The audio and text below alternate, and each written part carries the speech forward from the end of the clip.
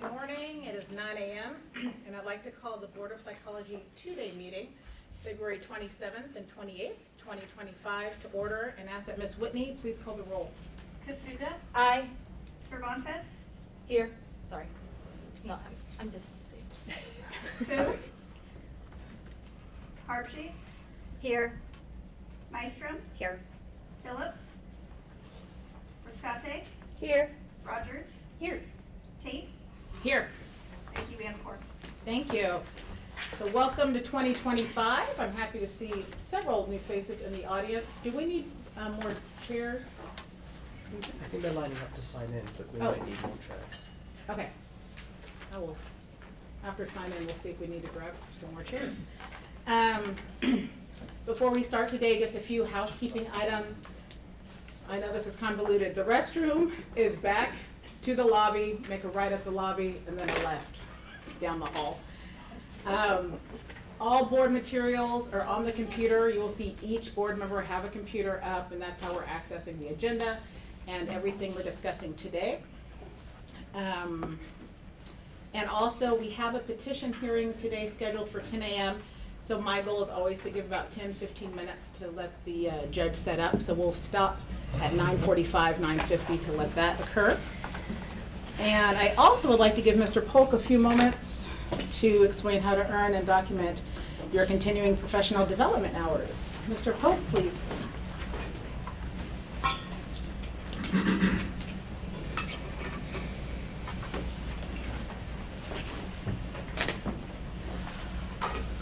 Yes, good morning. Attending today's board meeting in person provides you with CPD hours under category number 1, attendance at a California Board of Psychology meeting. Since the meeting is in person, CPD hours can only be credited to individuals who are in person with us today. CPD hours will not be credited for viewing the meeting through webcast. For attendees who are in person today, the attendance sign-in sheet provided will be the record of your attendance. Please sign in and out as needed for today's meeting. For your personal CPD records, please notate today's date as February 27, 2025, and note that we are here for the board meeting. At the end of today's meeting, I will announce how many hours will be credited for attending the full meeting. Thank you. Thank you, Mr. Polk. Typically, we jump right into Dr. Rogers' mindfulness exercise, but I see people are still trying to sign in. So I'm wondering, should I jump to public comment? We can come back to it. Okay, just to give everyone a few moments, I'm going to skip the mindfulness exercise and kind of jump right into public comment for items not on the agenda. The board may not discuss or take actions on any matter raised during this public comment section, except to decide whether to place the matter on the agenda of a future meeting. Before I invite speakers to come forward for public comment, I would ask individuals making comments to not discuss the specifics, including names as to pending complaints, pending licensing applications, or pending disciplinary actions that may come before the board for a decision. Such discussions are considered ex parte communications and can provide information to the members that is outside of the record in violation of the Administrative Procedure Act. While there is a desire to engage in further discussion with comments, the board is not able to do that at this time. Additionally, if there is a speaker before you who expresses the same exact thoughts, similar to yours, please feel free to verbally agree with previous speakers instead of repeating the exact same comment. Can you please raise your hand if you intend to make a public comment at this time?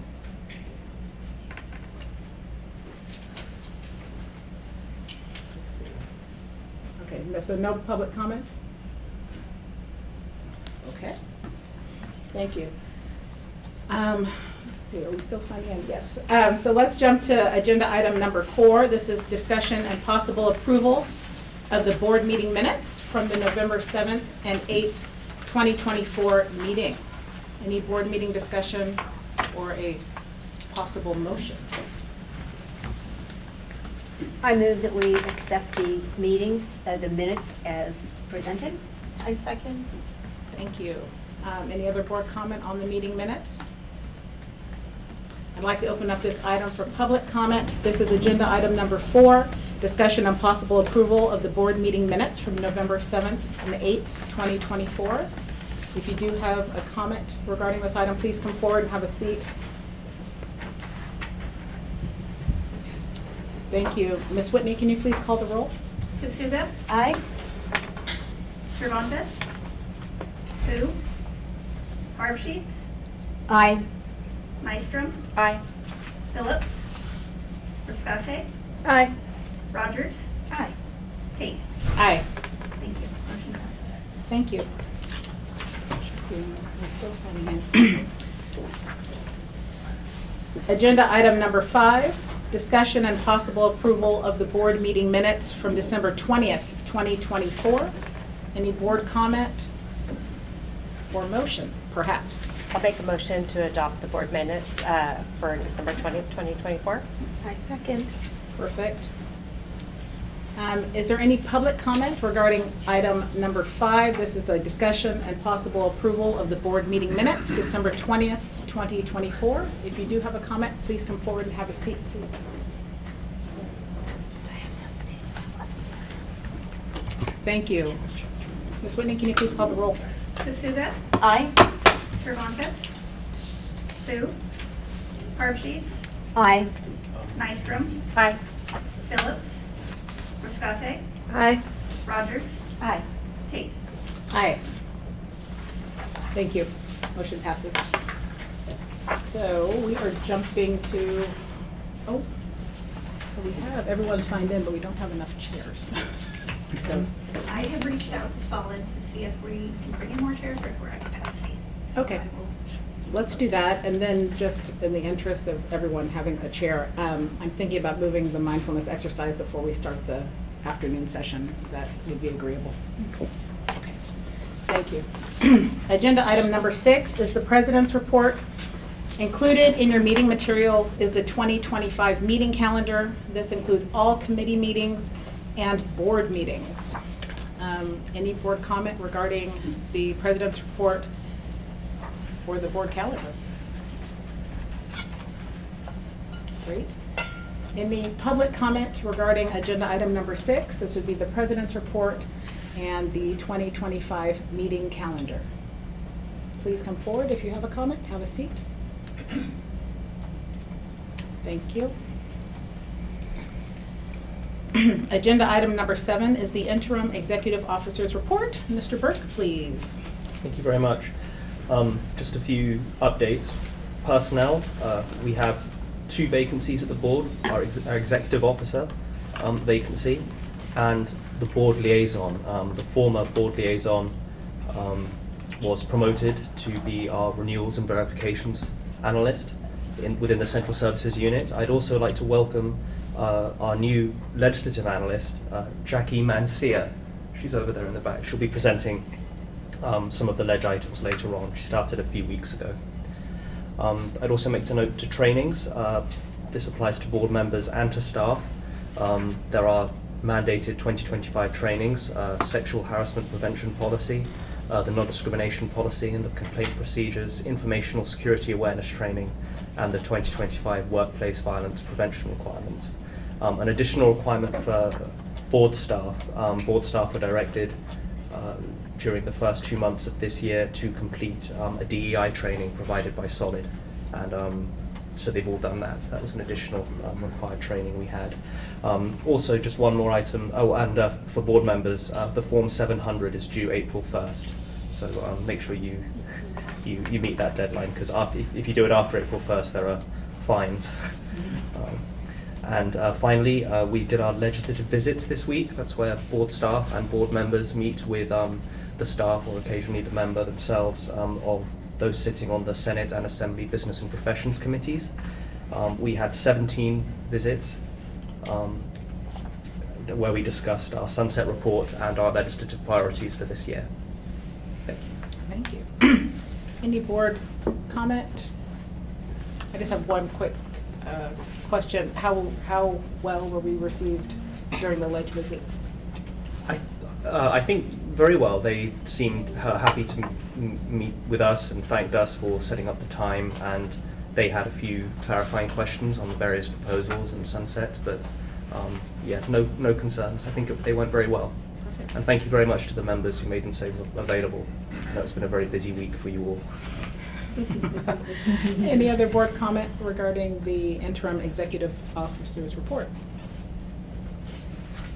Thank you. I'd like to open up this item for public comment. This is item number 7, the interim executive officer's report. If you do have a comment, please come forward and have a seat.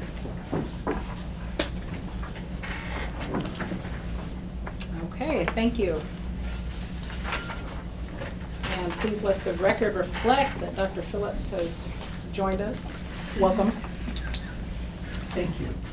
You are very welcome. Number 8 is the DCA update, and this will be provided by Christy Val Eichen, a legislative analyst. Please come forward and have a seat, and welcome.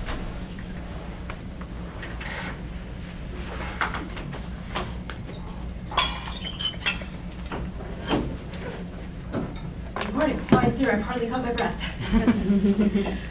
Good morning, everybody. As President Tate said, I'm Christy Van Eichen of the Department of Consumer Affairs. I do work in the Division of Legislative Affairs, but I'm here today representing Board and Bureau Relations, or BBR, and I do want to thank you for the opportunity to meet with you today. Just to start off with, the Board and Bureau Relations would like to wish the board luck as you go through the sunset review process this year, and to offer their support and assistance at any time during this process. For the meat of the update, to start off with, on January 29th of 2025, Governor Newsom released Executive Order N1525, providing quick recovery relief for local businesses by deferring renewal fees and waiving other fees for DCA licensees in the Los Angeles wildfire areas. Specific DCA provisions included the following: DCA licensees whose license expired between January 1st and July 1st, 2025, will be granted a 1-year extension to pay their renewal fee if their business or residence address is in a certain zip code impacted by fires. Licensees will still need to renew their license, but their fees will be postponed for 1 year. In addition, duplicate or replacement licenses or wall certificates will be provided free of charge until January 7th, 2026, and delinquency fees are suspended until July 1st, 2025 for those in impacted areas. DCA met with Board and Bureau leadership on January 29th after this executive order was released by the governor and discussed the executive order and its implementation. DCA is providing messaging to the boards and bureaus for dissemination to the impacted licensees, as well as consistent messaging for use on all board and bureau websites. Additionally, BBR has asked boards and bureaus to share the executive order and fee deferral opportunity with stakeholders. We want to ensure that this information is shared with as many people as possible. In addition, DCA has a specific Disaster Health Center webpage accessible at dca.ca.gov that includes information on the executive order, FAQs, and other important resources that may be helpful as licensees and survivors as they navigate this rebuilding process. In addition, DCA has dedicated a toll-free phone number. It is 1-800-799-8314, and an email, which is cafires@dca.ca.gov, which is available for any fire survivors needing assistance.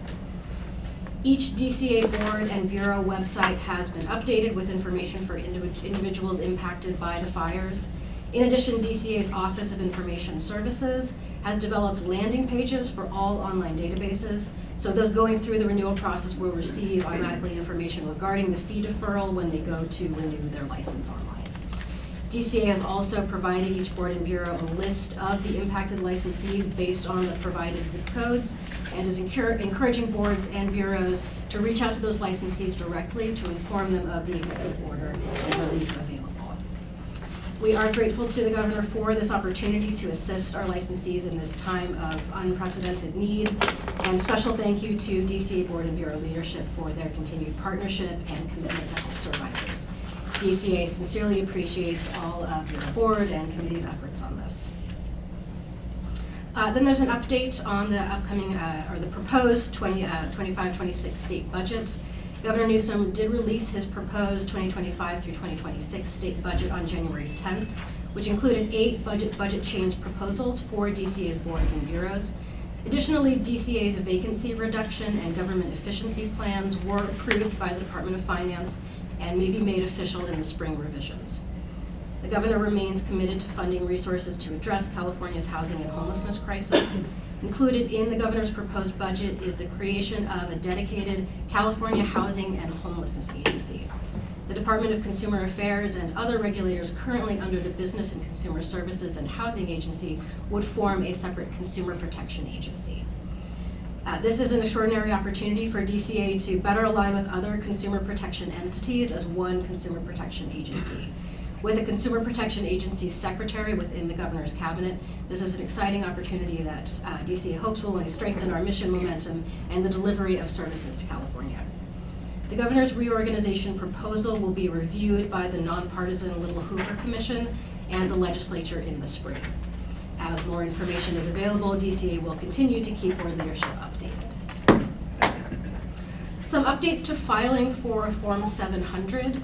The governor signed AB 1170, which requires board members to now file their Form 700s electronically with the Fair Political Practice Commission, or FPPC, using the FPPC's electronic filing system.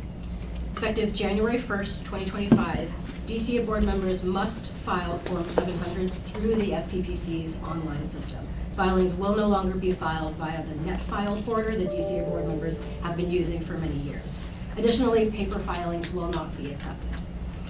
The FPPC emailed all board members on January 2nd, 2025 with a link to the FPPC portal and login information. And as a reminder, the annual Form 700 filing deadline, as was mentioned earlier, is Tuesday, April 1st, 2025. Please contact Board and Bureau Relations with any questions regarding the new requirements at memberrelations@dca.ca.gov. And then finally, I wanted to provide an update regarding DCA's Board and Bureau Relations team. Yvonne Durantes served as the Assistant Deputy Director of Board and Bureau Relations since October of 2022. On December 6th, the governor appointed Yvonne as the Assistant Deputy Director of Legislation and Government Affairs at the California Governor's Office of Emergency Services. Yvonne's last day at DCA was December 31st.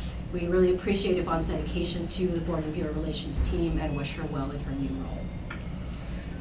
And that is the conclusion of the update. On behalf of the director, I really want to thank the board and staff for their hard work and partnership last year. We are excited about 2025 and the many opportunities that await us.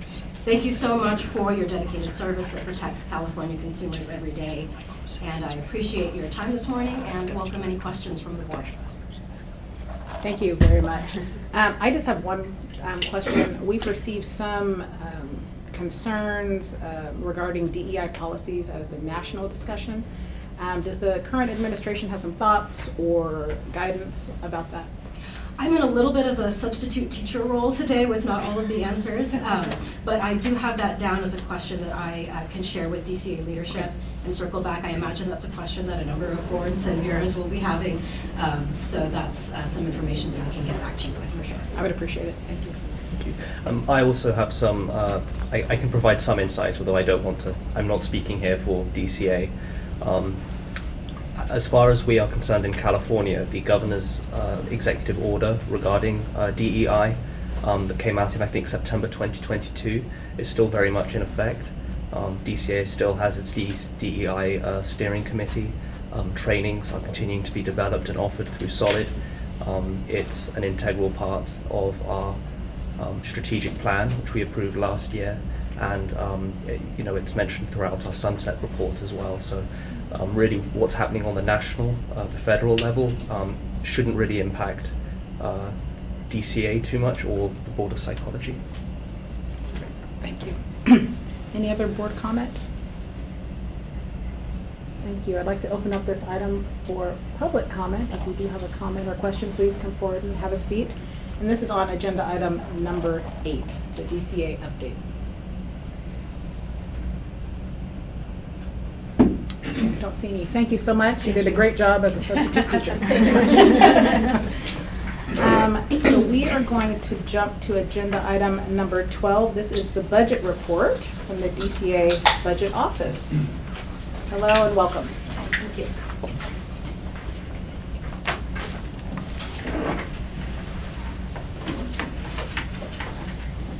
Hi, good morning, everybody. My name is Suzanne Balkis. I'm the budget manager over at DCA, and I have with me Jillian, and he's going to be the board's analyst, budget analyst.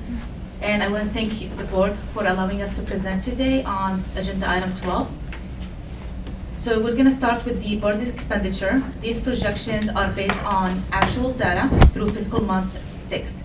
The report includes 23-24 actual expenditure compared to 24-25 budgeted and projected expenditures. Over this 2-year period, costs have increased as a result of increase in personal services and in OE&E, which includes AG and OEH costs. As we move to the end of the document, you will see the board had a beginning base budget of about 8 million and is projected to spend about 7.4 million. And it will create a reversion to the board of about 574,000 or 7.14%. The next document is going to be the revenue projection, and this report includes receipts collected through FM6, December 2024. I will go further into the revenue when I go into the fund condition. So the next document is going to be the fund condition, and just to remind you that we will read this document top to bottom and then left to right. The left column in the board's prior year 23-24 actuals, it will show that the beginning balance is 5.7 million. The board collected $7.5 million in revenue, with 877,000 from initial license fee, 6 million from license renewals, and 623,000 was collected from issuance of citations, fines, delinquency fee, and other revenue. The board expended just over 7.8 million, which includes 575,000 in direct trust to the fund for statewide pro rata and pension payments. The board ended 23-24 with just under 54 million reserve balance, or about 5.4 million reserve, or about 8.1 months in reserve. For current year, the board projected revenue for about 9.4 million, with 1 million projected from initial license fee, 7.8 from renewal fee, and 600,000 from the issuance of citations, fine, delinquency fees, and others. The board is projected to expend approximately 8 million between authorized expenditure and direct trust to the fund, leaving the board with a fund balance of about 6.8 million or 9.2 months in reserve. The budget office will continue to monitor the board's revenue and expenditure and report back to the board with monthly expenditures projection as we close fiscal months in the current year. A few things to note on the fund condition. The fund condition is a snapshot in time. One of the main factors driving expenditure increase in future year is a result of personal services adjustment.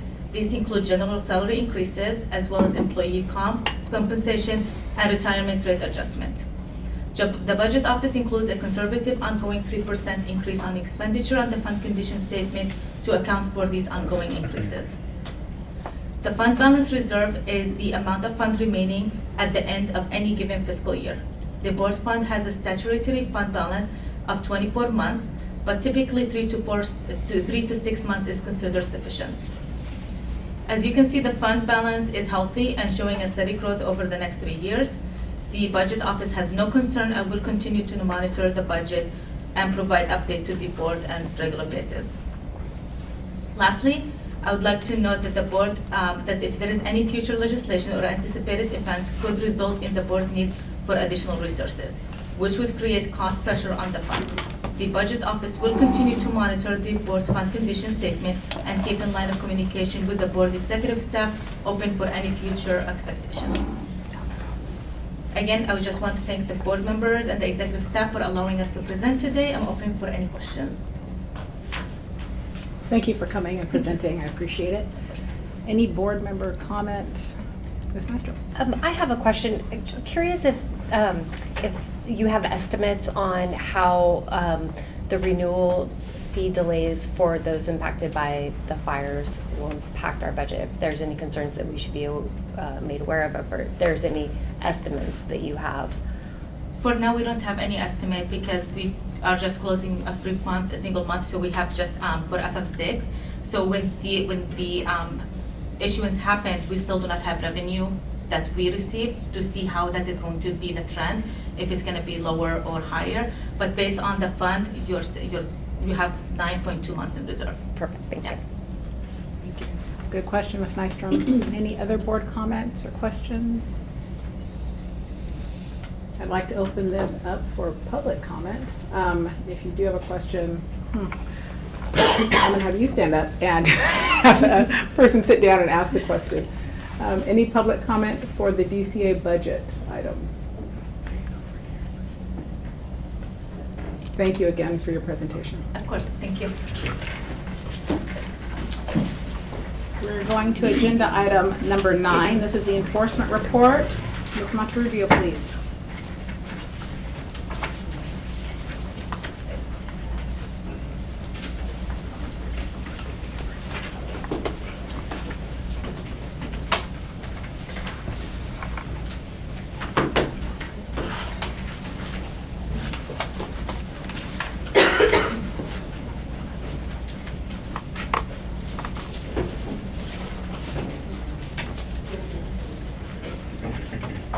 Great. Please find attached the overview of enforcement activity conveying complaint, investigation, and discipline statistics to date for the current fiscal year and the most recent performance measures. Since July 1st, 2024, the board has received 667 complaints. All complaints received are opened and assigned to an analyst for investigation. Now that enforcement is fully staffed, each analyst has approximately 80 complaints. Staff continues to prioritize their workload in accordance with the Department of Consumer Affairs complaint prioritization and referral guidelines. Since July 1st, 2024, the board has issued 17 enforcement citations. Enforcement citations are issued for minor violations. Since July 1st, we've referred 31 cases to the Office of the Attorney General for formal discipline. And enforcement staff is currently monitoring 23 probationers. Of the 23 probationers, 2 are out of compliance, which could result in a citation and fine or referral to the Office of the Attorney General for formal discipline.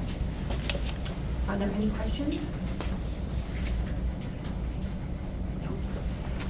Any board comment, questions from Ms. Monterrubio? I'd like to open up this item for public comment. This is regarding the enforcement report. If you do have a comment or question, please come forward and have a seat.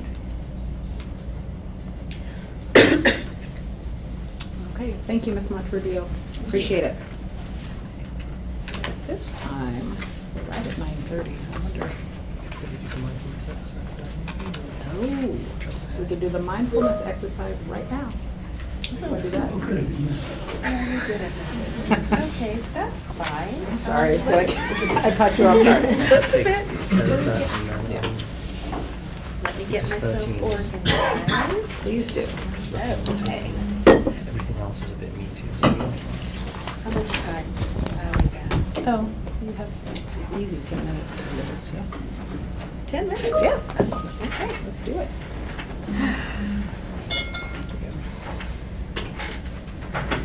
So earlier I delayed the mindfulness exercise to make sure everyone had a chair, and so it looks like everyone is seated, and so we're going We to. have 2 people standing. There's people that don't have seats. Oh, There's some people Oh, standing next to we still not have.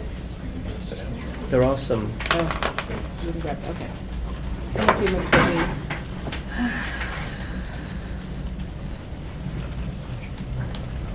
I'll make sure There everyone are. is relaxed.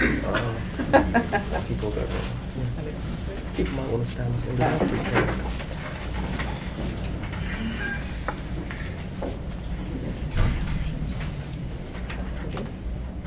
I think good. Great. Dr. Rogers, please. Okay. Good morning, everyone.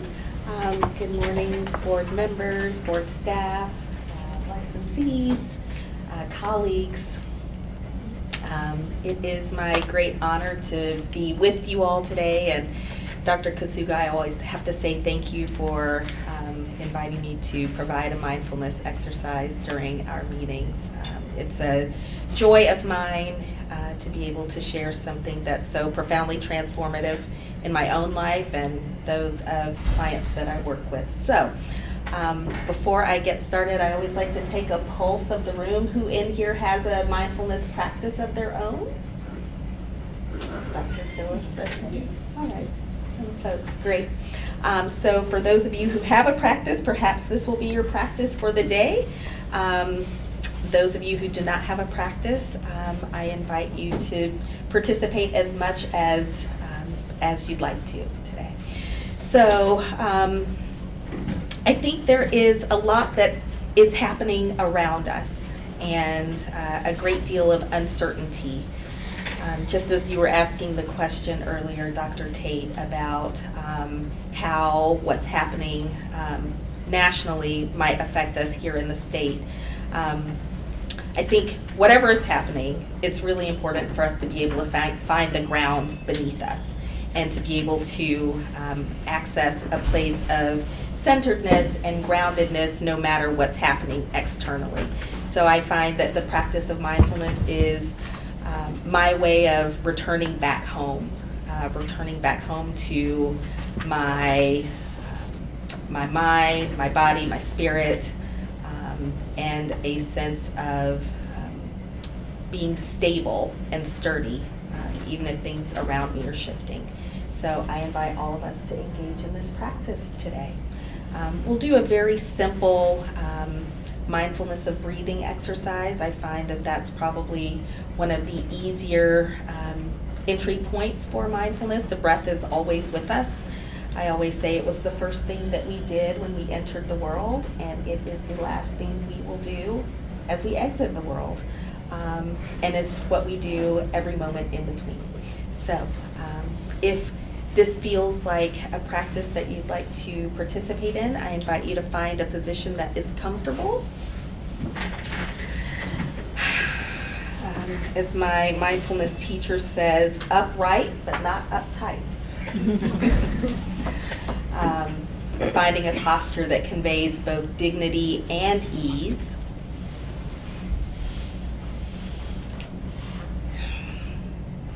And if it feels available to you, closing the eyes, and if that doesn't feel accessible or supportive for your practice, gently lowering the gaze.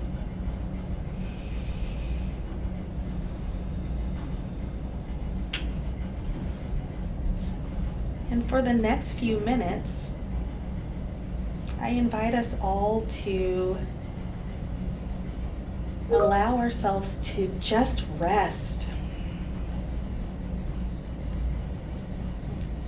Maybe checking in with the body, seeing if there are any areas of tension or holding.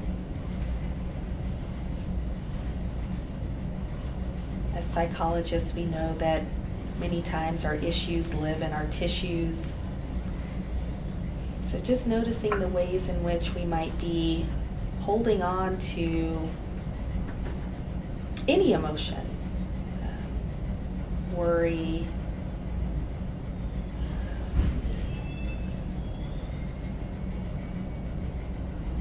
any emotion that might be present. We welcome it, and we also give it space to breathe.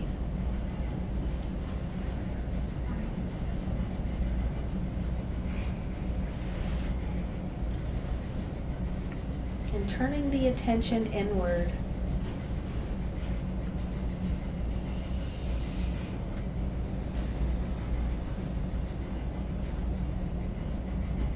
Perhaps noticing your feet on the floor.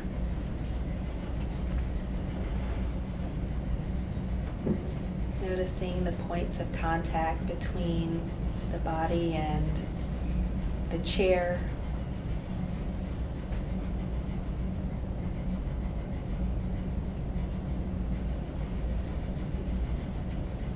Even noticing the clothing that you're wearing, how it comes into contact with your skin.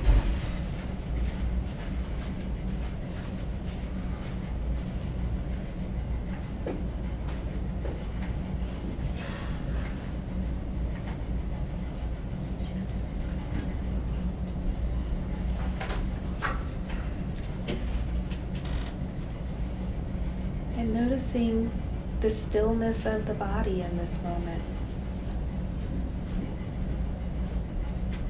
We live very fast-paced lives, and we don't often have the opportunity to just slow down and just be.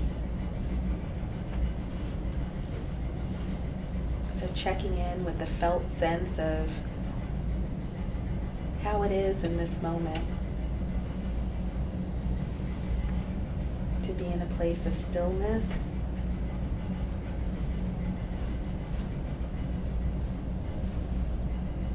offering our bodies, minds, and hearts the opportunity to slow down.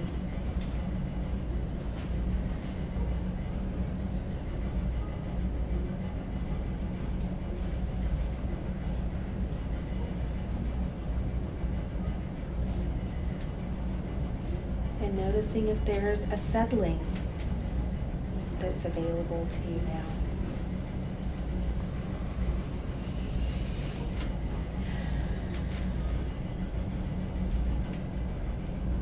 And turning the attention to the breath.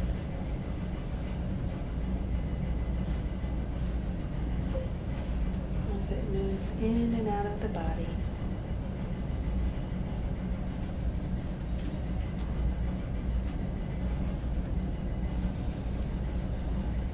We are not trying to change the rhythm of the breath. We're simply noticing.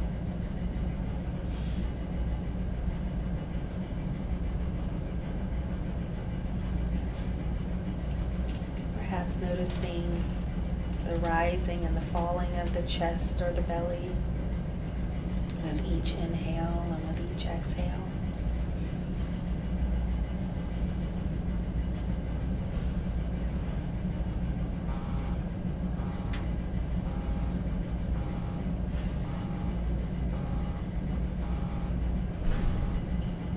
Recognizing that we, in fact, are not doing the breathing.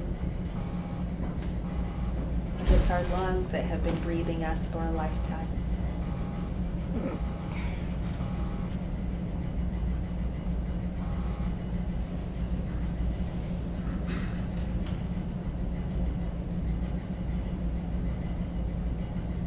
So perhaps offering a bit of gratitude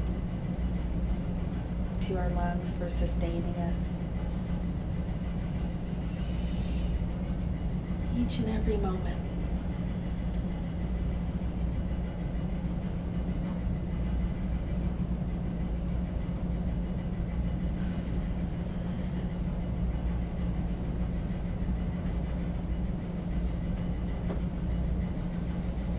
And if the mind wanders, as it is prone to do, it's not a problem.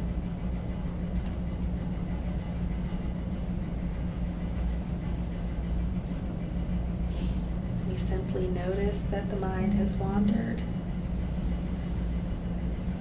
and we gently bring it back to the breath.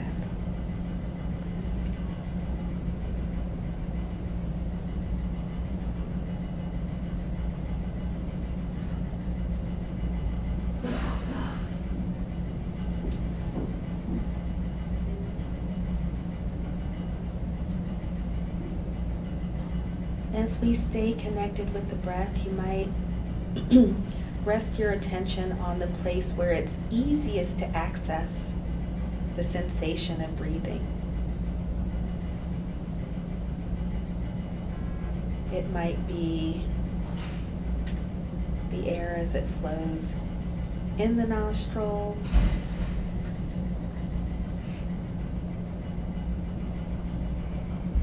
or again noticing the rising and the falling of the chest or the belly. Sometimes it's helpful to place a hand on the chest or the belly to really notice how the breath moves in and out of the body.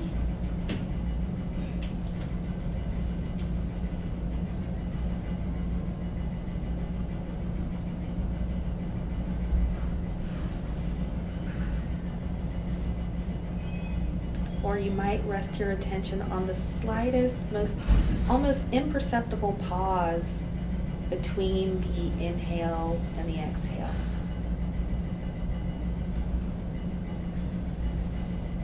See if you can let your attention rest in that very small pause.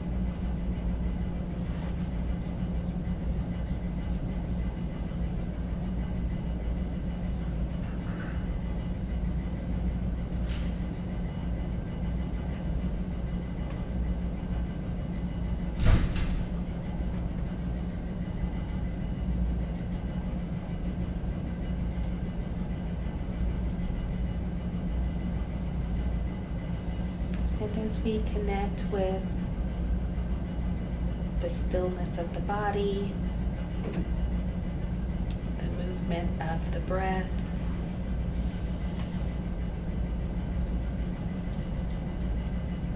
perhaps we welcome ourselves home. Home to this present moment. Home to this body.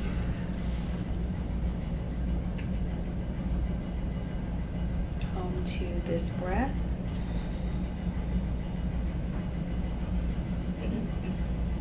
And home to our hearts.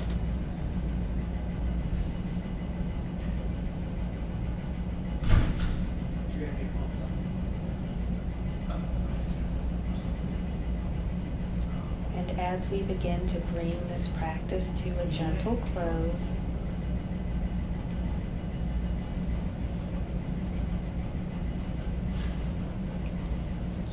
check in and see how it feels internally.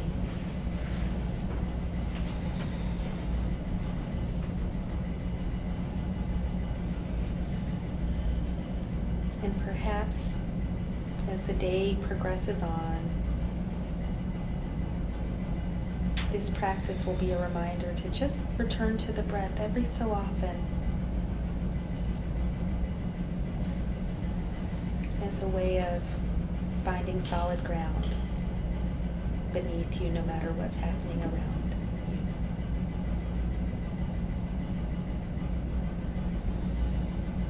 you. In a moment, I will ring the bell 3 times, bringing our practice to a close.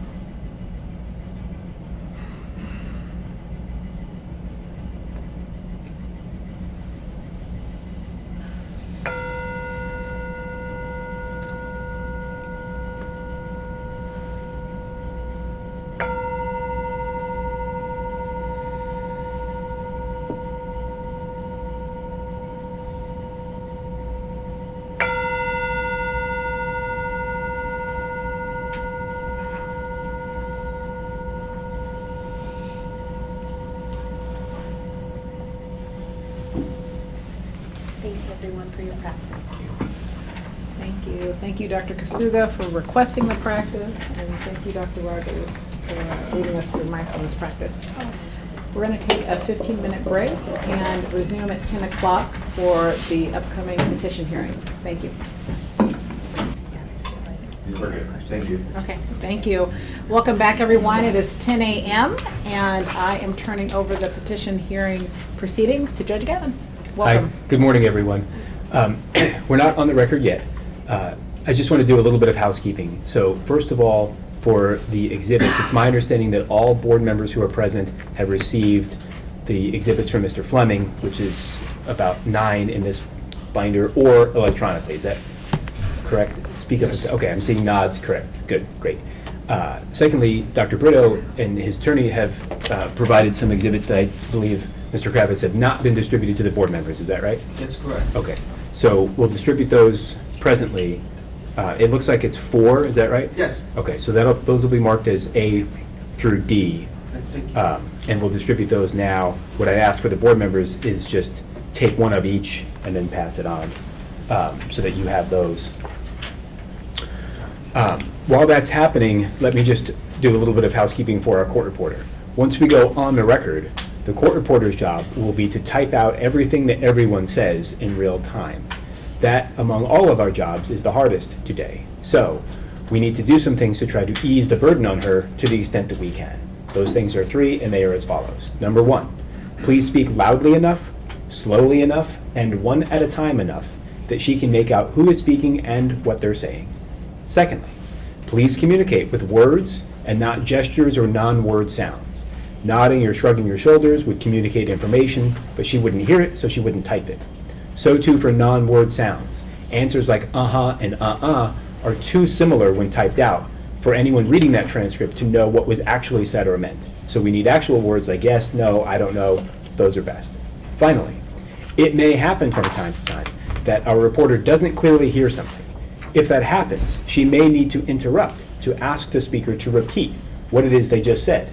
If that happens, she means the word repeat. She does not mean explain, clarify, or provide additional detail about. She's not an attorney cross-examining anyone. She doesn't need anyone to say more than what they just said. She wants you to say the exact same word or phrase again, but louder and slower. Make sense to everyone? Everyone violating Rule 2 right away? Okay, I'm going to take that as a collective agreement. If it happens that I need to correct someone, please take it in the spirit of trying to make sure that you have a good record as opposed to me being parental. So, the way this will work is I'll give Mr. Fleming, once we go on the record, I'll give Mr. Fleming a chance to present the license and disciplinary history and go through the exhibits. Mr. Kravitz, on behalf of Dr. Brito, you'll of course have a chance to object if you feel fit, or if you see fit to object to any of the exhibits. After that, we'll turn it over to you to present Dr. Brito's case. He can testify on his own behalf, call other witnesses, present additional documents, and then we'll give a brief opportunity for a closing argument. Please keep in mind that the board members are aware of the facts underlying the original license discipline, so we're not here to relitigate that. We're most interested in any evidence of rehabilitation that would support the requested relief. Mr. Fleming, anything to address before we go on the record? No, Your Honor, thank you. Mr. Kravitz? No. Are you ready? All right, we are on the record in the matter of the petition for reduction of penalty against William Brito, Ph.D. This matter is being heard before the Board of Psychology. It is Thursday, February 27, presently 10:05 a.m. My name is Sean Gavin. I am the Administrative Law Judge from the Office of Administrative Hearings, who has been assigned to preside over this matter. The board case number on this matter is 600-2024-001083, and the OAH case number is 2025-010928. I'd like to first take the appearances of the parties, followed by the appearance of our court reporter, followed by a roll call of our board members to ensure a quorum. Starting with the DAG. Yeah, Deputy Attorney General Matthew Fleming, appearing on behalf of the Office of the Attorney General. Thank you. Jeff Kravitz of Kravitz and Chan, appearing on behalf of Dr. Brito, who's sitting next to me. All right. Our court reporter is Megan Barnhart, my license number is 14344. very good. Thank you. And now I'll just do a roll call of our board members who I believe are present, starting with the President, Dr. Tate. Here. Dr. Rogers. Here. Dr. Kasuga. Here. Dr. Sheets. Harb Sheets is my name. Pardon me, Dr. Harp Sheets. Here. Ms. Nystrom. Here. And Dr. Phillips. Here. And Ms. Rescate. Here. All right. Any board members who are present that I did not call? The record should reflect there are none. Those members constitute a quorum. I explained the hearing procedures that we would follow before we went on the record. Mr. Fleming, anything to address before we move forward? No, Your Honor. Mr. Kravitz? Oh, I would just introduce my exhibits, but. No. Mr. Kravitz, anything else before we move forward? No, thank you. All right. Mr. Fleming, you can proceed as you see fit. Yeah, thank you, Your Honor. So I'll begin by briefly explaining the exhibits that I've previously disseminated to the board members, and then I'll give a background of the case and the history for Dr. Brito. Exhibit number 1 is the notices of hearing that were served on Dr. Brito. Number 2 is the certificate of licensure. Number 3 is his stipulated settlement and decision from 1996, wherein Dr. Brito voluntarily agreed to the term of probation that he seeks to terminate today. Number 4 is the statement of issues that explains the reason for the initial denial of his license prior to entering into that stipulated agreement. Number 5 is the board's decision denying his early termination request from 2021 recently. Number 6 is his present petition for early termination. Number 7 is his probation compliance report. Number 8 is his probation file. And number 9 is the transcript of interview with Dr. Brito that was taken prior to his, prior to the decision, I should say, on his early termination from 2021. And so I'd ask at this time that all those be moved into evidence for the record, Your Honor. Mr. Kravitz, any objection to exhibits 1 through 9? I only object to exhibit number 5, I don't believe it legally has relevance. Mr. Fleming, would you like to be heard on that? Yes, Your Honor. I mean, I think it informs the history and circumstances of Dr. Brito's interactions with the board. There's evidence contained in there of his prior efforts to demonstrate that he has been rehabilitated for purposes of these proceedings. I think it's very much relevant and should be considered. All right, Mr. Kravitz, the objection is overruled. Exhibit 5, along with 1 through 4 and 6 through 9 will be admitted, and Exhibit 5 will be given the appropriate weight, if any. Anything else, Mr. Fleming? Not in relation to exhibits, no. Okay. Anything else to say before I turn it over to petitioner then? Would you like to, for example, discuss the license and disciplinary history? Oh, yes, absolutely, absolutely. Thank you. So we're here, as I previously mentioned, for a second time on a petition for early termination of Dr. Brito's probation term. His history is somewhat complex, so I'll attempt to explain it as succinctly and clearly as possible, but of course happen to answer any questions should they arise at the appropriate time. Dr. Brito first applied for licensure with this board as an associate psychologist and a registered psychologist in the early 1990s. The applications were denied, and the board filed a statement of issues alleging approximately 5 different reasons for that denial. One cause for denial was for his convictions for criminal activity. That included a rape that occurred in San Francisco in 1980, and then a peeping conviction that occurred in 1983 while he was on parole for the prior conviction. Additional allegations included not the convictions themselves, but rather the acts that Dr. Brito engaged in at the time as a separate cause for denial. He was also alleged to have practiced psychology without being licensed and to have made false statements in his applications for licensure, specifically not for disclosing the criminal conviction for peeping. He had a full and fair opportunity to contest those allegations at a hearing and chose not to. Instead, entered into an agreement with the board for a 5-year probationary term, the conclusion of which would result in him having the unrestricted licenses that he sought. Part of that agreement included admissions to each of the allegations, with the exception of the fact of the conviction for rape. He instead admitted to actions that he took that amounted to an attempted rape and oral copulation. All of the other allegations were admitted as part of the agreement. After entering into that agreement, he completed approximately 1.5 years on active probation.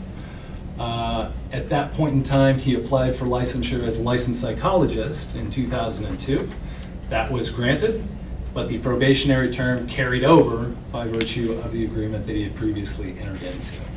He completed approximately a month more on active probation before leaving the state of California and pursuing a career elsewhere. And from that point in time, approximately around 2011, the board has had very little contact with him, other than for his petition for early termination, which happened just 3 years ago and was denied. In terms of his petition today, there's a lack of information to demonstrate clear and convincing evidence that he is deserving of the relief he seeks at this time. I will reserve making a formal recommendation as to the board's action until we've heard from him today. But presently, we have documents pertaining to his discharge from the California Youth Authority, as well as a certificate of rehabilitation, all of which was available to the board when he first entered into his agreement for his probationary settlement. We have 4 letters of recommendation that are dated 2020 and were submitted with his first application for early termination of probation. And then yesterday at 11 a.m., I received the documents that have been handed out this morning, which consist of his CV, a CV for a Dr. Aronson, who I am led to believe we'll be hearing from today, and then 2 of the same letters that have previously been submitted in 2020. So with that, I would turn it over to Dr. Brito for his presentation. All right, thank you, Mr. Fleming. Thank you. Mr. Kravitz, before you begin, I just need to make sure I get a copy of the exhibits. Were there extras as they got circulated?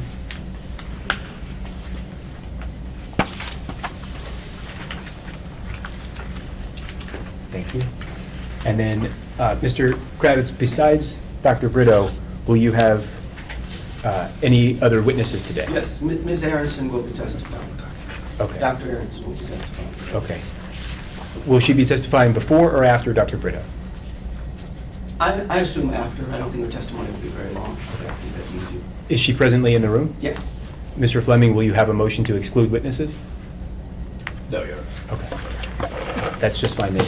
So with that, Mr. Kravitz, you can proceed as you see fit. Yes, so let me start with the new, so to speak, exhibits.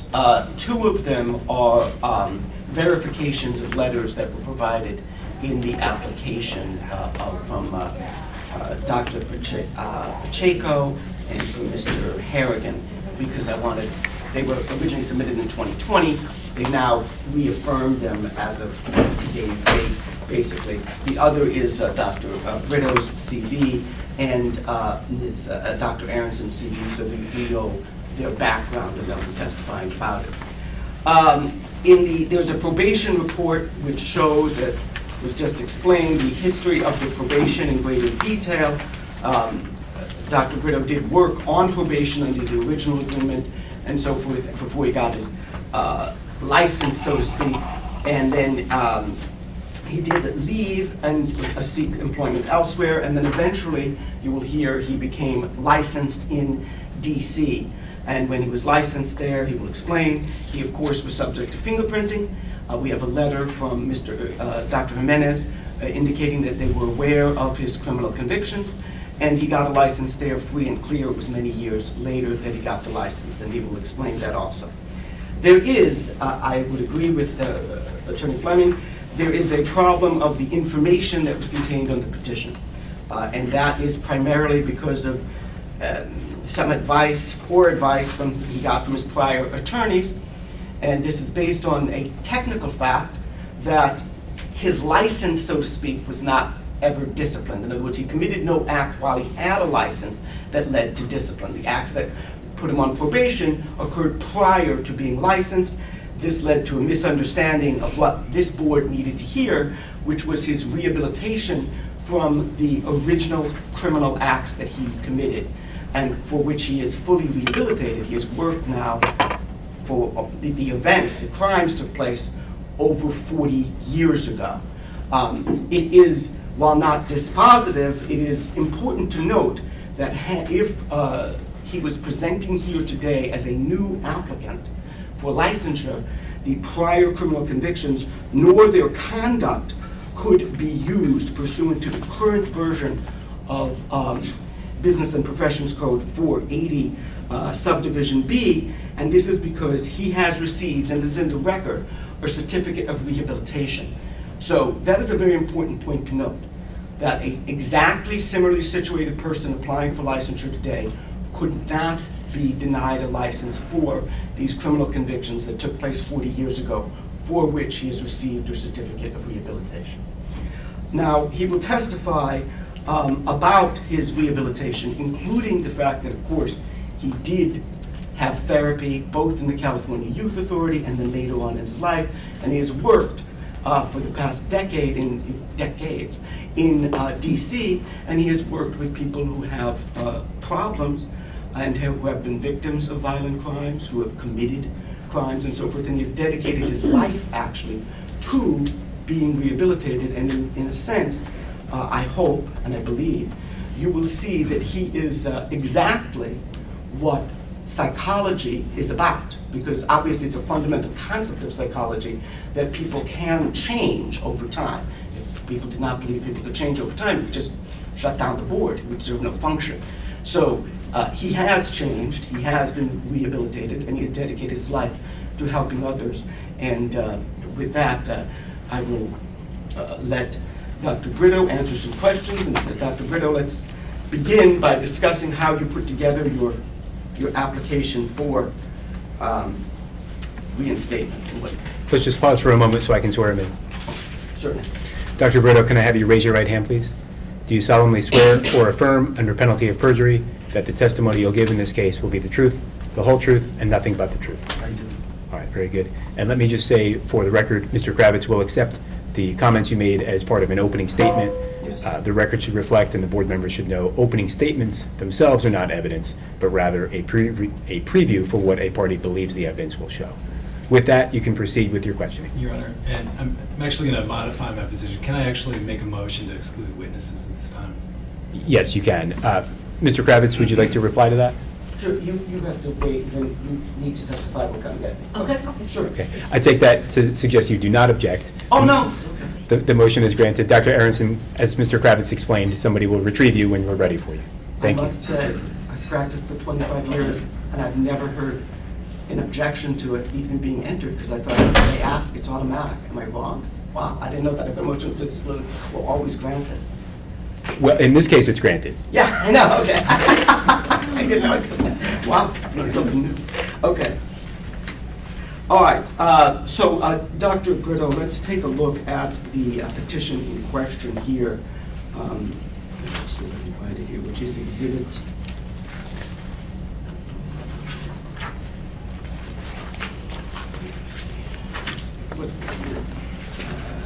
Actually, the petition in question here is Exhibit 6, which we have here. You can take a look at it. And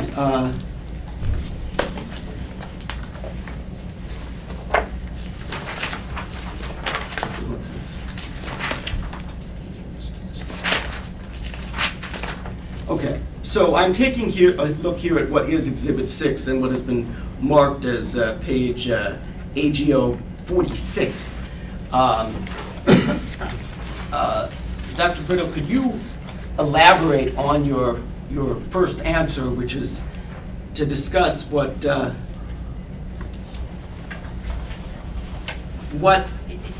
charges in the original accusation were, and if you admit to them? Yes, I fully admit to them. So do I need to make an opening statement in general? You could just explain your previous answers and explain the situation. So again, I really apologize if I ever gave the impression of wanting to mislead the board in any way. I received advice that was not accurate in terms of how to fill this out. They had said to me that the questions had to do with my license having been disciplined, and since I never was licensed and my license had been disciplined, I answered as if I did not have a license disciplined because I had only applied to get a license, first registered psychologist and then a psychological assistant, and that's all I did. And then now I understand that it may have come across as misleading. I was not trying to hide anything. I take full responsibility for the crimes and the violent behavior I engaged in right at the age of 18. In fact, I just turned 18 and I went to the California Youth Authority over 40 years ago. I've been working every day of my life to try to right that wrong, which is ironically, I guess, why I went into the field as a way to try to make up for what I had done, and I feel a lot of remorse, a lot of guilt and responsibility for having engaged in that behavior, I don't want to just justify the behavior because there's no justification for it.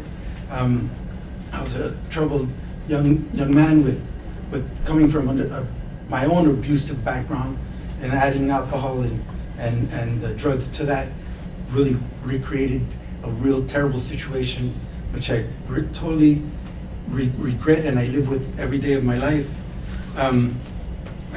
Again, I worked with people who have suffered from violent behavior like the one I engaged in.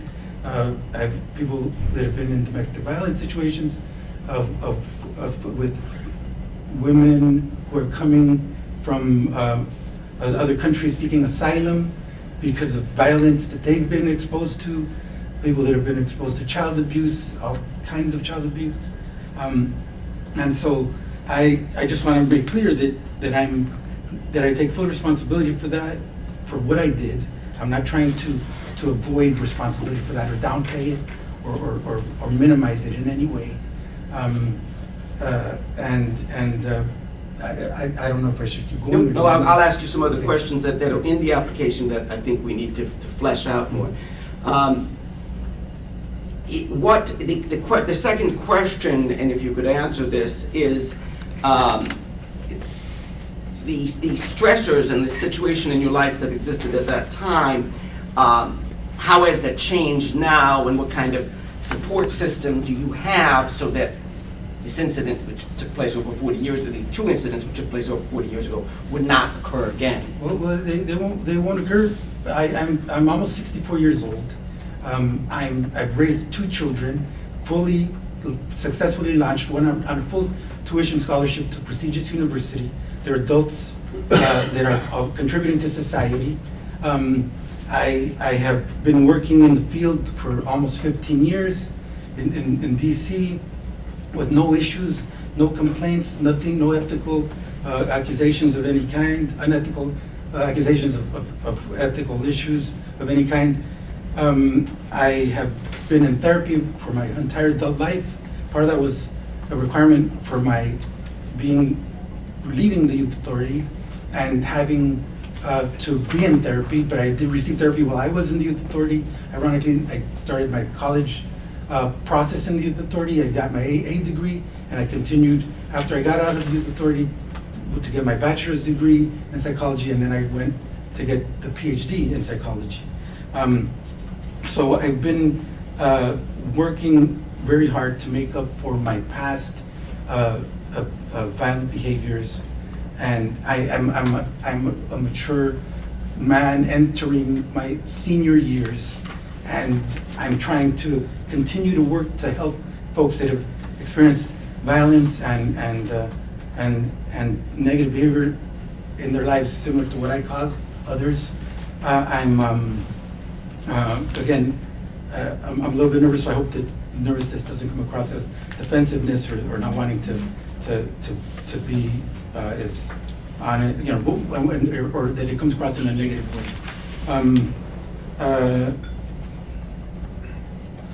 Just wanted to also express the gratitude and appreciation for this opportunity to talk to the board directly and to have you consider this petition. I was encouraged by my previous probation monitor, Curtis Gardner, to apply. I wasn't even thinking about it. He told me I qualified. He said, you put in 2 years. I paid over $5,000 in cost recovery. I was in touch with I did the quarterly reports whenever I was asked to.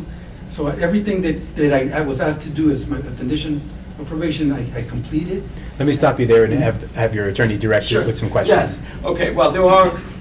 I believe you've gone over. I don't want to go over many of the points here because I believe you've answered many of them in your answer to that question. Of course, these are different than other types of things. You've explained that. Now, there's a question here, and it's kind of an obvious answer, and so forth. Obviously, you agree that it was your behaviors that led to your being disciplined, correct? Yes. Okay. I mean, because you answered no to the question here. Yeah, because I thought it was asking about if my license had been disciplined. That was my mistake. I'm responsible for that mistake. I wish I had 2 previous attorneys. No one ever said that I was filling this out incorrectly, and they both saw it. And you're the first one that has actually pointed all these things out to me. So I apologize for that. I didn't mean to mislead anyone. Okay. Do you currently see a therapist? At this particular moment, no. I was seeing a therapist last year.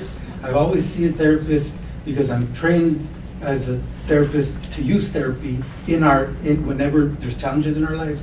So I've seen a therapist on and off my entire adult life, and I will see a therapist again when needed, and that's something that I believe strongly in, and I'm not afraid of doing. I think it's important. Now, I just want to discuss the letters. Who is Dr. Pacheco and Dr. Pacheco's updated letter? I don't know what, Your Honor, what exhibit number the updated letter from Pacheco Consulting was. None of them are yet marked. It's up to you which ones you'd like. If you'd like. Oh, so we can mark that as A then, yes. Okay. So he's a colleague, and he was also a friend that worked in DC for the Office of Minority Health. when I worked managing programs and working on policy to alleviate or to counter the influence of alcohol and tobacco on minority populations. I got some funding through the Office of Minority Health, and he helped me with some of that. That's how I met him initially. And so he knows my work, he knows me, I'm more than just professional. Okay. On that point, you mentioned some of the work you've done. You were bilingual, is that correct? Yes. So do you conduct therapy sessions sometimes in Spanish? Yes, I do when needed, yeah. Who is Cecil Harrington? Yeah, he's an attorney that also knows of my work. He refers a lot of cases to me for either asylum cases or helping people that are trying to take care of their documentation because they're undocumented and maybe they're fleeing a country where there's violence, or sometimes you know women who have been fleeing because of domestic violence or other assaults by gang members. So he's referred a lot of cases to me over the years. I've gotten to know him professionally, and he knows about my work in terms of helping the community with some of these challenges around immigration. Have your reports ever been used in court to the best of your knowledge? Yes, they have, yes. Have you ever testified in court? I have several times, yes. And who is Anthony Jimenez? He was also a colleague, but he was also the chair of the Board of Psychology when he wrote that letter in DC. And we worked on cases together as well because he has a private practice. And sometimes I refer people to him and he's referred people to me. And so he knows of my work as well. Mr. Kravitz, I'm sorry to interrupt. Dr. Britta referred to a letter from... Oh, yes. Okay, right. Thank you. Let me just go back in time. Thank you very much. Cecil Harrington's letter we could mark as Harrington. We could mark as Exhibit B. That's his updated letter. And the other letter is already in the record. It's on page AGO 00063. One moment, please. Okay, sorry about that. Got ahead of myself.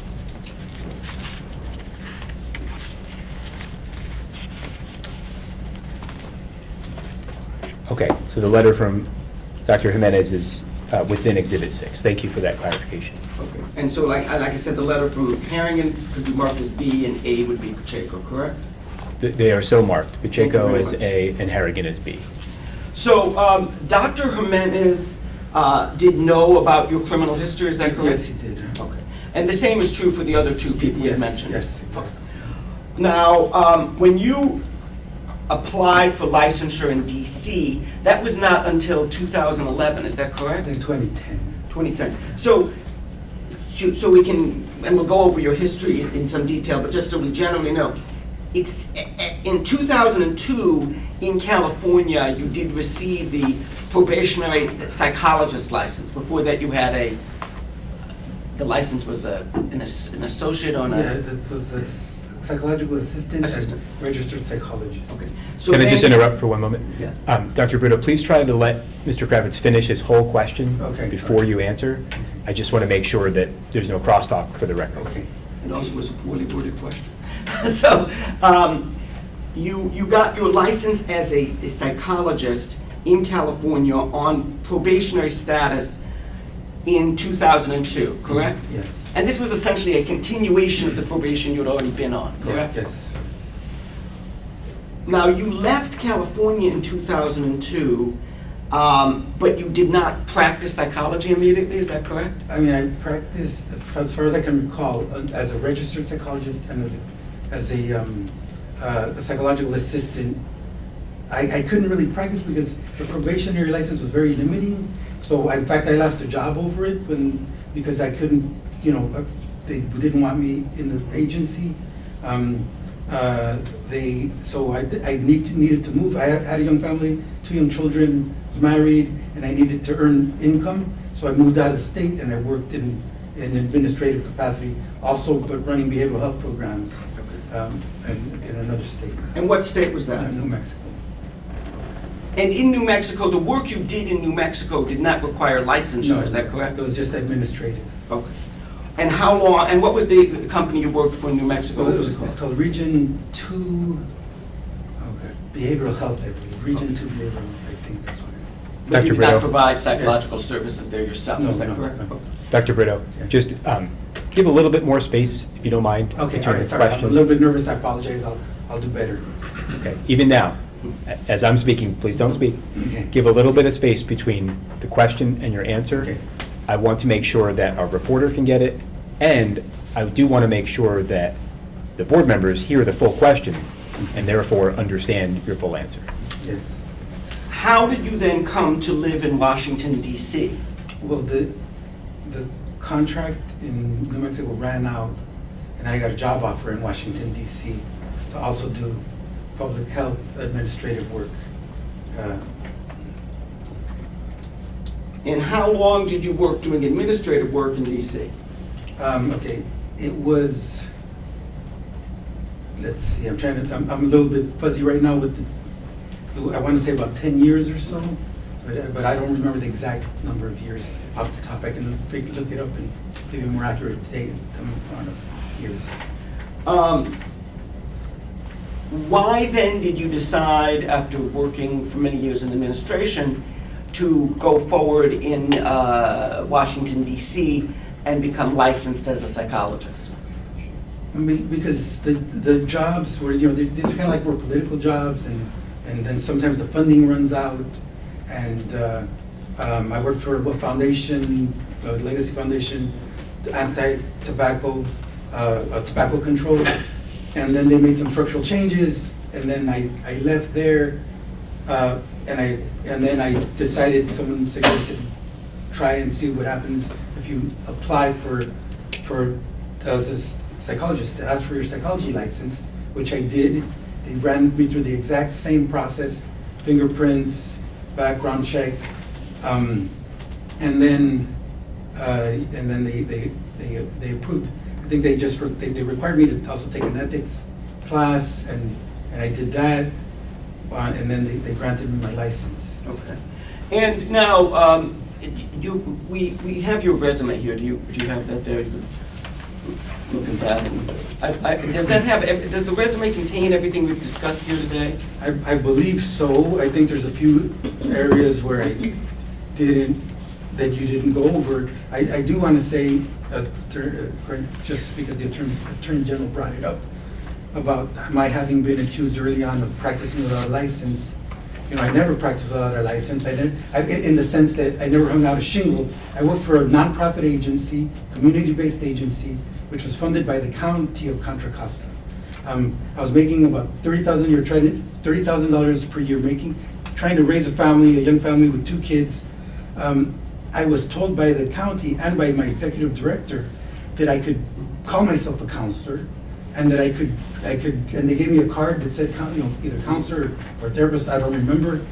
And so I thought everything was fine. I never deliberately attempted to practice without a license.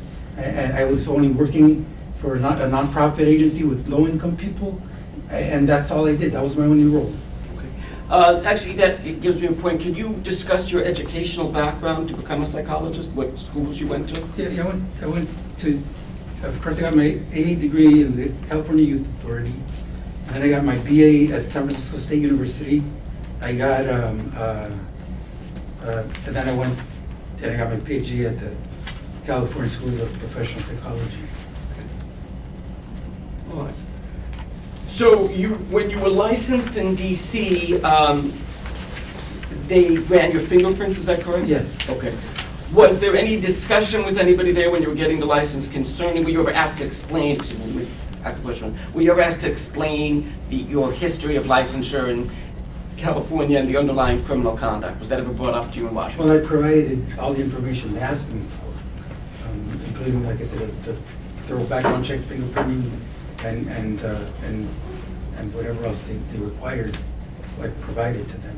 I mean, after that, did they ever ask you any additional questions concerning the criminal convictions? No, after that, no, they didn't. And when you went into private practice in DC, well, let me take a step back. Before you were in private practice, you said you worked for some organizations that received grant money. What were these organizations you worked for in Washington, DC? What did they do? Again, one was the Legacy Foundation. Another one was the National Latino Behavioral Health Council, which was on a national level worked to counter tobacco and being introduced in communities, and also alcohol, worked to try to counter the advertising that the big alcohol companies were doing in these communities, as well as the advertising that they did to promote tobacco products. And I would like to mark the resume as Exhibit C then. And if you can take a look at the resume, although there may be some things that aren't on it, is everything that is on it true and correct today as it was when you wrote it? Yes, I believe, yes, it seems to be correct, yes. All right, very good. Okay. So when you, so in DC, you received your license around 2012, is that correct? The end of 2010, I believe. Now, in the probation compliance report, it indicates that during this entire time, you kept in touch with the California Board of Psychology, and you turned in the reports that they required, even though you were not living in California and working. Yeah, for a long time, the board asked me to submit, I think, quarterly reports, which I did. But then after a while, one of the probation monitors, I don't know how they made that determination, said to me, look, you don't have to continue to do the quarterly reports if you pay out of your cost recovery, which is over $5,000. So I paid the $5,000, and then they no longer required me to do the quarterly reports. And the compliance report discusses all of that. Okay, so then in Washington, D.C., have you always worked in private practice, or were you part of a group? Do you No, work just with- private practice. Okay, and you stated you got some clients from, you work with lawyers on some cases, is that correct? Yeah, those are some, but I also paneled with other insurance companies, so I get people that way too. Okay. And so, most of your patients historically come to you through, just, they see your name on the insurance panel, like that? Yeah, Psychology Today, or through the panels, through the insurance companies. And I work with some EAP folks as well. You do have to wait till you finish the question. Judge Gavin is correct about that. So, the thing is, so what, if it's possible to do you work with any particular groups of patients? Do you specialize, so to speak, as far as the term can be used, in any type of patients? A lot of trauma, a lot of people that have a serious trauma. I work with veterans right now too that have had PTSD, and folks that, again, child abuse, domestic violence, different forms of abuse, physical, sexual, emotional abuse, and sometimes mood disorders, depression, anxiety, related disorders. Now, where you work in Washington, D.C., when you have a patient who you believe might need medication, are there a psychiatrist rather you work with on a regular basis for referrals? No one specifically, but I do refer them to, I might get a name, I have names of psychiatrists that I provide to them. Or sometimes I'll ask them if they have insurance, I'll call back to their insurance card and to seek someone out that way, but I'll work with them to make sure that they find someone. All right. And I'm not that knowledgeable about psychology, but I know there's different types of therapy practices that people do. Can you describe what kind of therapy you generally do? Well, I was trained as a psychodynamic psychotherapist, but more recently, I've been more recently, like the last 10 years or so, been more mindfulness-based practice. So try to work with people who are suffering a lot and are experiencing major difficulties, and talk about how to help them to alleviate that suffering through different kinds of mindfulness practices. And in DC, now you're applying now to work in California. Is your practice in DC an active, ongoing practice at this time? Yes, it is. Okay. Do you have any idea right now what your patient base is? How many patients you have, in other words? I would guess about 15 to 20. Okay. That's what I would estimate. And do you, I mean, the reason I asked about psychiatrists is I know sometimes people work sort of as part of a team on treatment of people. Do you ever work as part of a team on treatment of patients? Not a team, no. And why, with your successful practice, sounds successful, in DC, do you want to come back to California? Well, again, I don't know if I stated this, but so I'm originally from here. I have family here. My parents are aging and ill. When I started this process, my father, if I remember the timing correctly, was very ill with cancer. He has since passed away. My mother is still ill, and she might enter a hospice any day. So I wanted to be here to support them because my siblings were very overwhelmed with that experience. And then my two children were here. One has since moved, and I wanted to come back and work. Eventually, if when I retire, which is not that far away, I'd like to be able to come and be here close to my family, and also to give back the way I'm doing in DC to the people of California, the community here, because I feel like that's important for me to continue to serve and help however I can whenever I can. Okay, and although you've discussed this before, I'd like again, if you have, this experience that you've had is somewhat unique, as you're a person who obviously had psychological problems as you committed a violent crime, correct? Yes. Okay, so what insights has this given you that has helped you in your work with others? Well, I understand human personal development. And please don't think that I'm trying to make excuses, but as a, just adolescent, post-adolescent at the age of 18, I was a mess. I came from an abusive background. I was abused as a kid. I had drug and alcohol use issues. Had a lot of anger, a lot of rage, and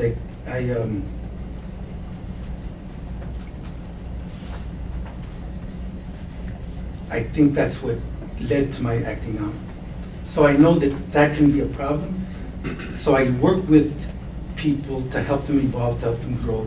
I believe in self-transformation and personal growth.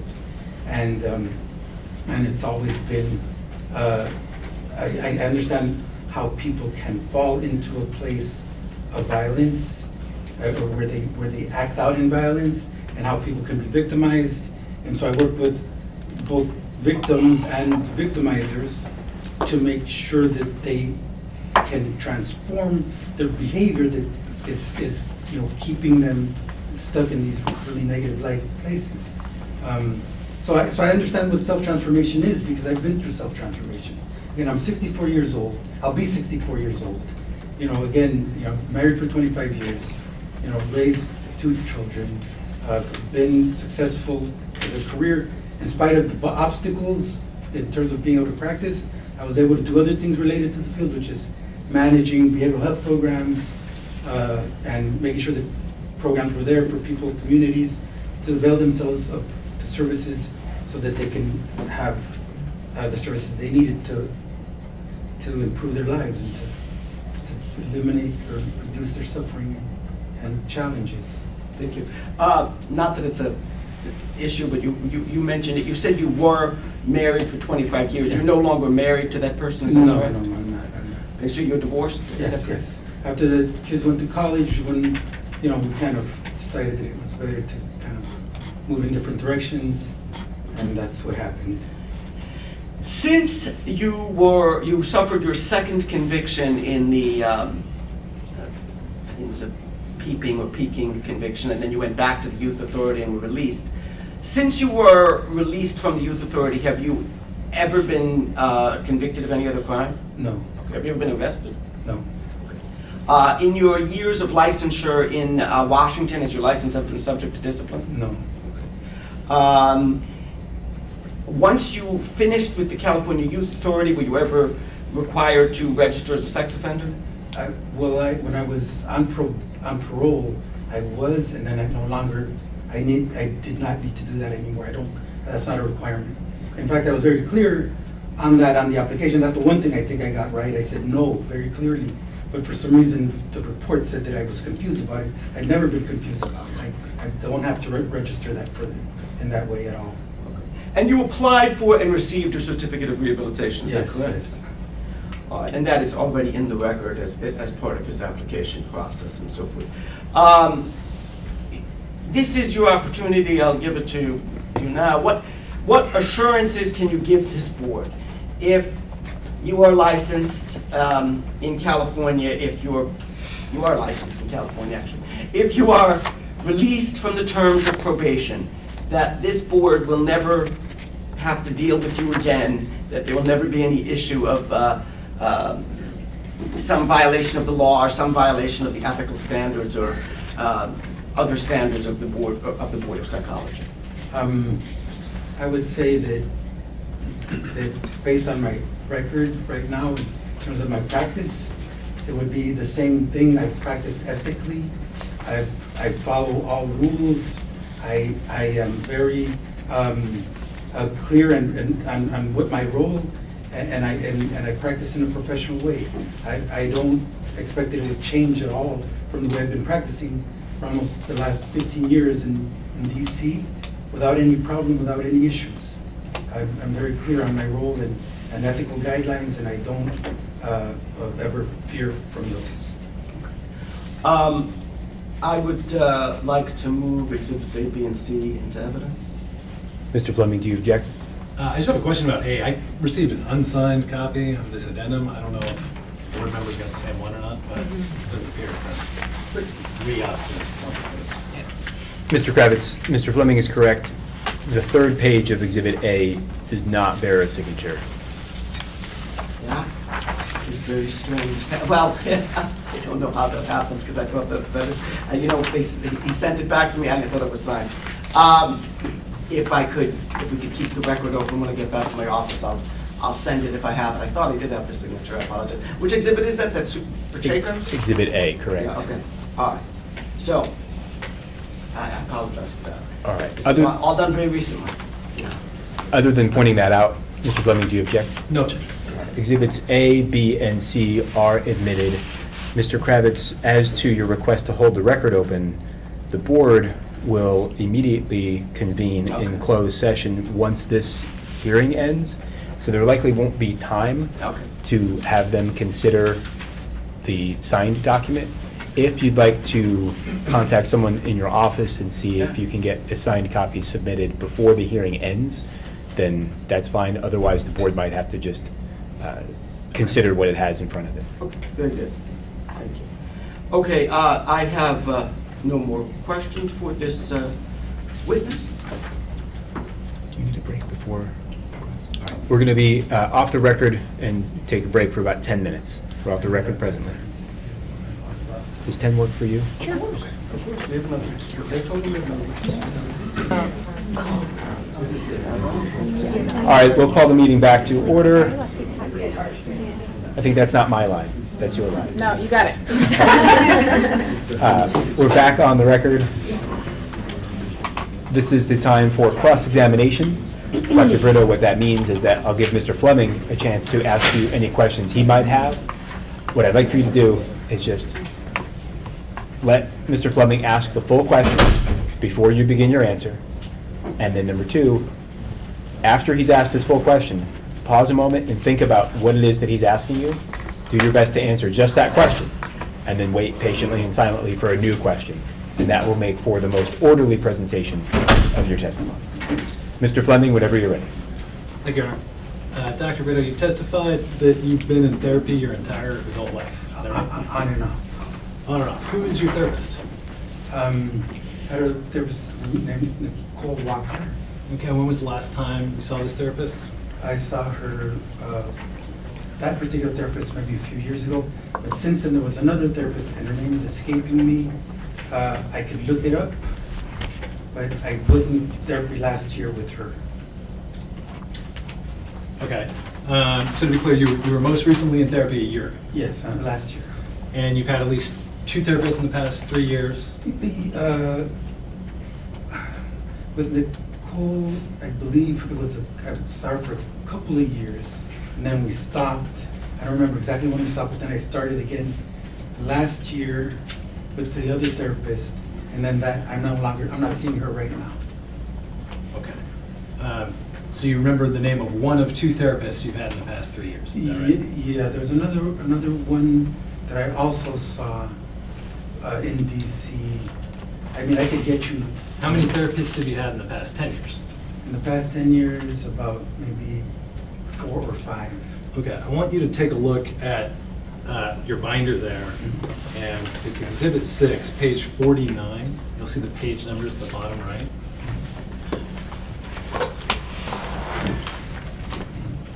So this is a page, it's part of the standard early termination application. It's entitled Therapy Information. Mm-hmm. And you've left this entirely blank, correct? Yeah, and I, Okay. okay, so I just want to say.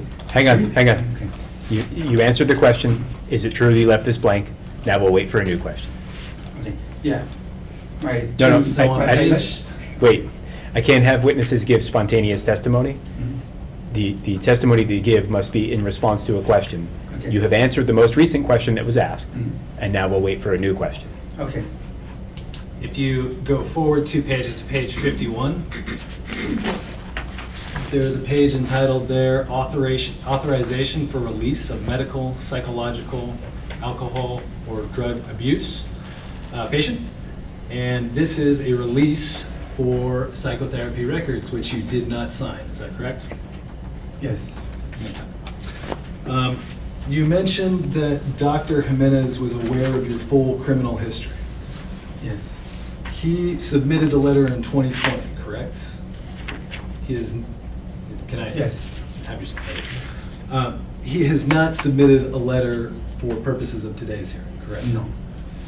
Have you reviewed the decision that this board made for your prior petition for early termination? Yes, I did.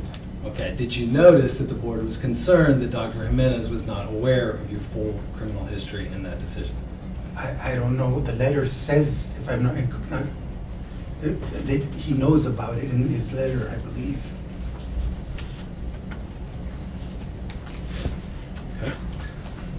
Okay. You stated that you were doing administrative work in New Mexico. Mhm. Did you have any contact with the New Mexico Board of Psychology? No, I wasn't working as a psychologist. Were you working in anything related to psychology? Administration only. I was not working as a psychologist. So to be clear, you did not contact the board to make sure you did not need a license in order to do that work? No, I did not. Okay. When you did your administrative work in Washington, D.C., did you contact the board to make sure you did not need a license in order to do that work? No, I wasn't doing the psychological roles, so I did not. You recall signing your probationary agreement in this case? 30 years ago? I believe so, yes, with my attorney present. You had the assistance of an attorney? Yes. And you knew you were going to be on probation for a period of 5 years, correct? Yes, I knew. And you knew that any time you spent outside of California would not count towards that probation? Yes. And you chose to leave California regardless and pursue a career elsewhere? I had to support my children. I couldn't get a job anywhere else. You couldn't get a job anywhere else? Meaning anywhere in California? I couldn't find, because of what was published and the fact that I was on probation, it ruined my reputation, it ruined my professional reputation. No one wanted to hire me. So I got a job offer outside of the state, and I took the job.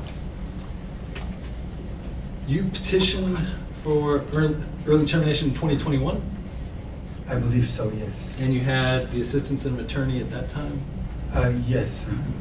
So by my count, you've had that attorney, Mr. Kravitz, and Catherine Delcine all represent you. Yes. And you have an attorney friend who filed the letter on your behalf. Which letter? It's Mr. Harrigan, I believe. It was submitted by. Oh, yeah, the letter of recommendation, yes. He's a friend of yours? He's a colleague more than anything, but we have we've had some social events that overlapped. So despite the contact with multiple attorneys, it's your testimony that you were given bad advice to leave most of your petition blank for early termination? Ms. Delcine, the previous attorney, submitted this application without showing it to me. And I didn't even know when she submitted it. And I was very surprised to see that it was left blank because I never got it. And then she dropped out of the case. So you never reviewed the application before it was submitted? I believe she sent me something, but it was like a partial document. Let me just interrupt for a moment. You haven't yet, but I don't want you to feel compelled to reveal any contents of conversations you had with Ms. Delcine or any other attorney. The contents of those communications would be private and privileged. However, the fact of conversations, you can talk about that. So whether a conversation happened, for example, when it happened, how long it was, those sort of things are fine, but I don't want you to feel compelled to reveal the contents of those communications. And I'm sorry to interrupt your questioning, Mr. Fleming. Thank you, Your Honor. Point well taken. I'll try to stay away from any attorney-client issues. Dr. Brito, I did interrupt, so if you have more to say to complete your answer, you can do so. Or you can let us know you were done, and Mr. Fleming will ask his next question. I think I'm done. Okay. She filled out the application for me, and she submitted it on my behalf. Thank you. Once the application was submitted and you saw that it was mostly there, did you make any effort to provide additional answers? I tried to speak with her about what was submitted. She was very difficult to reach, which is maybe part of the reason why she no longer represents me. Like, I had a hard time reaching out to her, communicating with her about some of the process. In fact, I was very surprised when she dropped out at the last minute. Once when she knew that the board hearing was taking place, all of a sudden she said that she wanted to disengage, which is when I decided to look for Mr. Crockett. Is the same true of your interactions with Attorney Albin in 2021? With Attorney Albin, I had filled out the application to the best of my knowledge. That was not left blank. I put a lot of, again, I stand corrected for the way I filled it out. I put a lot of NAs because I thought it was referring to whether or not my license had ever been disciplined, and I was confused about that. To be clear, Dr. Ito, you put a lot of NAs in this application and in the 2021. Yeah, and this one, again, Attorney Delcine filled it out for me, and she kept it that way. I don't know why. And maybe that was her judgment, which was not a good one.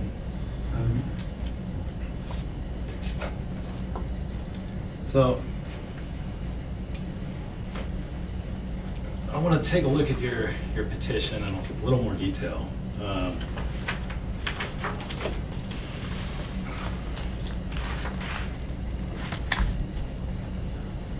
And this goes to something you mentioned, but on page 47, you stated you would never knowingly practice without adequate credentials. Yes. And you stated that the county said you could practice psychology without a license. I was a counselor for this nonprofit agency. You had your PhD at the time. Yes, I did. Correct? And you were aware of credentialing at the time. Yeah, which is why I was applying to get registered as a psychologist and as a psychological assistant. But since the board was doing the investigation, it took a while. Again, the executive director of the agency as well as the county basically told me that I could function in the way that I was, which was providing counseling to low-income people in this nonprofit agency. Okay. Did you consider reaching out to the board to confirm whether you needed licensure? Well, I was told that I was okay just functioning because the county had approved it. And this is the way they've been practicing for years, and they still continue to practice at these nonprofit agencies that they supervise. Can you look at page 48 of your application for me?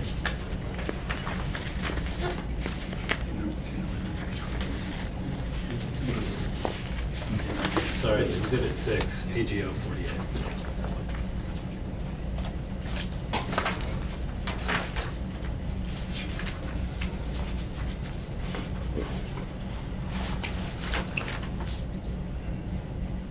So this is a sheet entitled Evidence of Rehabilitation Information Sheet, and you would agree it's mostly blank? Yes. And you have not taken any coursework pertaining to your offense, you marked no? Again, I was under the impression that it was coursework that I was required for being on probation, but that was not a requirement. Okay, what coursework have you taken?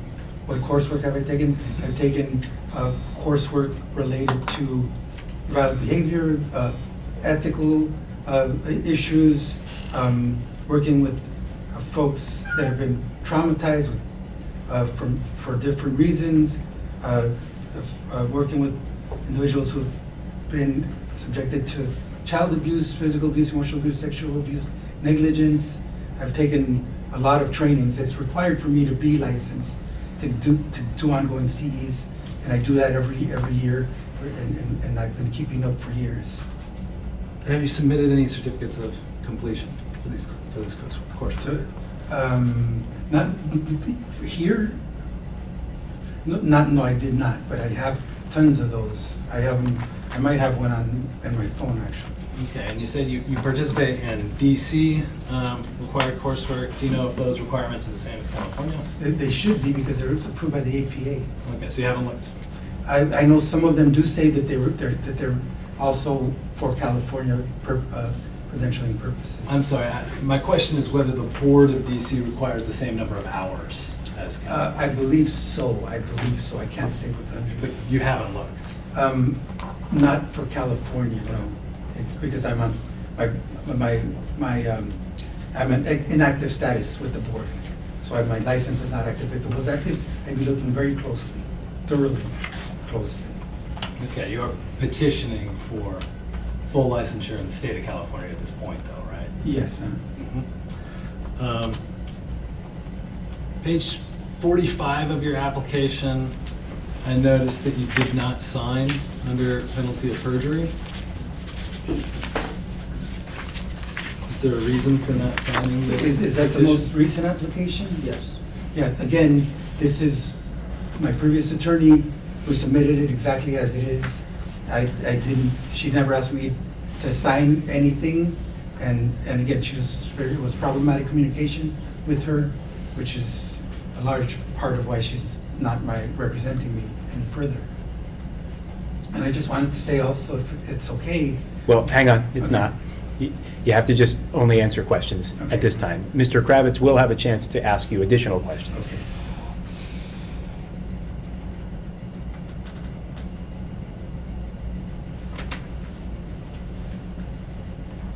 And I think that's all I have.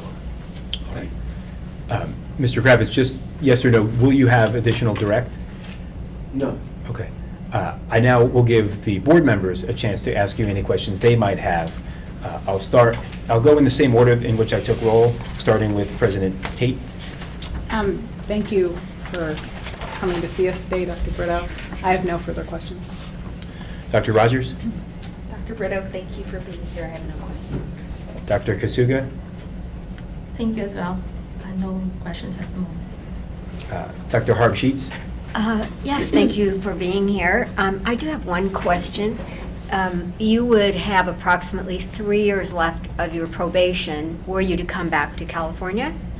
And I know you indicated that you felt previously that when you were on probation, you were unable to work because people wouldn't allow you to work for them. However, you could work in private practice. I'm just wondering what you feel is objectionable to you about coming back to California and completing those 3 years? Well, there's a couple of things that, make it challenging. One is that being on probation, my professional liability insurance coverage is a lot higher. So, because they know that I'm on probation, my rates are higher, so I'm trying to, if I get out probation, then the rates will drop. The other issue, let me see, I'm sorry.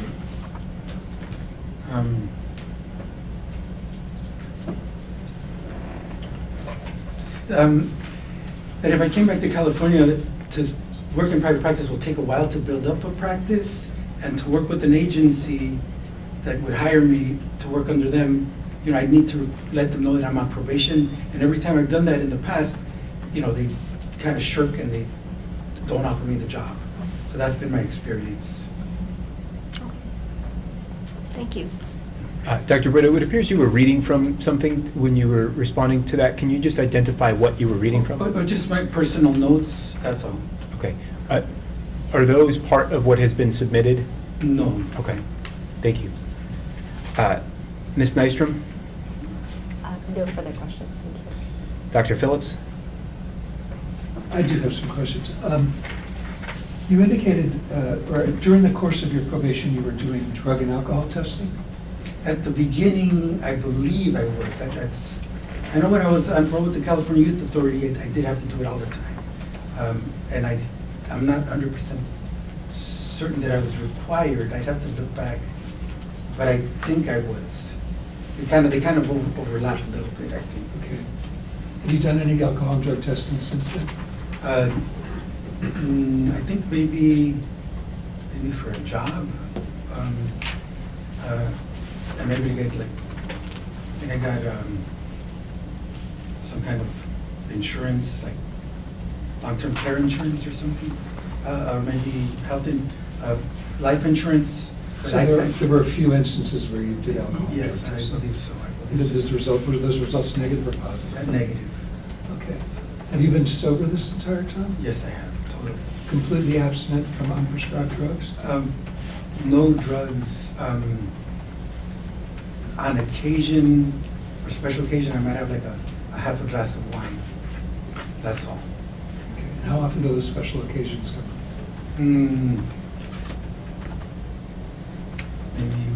Maybe once a month, every couple of months. Do you consider yourself an alcoholic? I did for a long time. I went through AA program, worked the steps, and I don't want to get too theoretical here, but there's always this debate between whether it's genetic or learned. And eventually, I landed more on I think it could be a combination of the two. That it could be more learned for certain people. And so then I realized that maybe it's not like I was unable to control that desire to drink. So, did you consider yourself a drug addict? When I was younger, I considered myself a drug abuser. I don't know if that would be an addict or not. In connection with your petition, you haven't submitted any drug and alcohol tests, is that right? The ones that are in the probation file? Yeah, no, not for this petition, no. Thank you. Do any of your letters that you've submitted specifically mention an attempted rape or a PP Tom, a charge? No, not specifically, but they do mention that they're aware of the past criminal conduct. Well, they say they're aware that you're in California Youth Authority, and that's problems are aware. But none of them specifically talk to the crimes, do they? No, not specifically.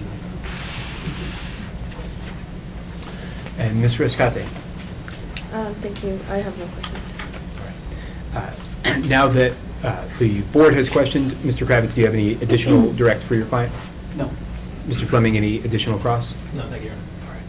Mr. Fleming, Mr. Kravitz, that takes us then to any additional evidence you'd like to offer. Yes.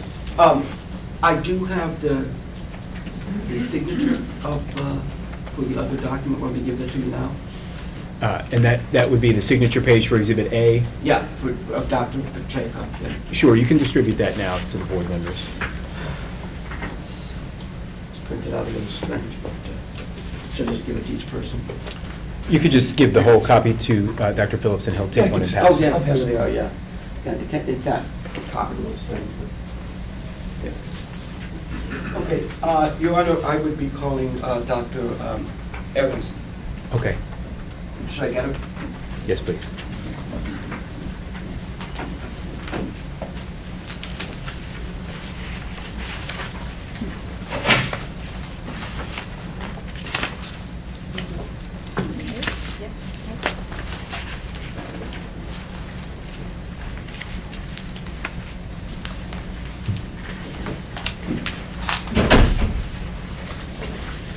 Can I have one second to restart my program? I seem to have frozen up. Give me just... Yeah, let's just go off the record. Okay. Ms. Barnell, we'll be off the record.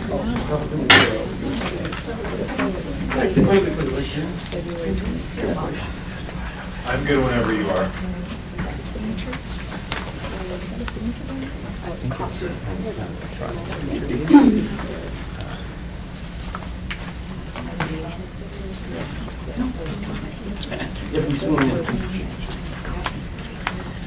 All right, while we get our host, make sure that we get our video set up, I'll just give you your instructions, Dr. Aronson. We're not on the record yet, but in a moment we'll go back on the record.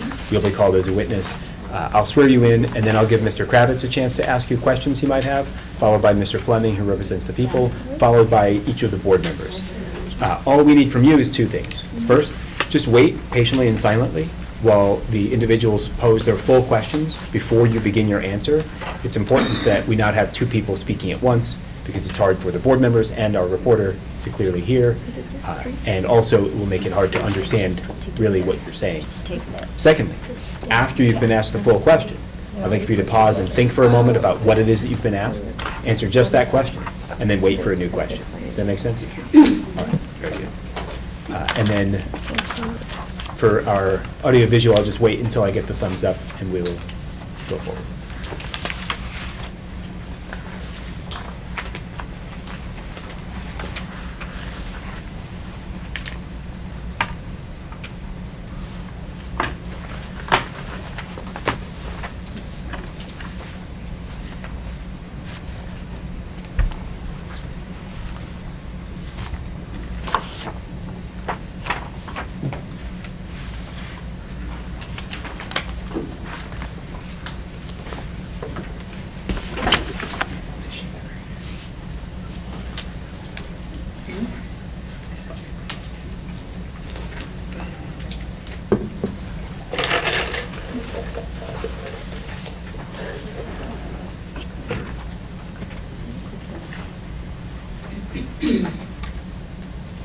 Good.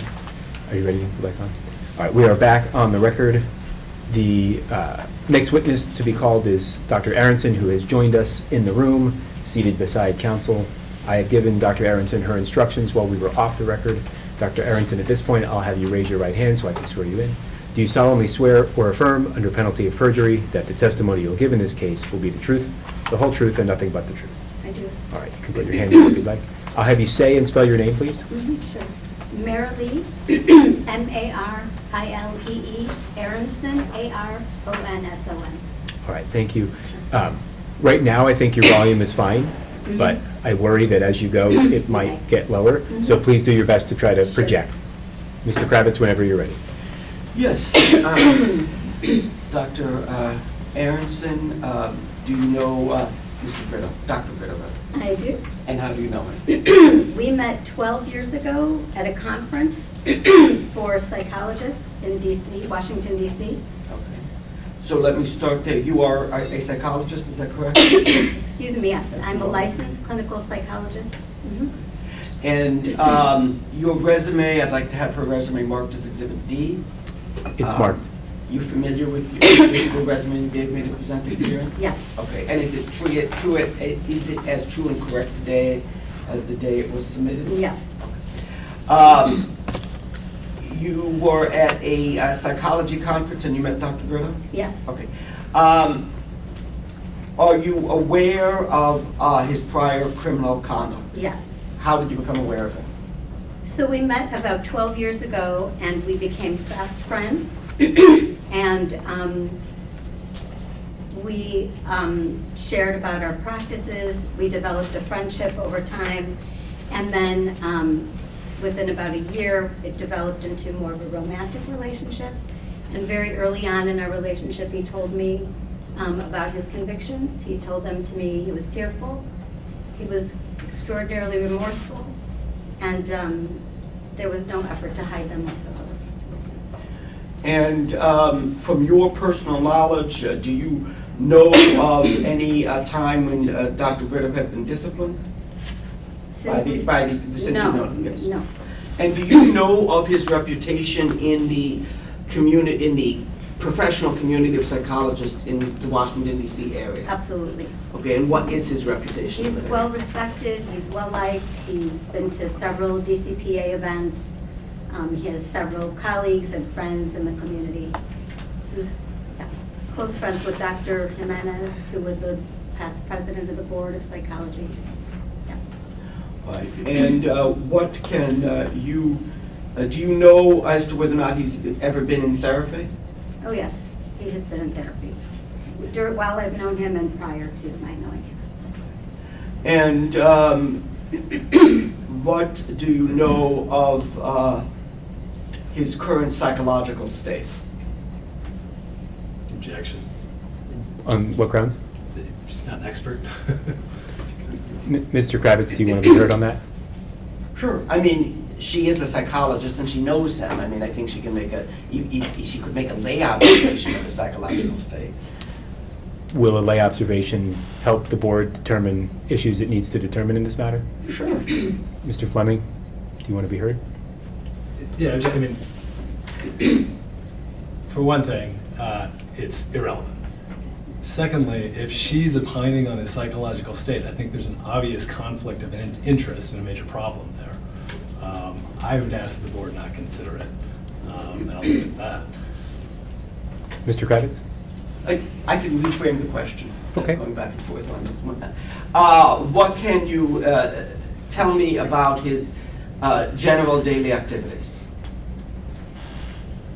He's an extraordinarily devoted father. He's a devoted son. He is very attentive to his family.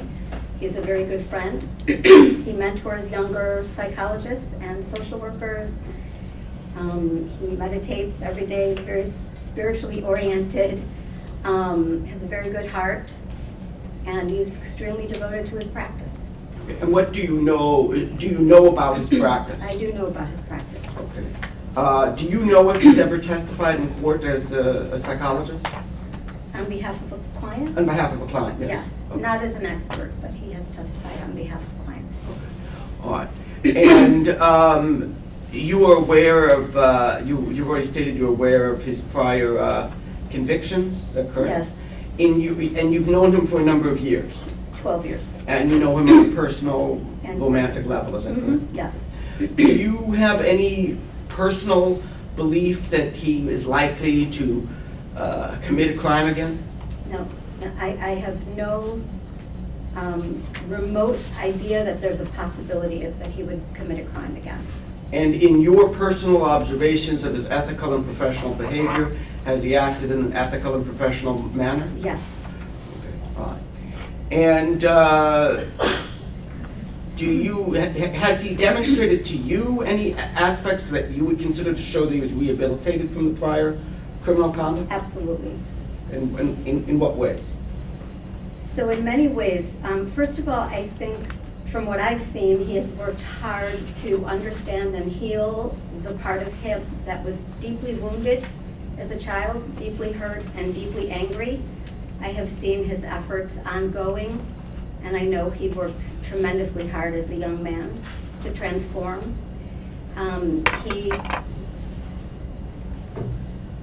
As I've said, he's provided for his family and his children. He's raised 2 lovely children. He's an extraordinary clinician. He works with traumatized clients. We confer with each other often. I think the work he does is essential. He works with people who have been victims of violence. I know that's a direct expression of his experience as a child, and also his experience causing harm to other people. And he often, I think his work often takes a toll on him. He's extremely devoted to caring for people and preventing other people from experiencing what he perpetrated, and also what he experienced as a child. And he is the embodiment of culturally competent. He works with people from across races, ethnicities, socioeconomic status. He works with the LGBTQ community. He is deeply ethical. We often talk about ethically complicated cases. He confers with the trust, the legal advocate consulting function frequently. He just did earlier this week. He has an uncanny ability to... Object and ask for a question at this point. Oh, what? He was objecting to the length of the answer, but it's overruled. The question was just about her observations regarding rehabilitation. I think it's still relevant. You can proceed. Yes, I mean, he's very ethically sound. I was just going to say that he's sort of memorized a lot of what we learned in grad school, so he's made for the field, he's made for the work, he's committed to his clients, he's a good person. He has lived every day of his life knowing what he did. There's no question to me. He was tearful when he told me, and he's devoted his life to trying to make up for that. And when I met him, I just thought to myself, this is the embodiment of what our field is about. It's about transforming suffering and heartache and abuse into compassion and service. And that's what I've seen in him from the day I met. And I don't know, when I heard about the hearing, I just said I had to be here because I feel very powerless to witness what he's been through. So I have no question about his rehabilitation whatsoever. I have no further questions for this witness. All right. I would move her resume into evidence. Mr. Fleming, do you I object? It's irrelevant. Okay, it's overruled. Exhibit D will be admitted. Dr. Aronson, I'll now give Mr. Fleming a chance to ask you any questions he might have. Yeah, just a few questions. You said you're in a romantic relationship with Dr. Brito, and would it be your intention to move back to California with him if you were to come here, or? I don't know. You don't know. You mentioned that he's testified in court not as an expert, but as a fact witness. I believe. I'm not an expert in that. I just know he has been very clear that he is not an expert witness, but he is testifying on behalf of his clients. So you're not aware of him ever testifying in court as an expert? No, I'm not aware of that. You said he's testified on behalf of clients in court? Yes. Okay. And when you say clients, I assume these are clients of his? Yes. And are you aware of these criminal cases? Oh, no. Well, am I aware, were they criminal cases? I think they were custody related, is my thought. Yeah. That's all I have. All right, now I'll give each board member a chance to see if they have any questions for you, starting with President Tate. Thank you for being here. Sure. No questions. Dr. Rogers? No questions, thank you. Dr. Kasuga? Appreciate you being here. No questions. Thank you. Dr. Harb Sheets? Thank you, no questions. Ms. Nystrom? Thank you, no questions. Dr. Phillips? No questions. And Ms. Rescate? Thank you for being here, no questions. All right. Mr. Kravitz, any follow-up? No. Okay. Can this witness be released? Yes. Yes. All right. Thank you for your time and testimony. You're released as a witness. You don't have to wait outside. You can take a seat back in the gallery. Mr. Kravitz, any additional evidence to offer? No, thank you. Mr. Fleming? No. That takes us then to closing argument. Mr. Fleming, I'll give you the chance to go first. If you'd like to say anything, I realize you're not here in an adversarial capacity, but if you'd like to make any closing remarks, you can do so now. Yes, Your Honor. I want to point out one thing right at the outset, which is there's two different concepts of rehabilitation. There's rehabilitation for violent offenses, for which Dr. Brito admittedly has submitted a certificate of rehabilitation, which was presented to the board at the time he entered into his probationary agreement. So the question for purposes today is whether he has been rehabilitated consistent with the guidelines and specific regulations that this board has adopted for purposes of an early termination of a voluntary agreement that's been entered into. I think it's very much to his credit that so much time has gone by and he seems to have established a practice. He's found a supportive partner. And those are factors that the board can consider, but there's additional factors under Title 16, 1395. You look at the severity and nature of the offense, which is quite aggravated here. You consider whether he complied with all conditions of parole, which he did not. He violated his parole by committing another crime. And then I think what's most missing in these proceedings is just evidence of actual rehabilitation. The therapy information sheet we went over was left entirely blank. I candidly admit I'm no psychologist, but for a person like Dr. Brito, who has a violent past, who has a traumatic childhood with abuse, who has a history of substance abuse at a young age, he seems to have the profile of someone who would benefit from consistent ongoing psychotherapy. And those would be things that I think the board could consider and look at to make a full and complete determination in this case. But we don't have that here. There are other indications specifically in the guidelines about what a petitioner should produce to the board in order to convince them that they have been rehabilitated, that they should be released from an agreement that, again, he voluntarily entered into, and did so with the assistance of an attorney. And that's what their reason is for coming back to California. And he stated he wants to be close to family. It's entirely understandable, but there's no impediment to that currently. He can practice in California. He just needs to comply with the conditions of probation. And those, we've heard earlier today, are being complied with by the vast majority of probationers in the state of California. It's not an insurmountable obstacle for him to comply with the agreement that was put in place. And he needs to do that, absent again, meeting his burden of clear and convincing evidence that there's some compelling reason that he should not. I quibble a little bit with some of the characterization of the past conduct. The guidelines indicate there needs to be a mature, complete, insightful understanding of wrongdoing. References to frontal lobe not being fully developed. Blaming the employer as opposed to yourself for practicing without a license once you've already admitted to having done so. And then the failure to disclose the criminal conduct in the application. These are all things that there needs to be a full accounting for. So time and again, I think there's a maybe reflexive response to push the blame to people other than themselves, which just does not demonstrate, again, the key word for today's proceedings, which is rehabilitation. As a final note, this board denied his petition in 2021, published a decision, and it had specific concerns about information that was missing at the time. And it provided him with a roadmap to correct that missing information, which he has failed to do. So at this point, I feel obliged to recommend that the board deny the petition, and with that, I would submit. Thank you, Mr. Fleming. Mr. Kravitz, would you like to make any closing remarks? Yes, certainly. It is true that in this proceeding, Dr. Brito bears the burden of proof. That is absolutely true.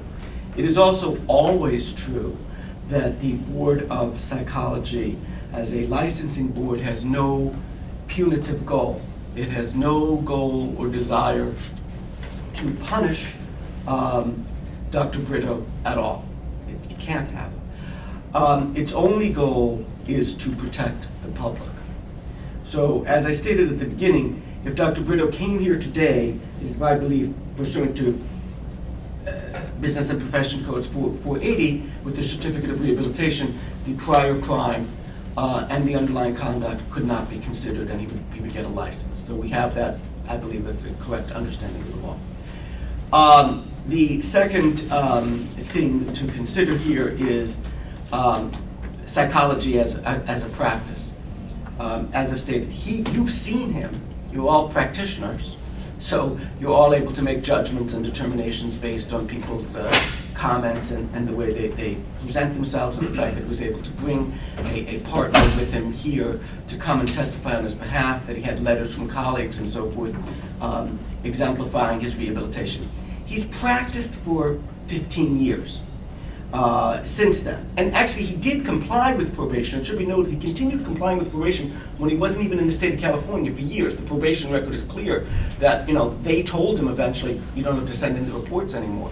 He was doing it. He was keeping in touch and so forth. He was fully intending to be compliant, and he's gone on and he's practiced. None of those things are disputed. All of the evidence that he's had of his therapy is not disputed. There's no other witnesses come in and said that anything he said is not true. Then there's no reason to believe that anything he said is not true. He's expressed his remorse for his crimes. He's exemplified, he's the example of what psychology seeks, people to change and transform and become better and become members of society who help others. So you would have to, in my opinion, you would have to determine that there's a reason today. And the reason can't simply be because we said so 20 years ago. There would have to be a reason today for him to be on probation. There would have to be a reason that you would think today the public needs to be protected by him being on probation, even after him practicing in Washington without incident for all these years, even after the crime being over 40 years old. And I would put it to you that that would be contrary to the understanding of the practice of psychology. For a psychologist to say that today a person needs to be restricted and put on probation for conduct they committed 40 years ago, after I have before me evidence that for the past 40 years they've not committed any other crime. I have evidence before me that they have practiced as a psychologist successfully in another sister state jurisdiction and whatnot. What would your psychological evaluation be that would lead you to determine that that person now needs to be on probation today? And if you can't justify that, if you can't think, yes, that makes sense to me, even though I've told you the law says it couldn't be, and whatnot, well, that would be quite shocking to me. He is fully rehabilitated. You will never hear from him again, except in a pleasant way, if you take him off of probation. He's about to be 64 years old, as I am. And this is something that he did a very long time ago. If you believe in rehabilitation, if you believe in psychology, if you believe in the ability of people to be reformed, then you should take Dr. Brito off of probation and let him practice. I agree completely with Mr. Fleming that the applications were not filled out properly. I wish he'd called me a while ago. Don't even think we'd be here if he'd done that. But that's not what happened. So there was some misinformation he had. He made some mistakes in it. He's come here, he's owned up to them, and he's taking responsibility for what matters. The criminal conduct that led to him being put on probation. The board already assessed that he could have a license. They already said that. So the issue now is, is there any sense, is there any logic tomorrow, when people ask you what happened, and so if you say, well, I continued somebody on probation for a crime they committed 40 years ago. That's what I did yesterday. They had been licensed in another jurisdiction for the past 15 years without incident. And you'd have to say to yourself, yeah, that makes sense to me. And I don't think you think that makes sense to you. Because the only thing that makes sense is to grant him his petition. And with that, I will say, thank you. All right, for the people, is the matter submitted? Yes, sir. And for petitioners, the matter submitted? Yes. All right. I will note, Mr. Fleming, that as we discussed off the record in Mr. Kravitz's presence, the exhibit binder that you provided me today will not be the official record. Rather, you've indicated that you have a redacted copy that you'll upload to Case Center, and that the board members have received that redacted copy. So the copy of exhibits that is uploaded to Case Center will be the official documents. Mr. Kravitz, I'll take yours that you handed me in person as your official documents. Yes. And Attorney Fleming has shown me, is there a request, is there a protective order form already available? Is that you have here? I filled one out prior to your coming on to the case, Mr. Kravitz. Do I need to sign it, or? I'm happy to provide it to you if you want to make that request. Yeah, sure. Is there a particular document or documents that you hope to be subject to protective order, Mr. Kravitz? I believe the entire application should be subject to protective order, and I think maybe the whole file, because the probation file, it repeatedly mentions the names of people and so forth in there.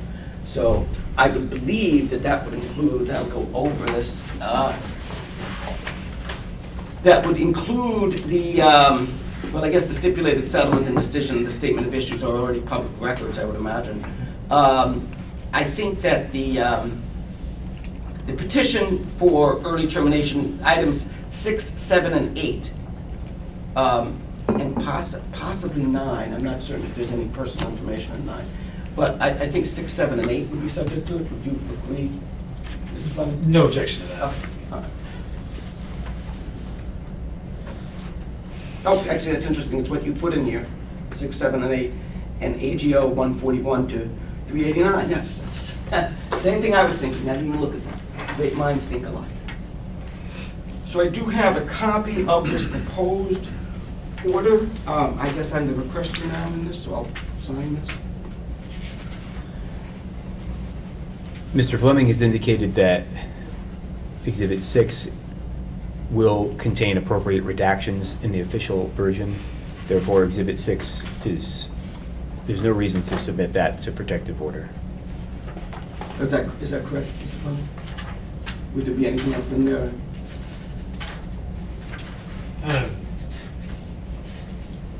I will upload the entire redacted file that I prepared to Case Lines. You know, when it's a pro se respondent, we do file protective orders. I prepared that ahead of time. It's a little bit awkward for me in the situation now that he's represented by counsel. You know, I'm happy to facilitate in any way I can, but I've lost track, I guess, of what's the official record and what's not at this point. Okay. May I present you with the protective order? It's unnecessary. Okay.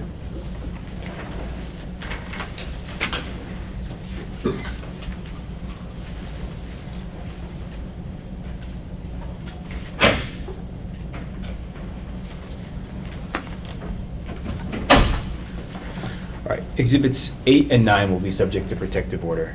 6 and 7 don't need to be because they are subject to redaction instead. The business of the people of the state of California should be done in public to the extent possible. As a result, I will issue a protective order for Exhibits 8 and 9, and I don't need to accept either version that any counsel has prepared. I'll just issue it on my own. With that, the matter is submitted, the case is closed, and we are off the record. Thank you. Don't go just yet. I need to give our court reporter a chance to ask potentially Dr. Brito, but maybe others, for any words or terms that need to be spelled.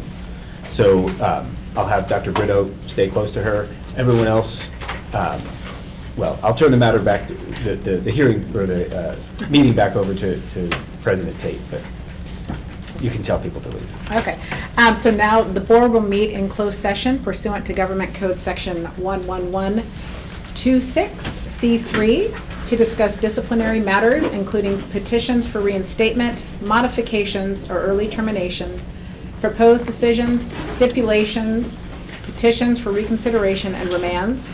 When we finish closed session today, we will be coming back to open session, and we will resume with agenda item number 13.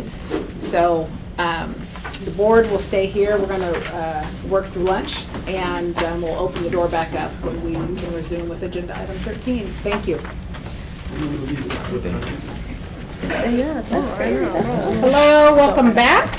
It is 1 o'clock, and we are resuming with agenda item 13, but Ms. Whitney, can you please call the roll? Suda? Here. Cervantes? Fu? Archie? Here. Nystrom? Here. Phillips? Here. Dante? Here. Rogers? Here. Tate? Here. Thank you, Ms. Polk. Thank you. Mr. Polk, did you want to make a CPD announcement at this time, or sign in, sign out? Oh, yeah, so if you are returning from the closed session and you did sign out the sign sheet and you're not returned, please make sure you just sign back in. Perfect, thank you so much. Agenda item number 13 is the licensure committee report in consideration of committee recommendations, and the chairperson is Dr. Harp Sheets. Thank you, Dr. Tate. Okay, I will first call on Ms. Zong, if you could please come and give the licensing report.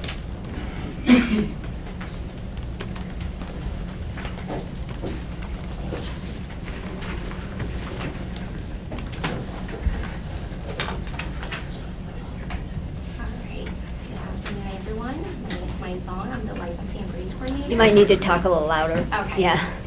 All right, I will try my best. Okay. All right, so first and foremost, I'll be going over the licensing report, and I will first go over some new legislative updates as background information to the licensing report, starting off with Senate Bill 815 or SB 815, which transferred the administration and enforcement duty relating to the registration of the research psychoanalyst and student research psychoanalyst from the Medical Board of California, also known as MedBoard or MEC, to the Board of Psychology, which was effective January 1st, 2025. As far as application workload, we have not received any new application for the research psychoanalyst and student research psychoanalyst, so there's not much data to share for those recently acquired license types. Eventually, we will include those additional data such as workload and processing time for the research psychoanalyst and student research psychoanalyst, initial application, and upcoming licensing reports. In addition, we also have the inactive psychological associate registration status that was also effective January 1st, 2025. Side notes, the PSB, which is the psychological associate registration, is limited to 72 months or 6 years.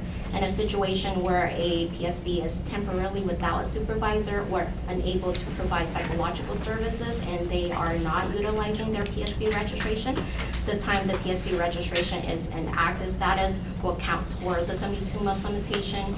Previously, we'll only have the option for the PSB registration to cancel their registration if they want to stop the clock towards the 72-month limitation. With an inactive registration status, that will also stop the clock towards the 72-month limitation. And once the PSB is ready to provide services again, all the PSB needs to do is add a supervisor by submitting the notification to add or change supervisor form and the application fee to the board. All right, so moving on to the licensing report and attachment A. As of February 7th, 2025, there are 8 PSB who were approved for inactive status. And as of this morning, when I checked, there are 10 PSB who have been approved by the board for inactive status. With the new license type that were transferred from MedBoard, we have 73 research psychoanalysts and 22 student research psychoanalysts in current status. And then moving on to attachment B, which is the application workload report. There was an increase of the exam eligible for each OP application in October and November of 2024, but the number of applications jumped back down to the average of low hundreds in December. For the complete retake application, you will see a higher number in the first month of each calendar year quarter due to the reason that candidates are only allowed to take the CPLEE once each year. Once each quarter. So retake requests are not approved until the next quarter if the candidate made an attempt in the recent quarter. The initial application for the psychological associates registration has a decreased trend, but we anticipate the number of applications will increase in spring as students graduate and are ready to accrue supervised professional experience. For the psychological testing technician, there seems to be a decrease of initial application from August to December 2024. Then we have an increase of application in January 2025. But overall, the number of initial and change of supervisor application for the psychological testing technician is minimal in comparison to the other license type.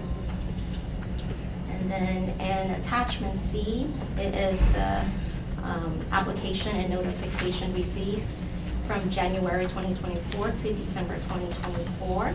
In comparison to the same 12-month period in 2023, there is a decrease of 97 psychologist applications, 109 psychological associate application, and 77 psychological associate certification.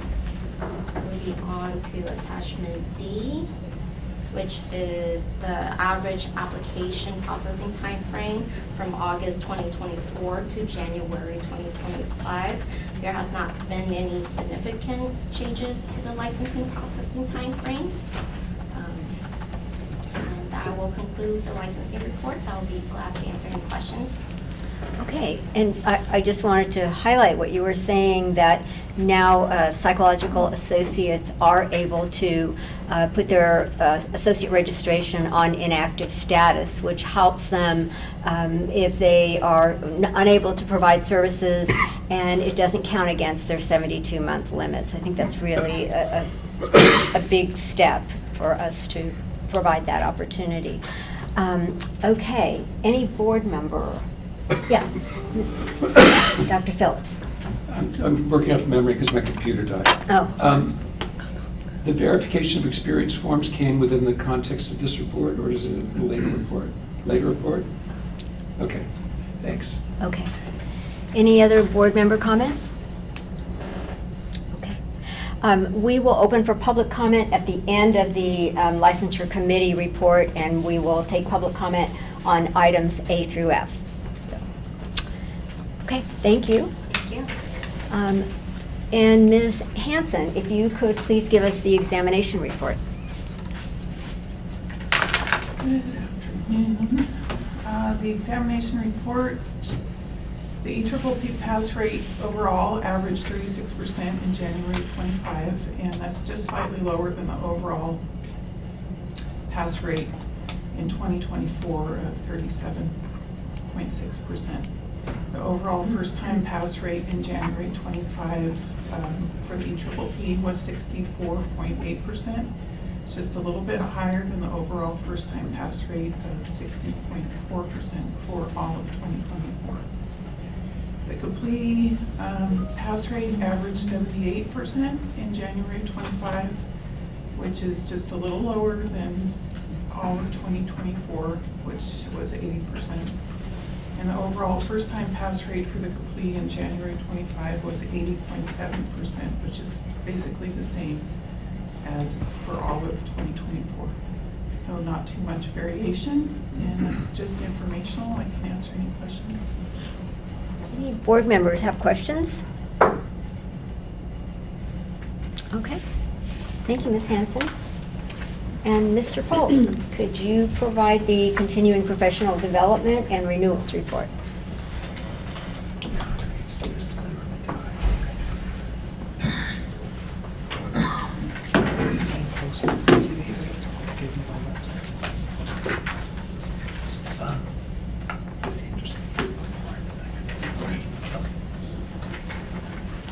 Thank you, and good afternoon. Included in the meeting materials are the reports for continuing professional development and renewals. Attachment A shows the percentage of renewals that were submitted online versus mailed in. The last quarter of 2024, 98% of renewals were submitted online, with 2% of renewals mailed in. These percentages are similar to the previous months of online versus mailed in, and those monthly percentages are also included in the attachment A. This is also on par previous years, where there was a slight increase in renewals submitted online versus mailed in the last 3 months of those previous years. Attachment B shows the percentage of the types of renewals processed in 2024. An average of 78% of psychologists renewed as active. The retirements count for approximately 3%, which is the average of the full year of 2024. Psychological associates account for, on average, 13% of the monthly renewal applications. Attachment C is the breakdown of the continuing education audits from June of 2023 to January of 2024. For that time period, the average pass rate stands at 89%, with an average of 5% of audits that failed after full review of all documents submitted.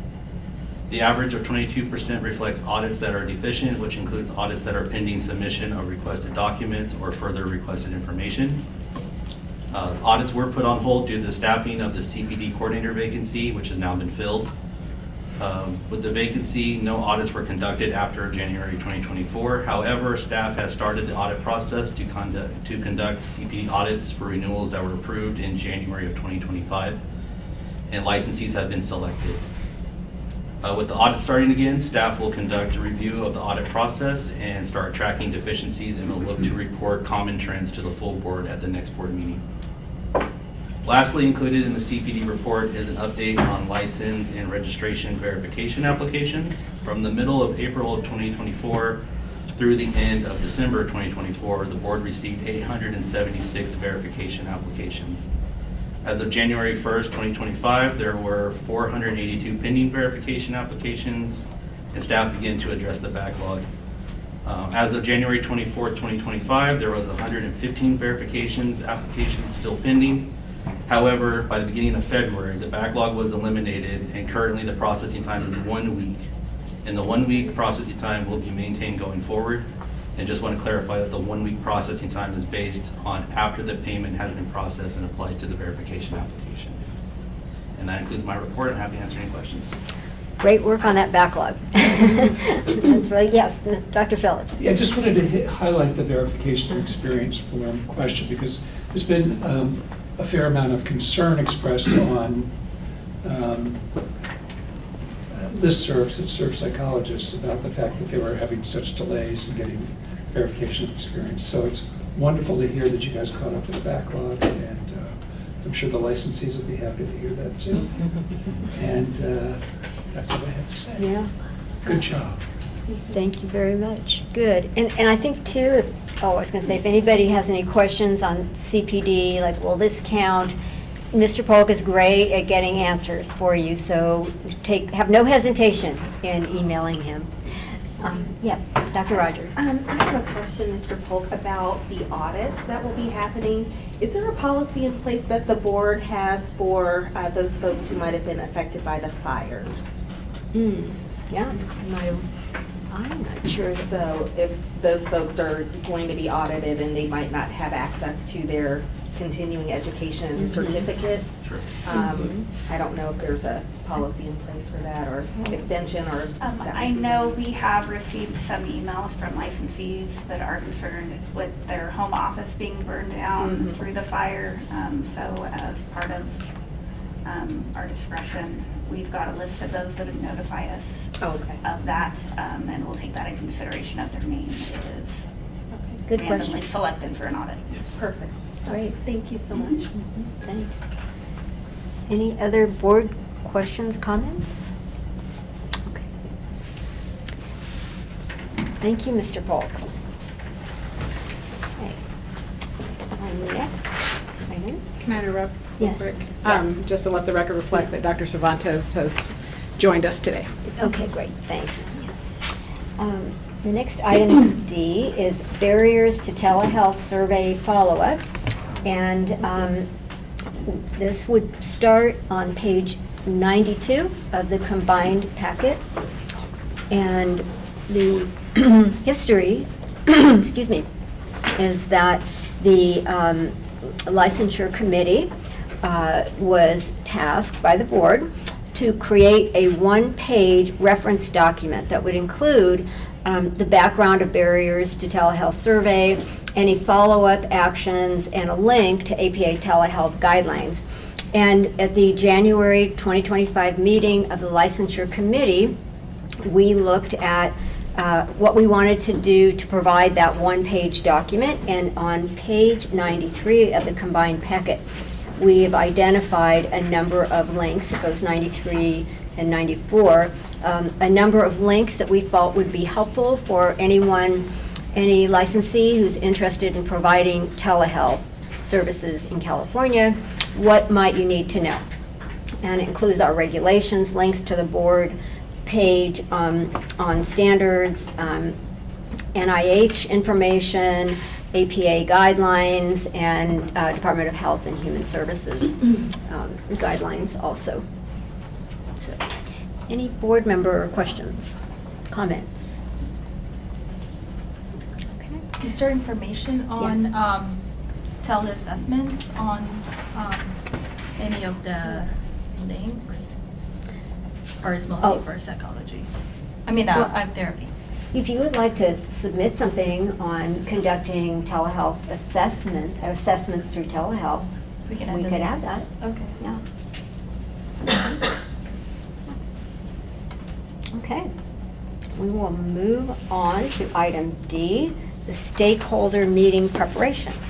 And that begins on page 95 of the combined packet. So at the October 2019 meeting of the licensure committee, the board voted to host or co-host a stakeholder meeting to solicit input on how best to inform consumers regarding the respective roles of 3 different professions within the Board of Behavioral Sciences, the Commission on Teacher Credentialing, and Board of Psychology. And that stakeholder meeting was postponed due to the COVID-19 state of emergency. There are titles that are very similar, and like educational psychologist, licensed psychologist, and we were, as a board, wondering how does the public interpret these and interpret what people do. So that was the basis of it. At our January 2025 meeting, we took this issue up again and talked about developing a survey to ask various stakeholders regarding trying to identify any confusion that they might experience.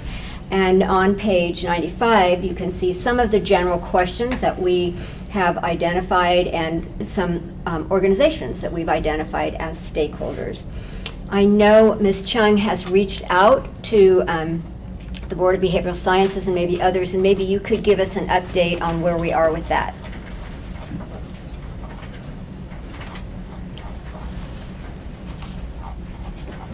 Thank you, Dr. Hopkins. So we reached out because since it has been quite a few years since we last talked about that with our other boards and commission. So we did reach out and invite them to let them know about that the board has decided to ask them to host a stakeholder meeting in the upcoming July licensure committee meeting. We are still waiting on a response yet, maybe because it's been a while, but we will follow up to see what's the status. And then just some background, just because of the work that needs to be prepared a stakeholder meeting, we are running up to the deadline quite fast. So there might be a possibility that it might need to be postponed, or maybe the board will need to host one on our own. So it will depend on what direction where you would like this to go. Yes, so I think we need to ask the board's thoughts on timing and also on the extent of what we cover. The board authorized our stakeholder meeting to cover, maybe you could specify what issues, and in the committee meeting we kind of broadened that idea. So if you could let us know. Yes. So in the very beginning, the board decided to, I think Dr. Harpshe's touched on it a little bit earlier when she was introducing the item. So it was talking about how to best inform consumers regarding the respective roles of the licensee under our board, which is licensed psychologist, and then the licensed educational psychologist overseen by the Board of Behavioral Sciences, and the credentialed personnel under the commissions of teachers credentialing. So there was some confusion, and then the board discussed, and then maybe we should host a stakeholder meeting to solicit ideas how to best inform consumers to tackle these confusion. So that was like the original idea that when the licensure committee picked back up last year as well. And then so I think in the last licensure committee meeting, there was discussion about if the scope could be changed or expanded to include discussion regarding master's level practitioner. I think that was discussed, that was raised. So I'm going to turn it back to you. Okay. So we wanted to open that discussion to the board because there are master's level practitioners who are providing psychological services, psychological testing services, and we felt that maybe there was some confusion, again, to include that in where the confusion might be. Yeah. So it's about, for instance, the use of assessment instruments for master's level clinicians? Yeah, and like an example might be that maybe a family wants their child tested and the school district isn't able to do it in time. So they contact a private person, right? They contact a private person. The person could be a licensed educational psychologist. It could be somebody more at a master's level. There's different categories. And then after the testing is completed, maybe the family says, well, we know you, we'll maybe could you provide therapy to our family to help us deal with some of these issues you've identified? And is that person, whoever they might be, the most appropriate based on their license status and their credentials to provide that therapy? But there's confusion about that among the public. We're concerned about the consumers. And so that's why we wanted to expand it to cover that area too. That makes sense. Any other board member comments, thoughts? I have a question with regards to efforts that we've done to reach out to BBS, and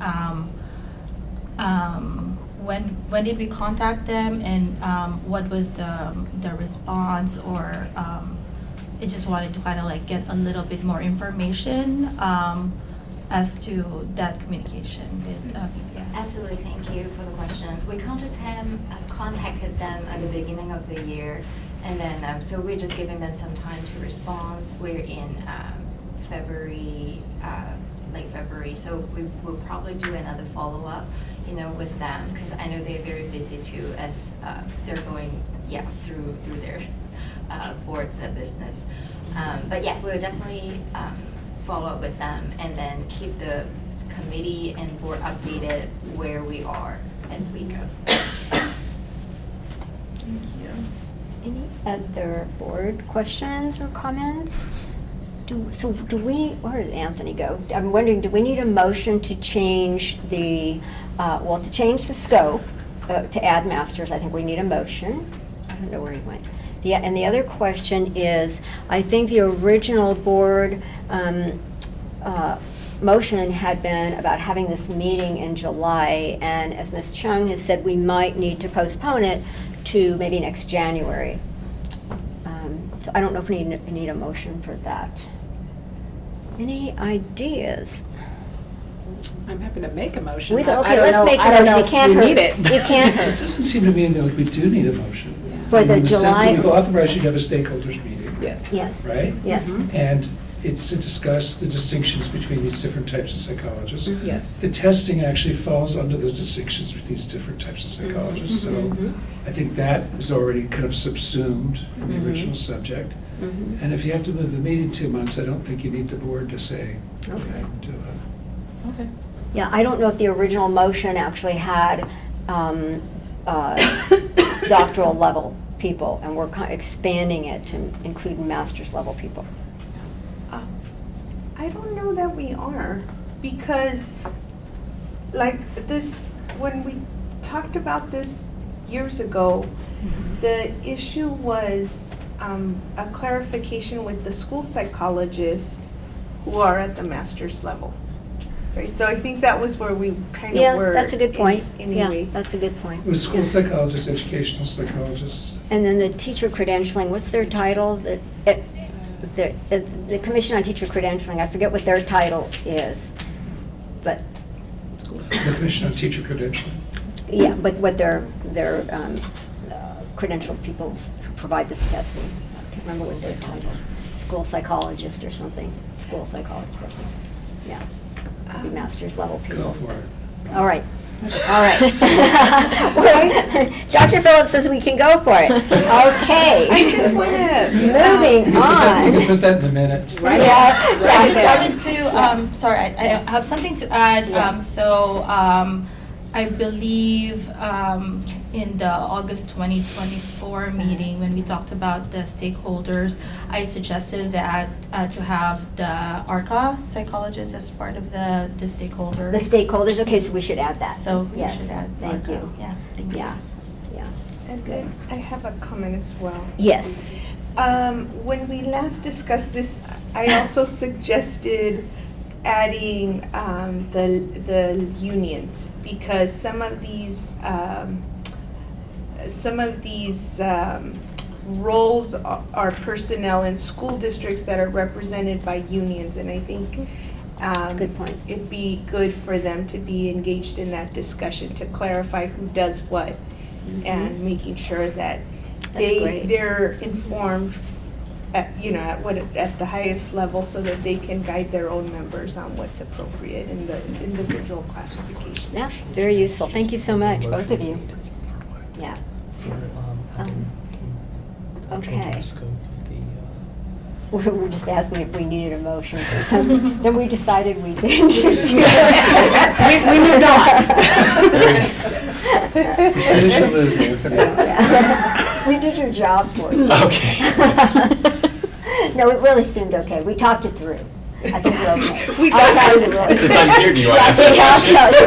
So the idea was, question? the board authorized the licensure committee to move forward with a stakeholder meeting to identify, or to work with different organizations to identify how can we best inform consumers about the differences between these different roles, like school psychologists, educational psychologists, licensed psychologists.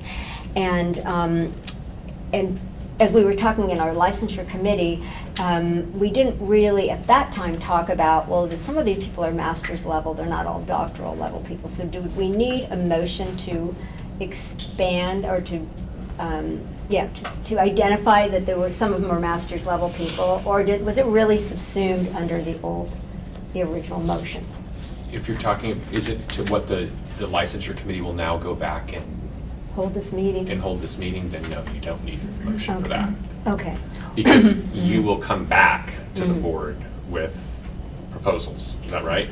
Well, no, this is the proposal, and there's one more piece to this, and that is to delegate me to work with staff to identify the questions in the survey that we will be sending out. And the board already authorized the survey. Then that's fine. That's A okay. delegation, you don't need an action item for that. Okay, Yeah. great. See, we got it. You do. We were thinking along the right lines. Yeah. Okay. Moving on to item F, which is the NACCES presentation. NACCES is a National Association of Credential Evaluation Services. And if someone has obtained their doctorate in another country, excluding Canada, because we don't require this from people with Canadian doctorates, they are required to have a credential evaluation through one of these NACCES member organizations. And so they have to submit primary paperwork, and then that evaluation to see if it's comparable to a regionally accredited doctorate in the United States will come to the licensure group. And so we were wondering about how do they really do this? We've had a presentation from them in the past, and are they looking at it on a course-by-course basis, or is there some overall? Because we do find foreign doctoral degrees many times are very different from doctoral degrees in the United States. And so what you see in here is the presentation that they provided to the licensure committee at our January 2025 meeting. There was an overall presentation and then 3 different NACCES organizations presented, and those slides are in here. And one of them talked about evaluating on a course-by-course basis. The other 2 were kind of more overall. And Dr. Tate and Ms. Nystrom, you might want to add if that was your sense of it too. Yeah. Yeah. That was it. And so this is provided if you're interested in looking at how they provide these kinds of evaluations. So this may be more for informational purposes. Any questions from board members? Okay, well, let me open for items 13A through F. Any public comment?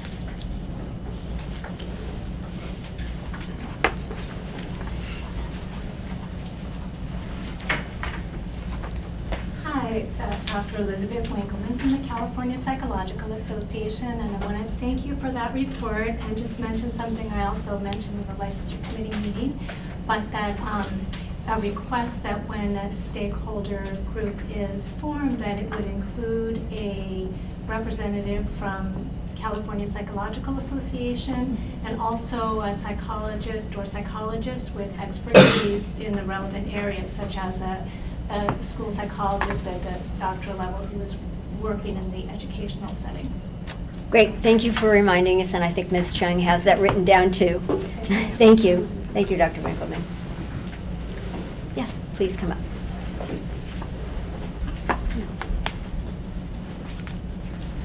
just wanted to make a comment because you had asked about public perception of the roles of psychologists in the state. And when my family, my husband's a school psychologist, so he has a little bit more than a master's and less than a doctorate in as far as formal education, and then he has his like internships and things. So we kind of went on 2 different pathways, and he's a school psychologist and I'm a clinical psychologist. And when we came to California, we had psychologists that were not all under the Board of Psychology. And so that was confusing because he had to apply to the Board of Behavioral Sciences. So it was confusing as a person coming to California that not all psychology is overseen by the Board of Psychology. Yeah, thank you for, it validates kind of what our thoughts are. Thank you. Any other public comment? Okay, seeing none, back to you, Dr. Tate. Thank you, Dr. Harb Sheets. Moving on to agenda item number 14. This is the Enforcement Committee report in consideration of committee recommendations. And the chairperson of that committee is esteemed Dr. Phillips. And Ms. Monterrubio will actually present on the memo, and then I will present a motion. Perfect. Good afternoon. So in 2023, the board conducted a barriers to telehealth survey. And as a result of that survey, the committee was asked to review telehealth requirements, including HIPAA, Business and Professions Code 2290.5, and California Code of Regulations 1396.8, to make sure licensees who are providing telehealth services are in compliance. At our July and December 2023 Enforcement Committee meetings, the committee discussed the results of the survey, reviewed Business and Professions Code 2290.5 and California Code of Regulations 1396.8. The committee had no recommended changes to the BMP, but did have changes to the California Code of Regulations, Section 1396.8. And attached to this report is 2290.5 and California Code of Regulations 1396.8. And the action requested on this item is the committee would like the board to review and approve the recommended changes to the California Code of Regulations. Does anybody have any comments on the board relative to the statute? Does anybody have any comments relative to the regulations, the proposed changes to the regulations? I'm going to make a motion then, and then I will open it up for public comment. And the motion is as follows. I'd like to make a motion to approve the proposed regulatory text for Section 1396.8 and direct staff to submit the text to the Director of the Department of Consumer Affairs and the Business, Consumer Services, and Housing Agency for review, and if no adverse comments are received, authorize the interim executive officer or executive officer to take all steps necessary to initiate the rulemaking process, make any non-substantive changes to the package, and set the matter for a hearing if you requested. If the board does not receive any comments providing objections or adverse recommendations specifically directed at the proposed action or to the procedures followed by the board in proposing or adopting the action during the 45-day comment period, and no hearing is requested, then the board authorizes the executive officer to take all steps necessary. It's a long one. To initiate the rulemaking process, make any technical or non-substantive changes to the package, and adopt the proposed regulations at Section 1396.8 as noticed. Do I have a second? Second. Happy to second that. I see a second from Dr. Harb Sheets. Is there any further board discussion? I'd like to open it up for public comment. I know this is a real cliffhanger, people. Wow. Seeing no public comment, any further board comment, why don't we take roll on the motion?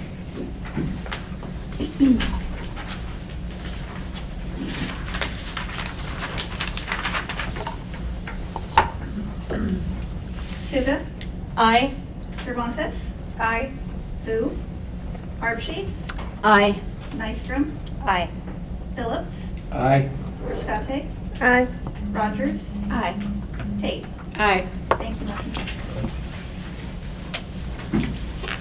And Mr. Payne, if you could extend our thanks to Mr. Singh for, was he here? Thank you.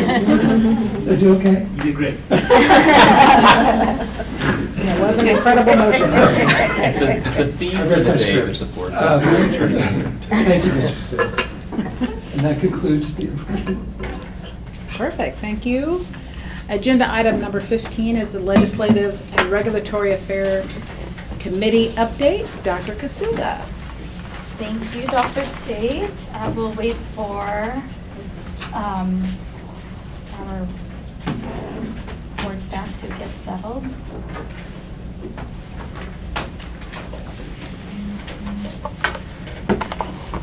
Well, I'm delighted to and honored to be be the chair of the Legislative and Regulatory Affairs Committee alongside with committee members Dr. Phillips and Dr. Cervantes. And I want to introduce our new staff, Ms. Marcia and Ms. Mancia, to help us with our with agenda item number 15A, review of bills with active position recommendations to the board. Thank you. So AB 489, healthcare professions, deceptive terms or letters for artificial intelligence. The bill was introduced on February 10, 2025 by Assemblymember Mia Bonta. Existing laws make it illegal for unlicensed individuals to use terms or language that imply that they or the unlicensed individuals are authorized to practice in a healthcare profession. This bill expands existing laws from unlicensed individuals to include artificial intelligence systems. This bill also specifically prohibits that AI technology from using language that suggests or misleads patients to believe that they are receiving care or advice from a licensed professional. This bill aims to protect individuals, particularly vulnerable populations such as children and individuals with low health or digital literacy, from receiving counseling or therapy and being misled and misinformed by the AI. AB 489 makes use of prohibited terms, letters, phrases as punishable, and each as a separate violation. The applicable state licensing agency would oversee the enforcement and have jurisdiction over these violations. Enforcement could place additional responsibilities on local agencies. The board has policies and procedures in place to take, review, and act upon a complaint if needed. However, unlike traditional complaints on individual practitioners, AB 489 will target AI-driven violations, since AB 489 will make each use of the prohibited terms a separate offense. The enforcement staff may see an increase in complaints stemming from patients, healthcare professionals, and consumer protection groups. Investigation into these violations would most likely require unique expertise to fully investigate the AI cases, including tracing the AI content, determining which entity is responsible, and verifying disclaimers and compliance measures. The state would not be required to reimburse the local agencies, as the bill does include a provision that exempts the state from providing reimbursement. The bill is sponsored by the Service Employees International Union, SEIU, of California, and the California Medical Association.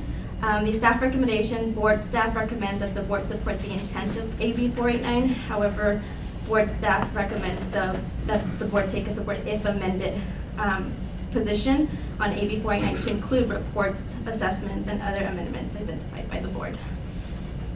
Thank you, Ms. Matia. Does anyone want to make a motion? Or? I make a motion to take it as support if amended position as outlined in the staff's recommendations. I second. Thank you. So I just wanted to point out that the spirit of AB 489 is in keeping with our most recent strategic plan, specifically 3.3 of monitor and prepare for the changing landscape of psychology to protect consumers and promote safe practices. So I commend the board staff actually and board members that are vigilant in watching bills that are pertaining to that. We're in a kind of like a unique situation here because most of the time as regulators we're always behind on finding ways that consumers are being harmed, especially by fast-changing technology. So this is a unique opportunity for us regulators to kind of like proactively protect consumers of psychological services. But I think that the bill as it's written now is mostly focused on kind of like the chatbot type use of AI that are misrepresenting themselves as like therapists, not so much as like some of the other psychological services out there, such as assessments that are probably produced by algorithms to diagnose clients by people that probably are, by misrepresenting themselves as licensed clinicians. So that's something that I think would be good if the board staff would be able to have a discussion with the authors of the bill. And I just wanted to kind of like ask board staff in terms of what engagement have we had so far, or future engagements with regards the author and or the staff of Assemblymember Bonta. Is that a question? Yes. Oh, as far as I know, we have not directly engaged with Assemblymember Bonta.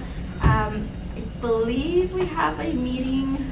We do. Sorry, I'll jump in there. Kind of like prepping you for this. There is a meeting with all the healing arts boards that's been applied to under DCA with Assemblymember Bonta's office. It's happening on Monday at 4:00. So I think that this is a good time for the board and the public to discuss what we can bring to the authors of the bill to make this more kind of like more in keeping with what we want in order to protect consumers. Another thing too that I wanted to ask board staff is with regards the concerns about fiscal impact as far as investigating separate offenses and feasibility of going after out-of-state offenders. Have we? What's your thoughts on how enforceable it is if, for instance, we get complaints about something that's a violation to this bill? So we've been consulting with the board's enforcement unit, specifically the manager, Ms. Monterrubio, in regarding to possible increases in the enforcement, especially if they're going to make every prohibited term a separate offense. And also too, because since a lot of the AI developments are usually out of state, we might run into jurisdictional issues going through, going after developers in those separate states. So that's something that we can definitely bring up to the meeting when we have with the Assembly members' office on Monday, and we can work through those as well. I just want to ask Dr. Phillips, isn't this what we've been reading about on the listservs? I think it's a discrete issue that the psychologists are talking about quite a bit on listservs, about the use of AI, and that sometimes AI is actually saying it's a psychologist. Which is scary. Yeah. So would this bill address that? Yeah. Okay. And I think the issue that you're discussing, Ms. Kasuga, or Dr. Kasuga, is a separate issue. But I think to work it into the discussion would at least perhaps give an idea to is it Representative Bonta? Representative Bonta's office. That might be a nice follow-up bill, because it seems like that's a discrete issue. But it'd be nice to get the issue in play. I have a question for one of the licensee colleagues here. Is the use of AI common or emerging, maybe it is emerging, in when a psychologist needs to write a report or an evaluation, is that something that you're seeing? Like, how is AI coming into the practice? It's actually an interesting issue. Recently, some experts have been found to have used AI when they were submitting court reports and have been chastised by the courts that it's not their work and is therefore not expert opinion. AI is not an expert. And we tend to treat this technology almost as if it's deified. And it's a compilation of information they pulled from a variety of sources. So that generally does not go over very well if it's detected. I think people are becoming reluctant about it.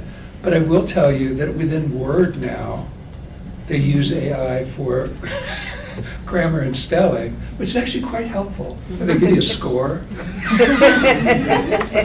not happy till I have 100%. So I mean, that's a useful use of AI, I think, in this context. But I think psychologists need to be very careful not to rely on AI for their expert opinions. If they want to use it to research sources, obviously that makes a lot of sense. But you can't rely on it as if it's kind of like relying on the internet. Well, and You then don't even know where the information's coming from. Yeah, well, even researching sources, which we saw with those legal cases, and they were non-existent sources that this. Oh, yeah. Remember that? Yeah. Yeah, I think people are going to get a lot of, the lawyers are really getting in trouble for using AI. Yeah. And AI makes up case citations. Yes, yeah, so we would have to be careful if we were going to use sources to document something. But I think the issue of people doing testing who are not licensed to do assessment, who are using artificial intelligence and other computerized means to generate assessment reports is incredibly problematic. The more technology expands, it seems the more challenges it presents. I wonder, I wonder, and maybe it's just too early to know, but the issue of reports and assessments that a psychologist does in practice, that might be something that we might need to look at in the context of AI and how, or do we have enough rules and regulations in place to address those? Well, it depends to a certain extent what the standard of care is, I think, relative to what psychologists can and cannot do. It has not been unusual for people to use computerized methods of scoring testing and giving proposed interpretations of the testing profile back. The ethical obligation of the psychologist is to separately, not necessarily score the test, but to separately interpret the test to make sure that it fits the circumstances under consideration, not just kind of regurgitate what they've gotten out of a computer program. So there's a lot of gray kind of shifting area in there, but I don't know that we need to regulate specifically as it relates to that. I don't think we have authority necessarily to regulate specifically at this point. But I do think it is a question as to what meets the standard of care and therefore is appropriate professional practice, which may come up in licensing proceedings. And we'll probably get two conflicting experts that say the exact opposite things. But all of it's kind of mind-numbing. Yeah, it's a new day. It's a new day. Thank in you. so many ways. Thank you. I do support the motion. I think it's just good to rely on the things that we're seeing that's already been done, as opposed to kind of just like thinking about things that is potentially could happen, because there's already plenty there that is like already happening, it seems. The misuse of AI that's already there. We should take a lesson from the legal profession, really. Any other board comments before I open it up to public comments? Seeing none, let's have public comments.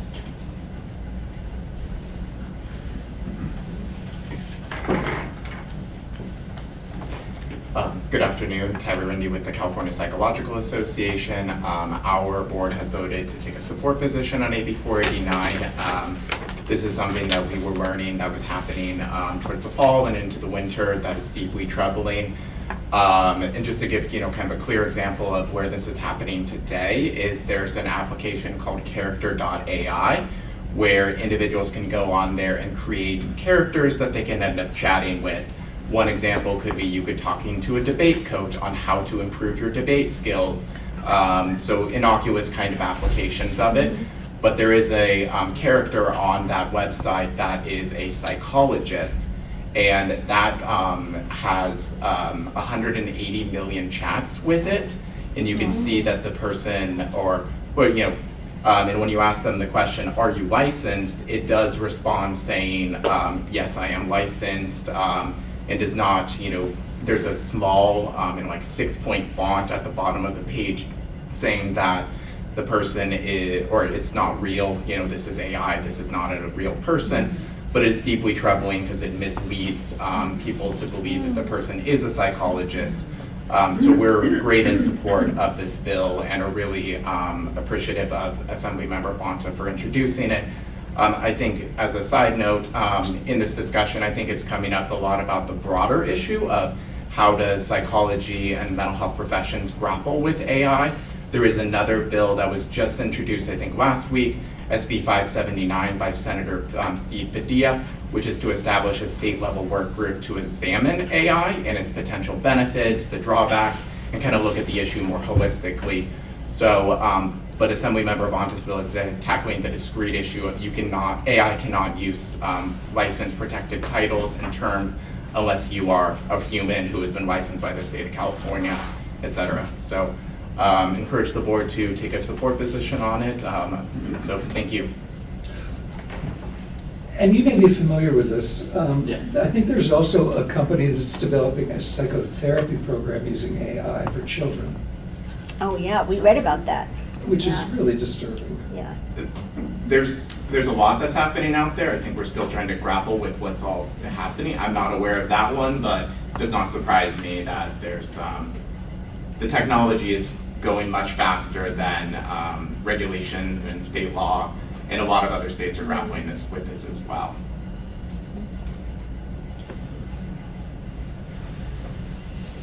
Thank you. Dr. Heather Gaither again. There are developments of applications to kind of reach youth where they're at. But the applications aren't proclaiming that they practice psychology or that they are psychologists.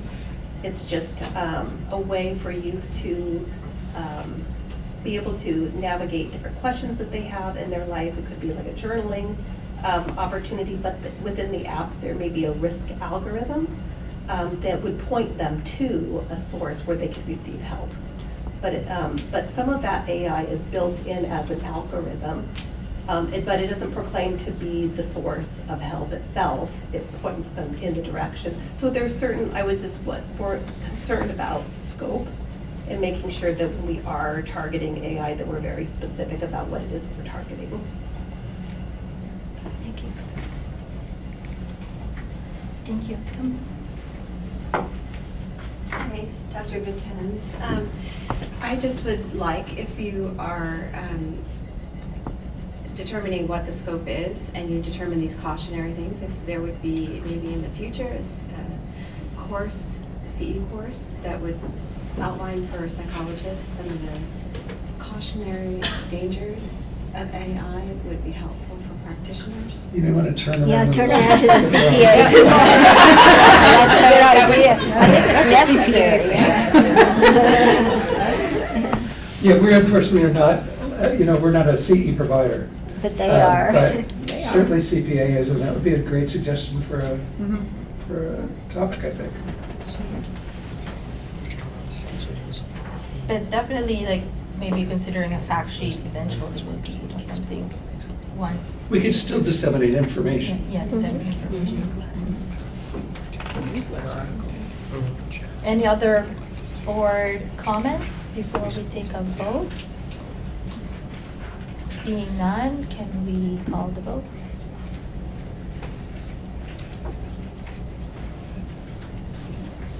Suda? Aye. Cervantes? Aye. Fu? Harpsheet? Aye. Nystrom? Recuse. Phillips? Aye. Frascati? Aye. Rogers? Aye.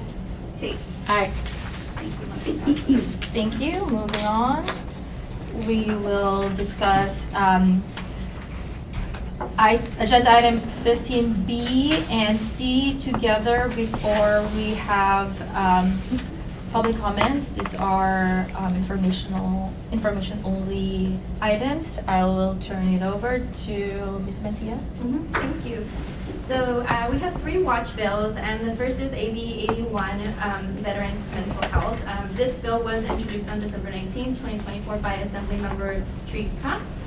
This bill would require the Department of Veterans Affairs to establish a fund for an academic study into the mental health of women veterans in California. The study would include demographics, stressors, risk factors, treatment modalities, barriers to treatment, suicide rates, and any other relevant information pertinent to studying mental health. No specific funding amount was specified or recommended in the bill, but the bill does specify that a report with the findings and recommendations would need to be submitted to the legislature no later than June 30th, 2029. As of February 3rd, 2025, AB 81 has been referred to the Assembly Committee on Military and Veterans Affairs. The next bill, AB 257, Specialty Care Network, Telehealth, and Other Virtual Services. This bill was introduced on January 16, 2025 by Assemblymember Heath Flora. This bill would require the California Health and Human Services Agency, in collaboration with the Department of Healthcare Access and Information and the State Department of Healthcare Services, to establish a demonstration project for telehealth and other virtual services in Specialty Care Network. The demonstration project will be known as Equal Access to Specialty Care Everywhere. This Equal Access Specialty Care Everywhere network would serve patients of safety net providers consisting of qualifying providers, rural health clinics, federally qualified health centers, and community health centers.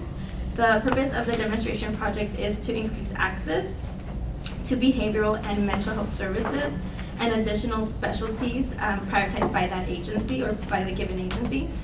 It is the intent of the legislature that implementing the demonstration project will facilitate compliance with any network adequacy standards set forth under existing law, applicable for healthcare service plans, health insurers, Medi-Cal, managed care plans, and other entities. The bill will also require the project to include, or the demonstration project to include, a grant program to award funding for administrative costs resulting from the demonstration project. However, this funding shall not be used for payment or reimbursement for any healthcare services delivered to patients. To receive funding, grantees that must meet specified conditions such as establishing through contracting, direct hire, or partnering with a network of clinical specialists, and providing health information technology and technical assistance to support both the specialist and the primary care provider.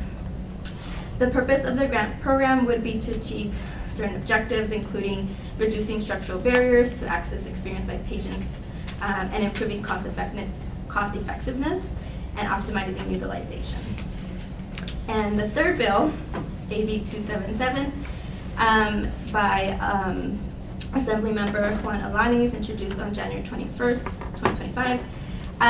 This bill was initially titled Autism Behavioral Technician Certification. However, it has since been amended. It is now known as the Behavioral Health Centers, Facilities and Programs Background Checks. So the original language of the bill provided that California Department of Developmental Services would need to establish a certification process for behavior technicians, including autism service providers, that requires a criminal background check for behavioral technicians working with minors. In addition, that the original bill would have prohibited the department from certifying any individual who has been convicted of a crime involving a minor. The bill also would have prohibited a development center, facility, or program to provide services to a person who is under 18 of age from employing a behavioral technician who is not certified by the department. Since its amendment, February 2020, so very recently, the new language specifies that all persons, so not just the behavioral technicians that are working with minors, but all persons who provide behavioral health treatment need to have a background check. And those that have been identified as having been convicted of a crime with a minor shall be excluded and not certified. So the background checks have now been extended to apply to all behavioral health treatment persons, and further, those that have been found to have a conviction will not be allowed to receive certifications. So our recommendation for all three bills is that the board take a position. I have a question. Yes. On AB 257, and at the top of page 139, that first paragraph next to the last line, it talks about increasing access to behavioral and maternal health services. Is it maternal or mental? Because now that was one first reference I saw to maternal, and I thought, well, that maternal. It is maternal, It is so maternal. it sort of expands. Okay, got it. Okay. Sorry, I meant to say take an active position, not a position, an active position. Oh, you want us to take an active position? Yes. Okay. I'm happy to make a motion to take an active position on all three bills. I second. What's the active position? In favor. These No, are like supposed act- to be like watch. What, shall we don't need These a are- motion? Yeah, He's there is. asking that we Yes. take an off. Oh, but it So says, we'll continue to monitor. Yeah, we'll continue to, yeah. yeah, it just said to take the That- active position. that comes- So actively watch. So we're actively watching. actively We don't need a motion. We don't need a motion. We're watching them already. Yeah, we're watching it, and part of it is because some of these bills are like new and they're evolving right now. So like in the future, once we know more information, maybe we can consider like having an active position at that point. But at this time, we'll just monitor them and keep watching them. We'll continue to watch. I apologize for being premature. She said active. I thought that Well, sounds good. Okay, I'm trying to use the words that Yeah. are in there. Yeah. So it's legal. Any other board questions with regards the watch bill items B1 to 3? Seeing none, let's open it up to the public. These are for agenda item 15B 1 to 3. Seeing none, let's move on to 15C, which is legislative items for future meeting. The board may not discuss other items of legislation in sufficient detail may discuss other items of legislation in sufficient detail to determine whether such items should be on a future board meeting agenda, but nothing beyond that.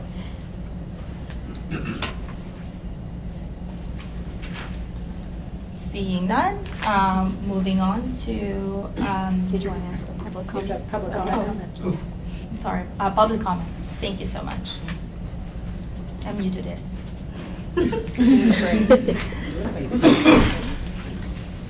Seeing none, we'll move on to, thank you so much, Ms. Mattia, and congratulations on your first report.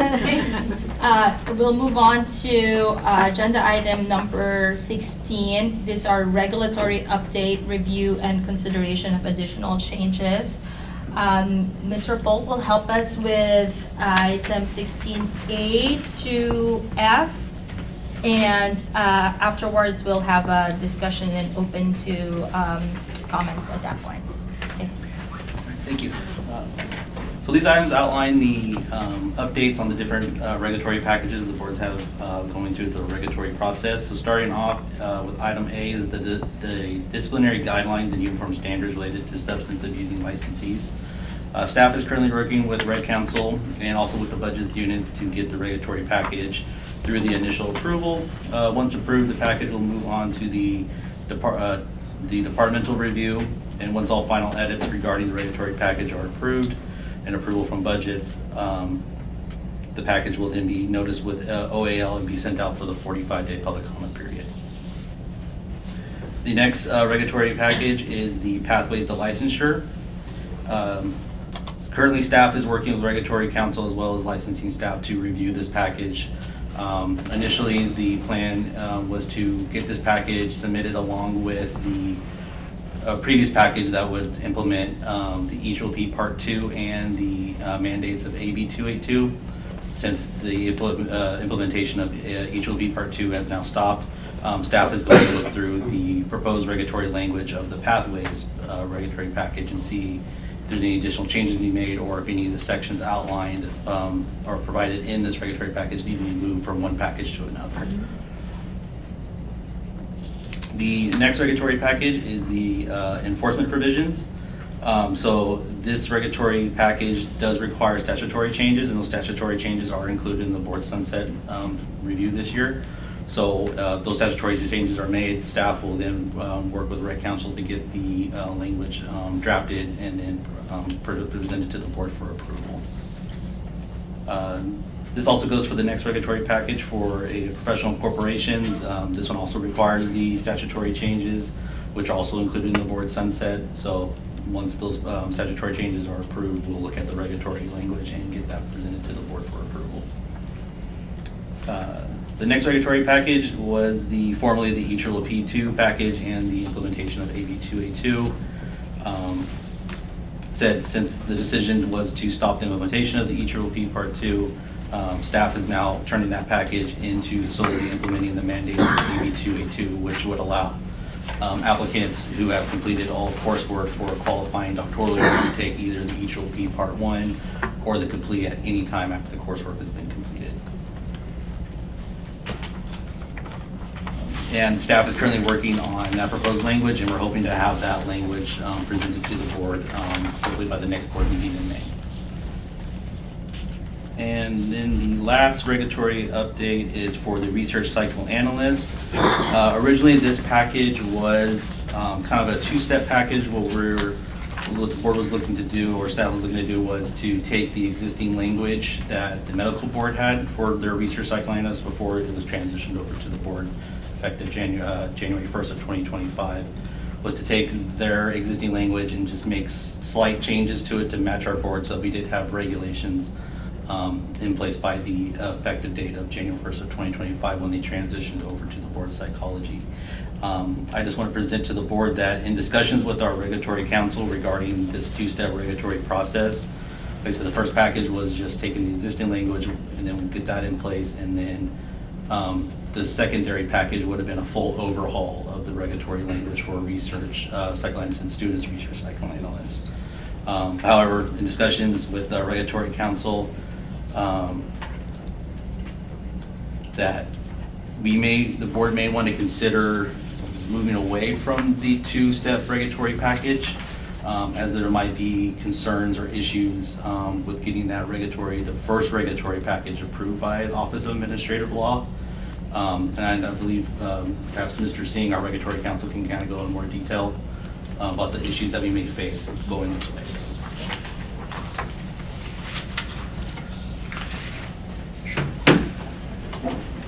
Greetings, board members. Sam Singh, Regulatory Counsel. As Mr. Polk just spoke to, we had some discussions around the two-phase approach that we had discussed previously. Essentially, the reasoning behind the two-phase approach originally was in order to try to get some regulations into place prior to the January 1st, 2025 date. But due to a number of factors and working on the regulations themselves and going through the review process and making edits that were necessary, the rulemaking process was not able to be completed by that January 1st, 2025 date. Now we could continue on, excuse me, we could continue on with that first package. Sorry.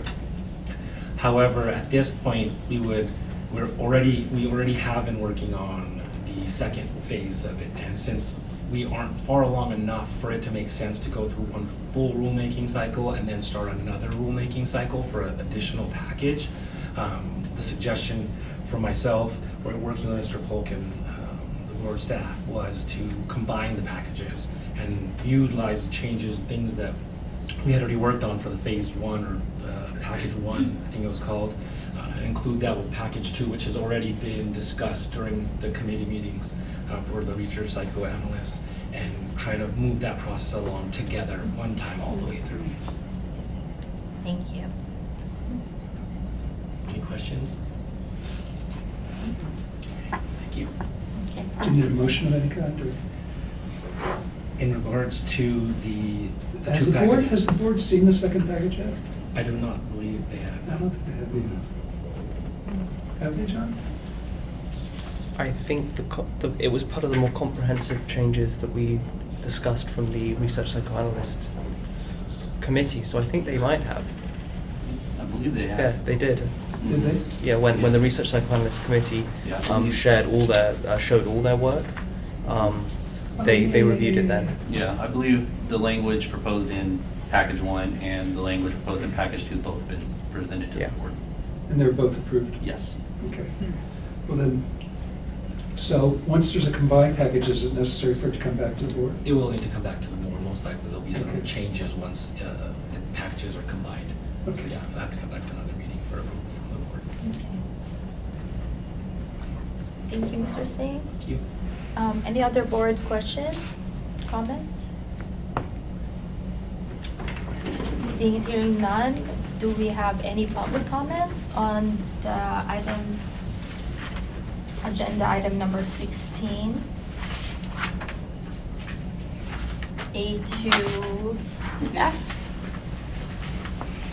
Seeing and hearing none, Mr. Polk, thank you so much for your presentation, and that concludes agenda item number 15 and 16. I think I went to 17. And, I'm also happy to wait. Thank you, Dr. Kasuga.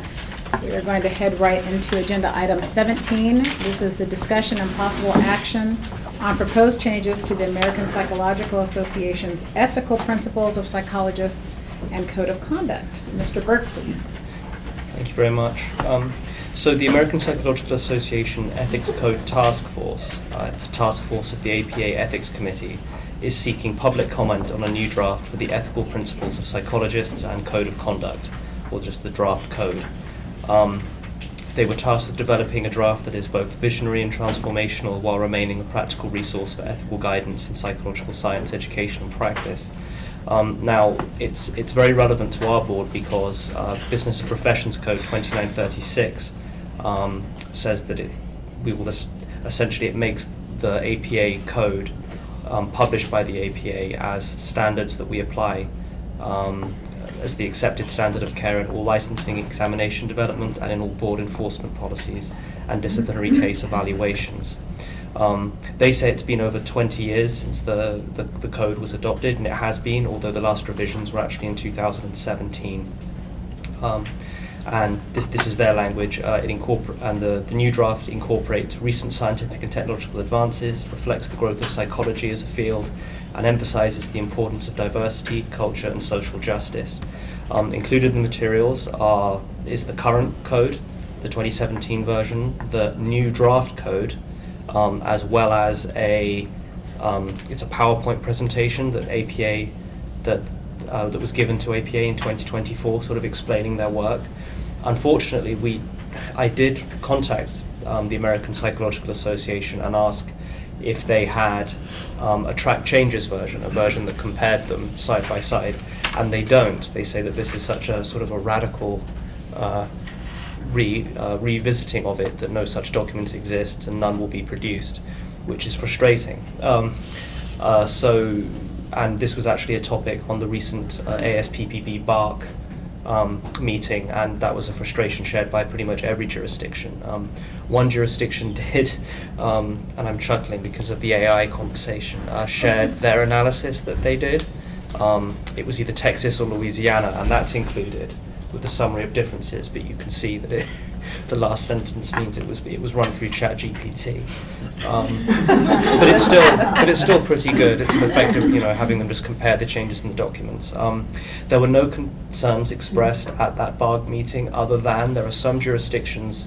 I think Arizona was one where the, should we say, legislative environment there mirrors a lot more what's happening at the federal level. So things like DEI, social justice, can be very problematic. And obviously the new APA guidelines are very, they're sort of thick with it. That's not a concern, I think, in California. We don't have those, we have no such concerns. So for instance, but the main thing was I met with the enforcement manager and DCA legal counsel, and I asked them to read through it, and I asked, is this going to cause problems in light of Business Professions Code 2936? And after an initial review, it was no. This would still be a document that we could use to enforce examinations and for various enforcement matters. So as far as I'm concerned, at the staff level, we don't have concerns with the new proposed draft, and we don't really have any comments, positive or negative, about them. Does anyone have any questions? Yes.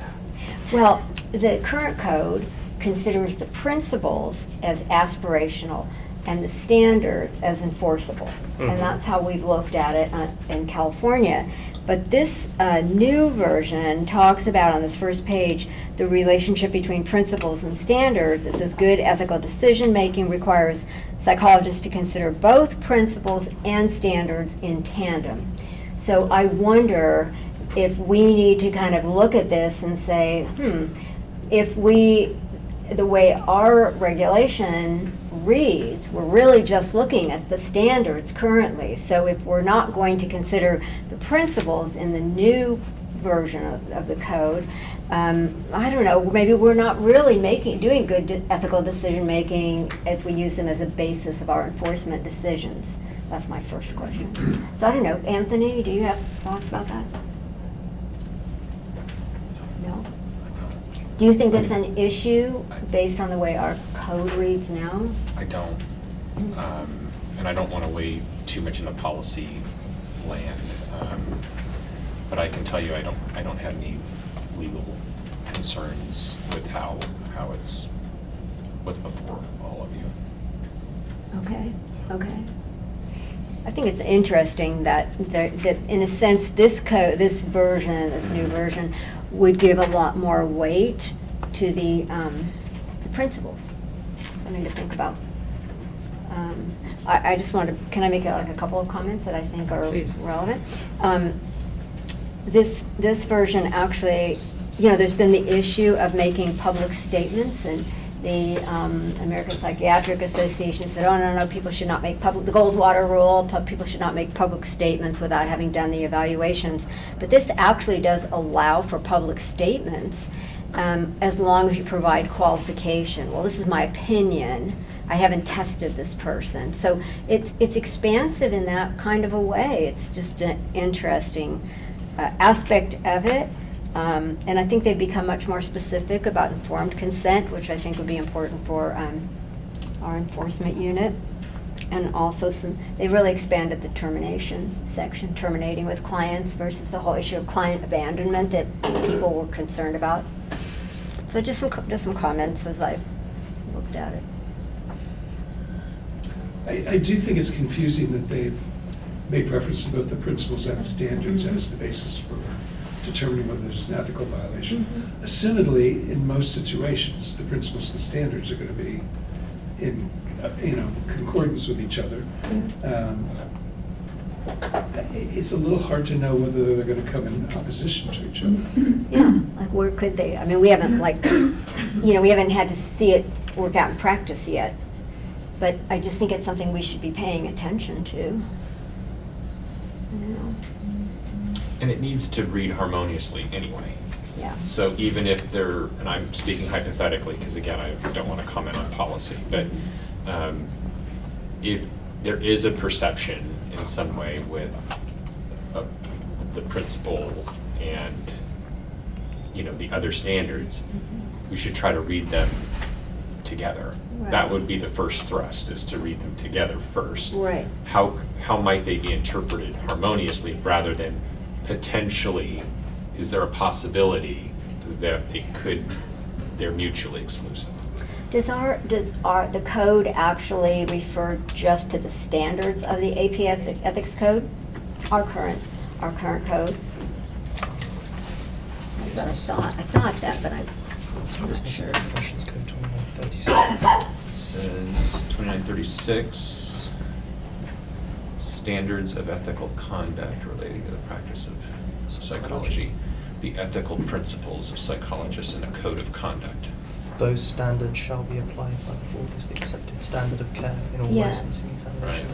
Yeah, so here, yeah, so that was because the way that the current code is laid out is that the principles are considered aspirational. Mhm. It's sort of like saying you have to get an A in the course Right. if you're gonna hold them to that versus it's okay to get a C, which are the standards. And now they're saying, oh, no, well, you have to get, you have to get these together. It's different, just changes the focus. So I just wanted us to be really aware of that, and considering the way our regulation is worded.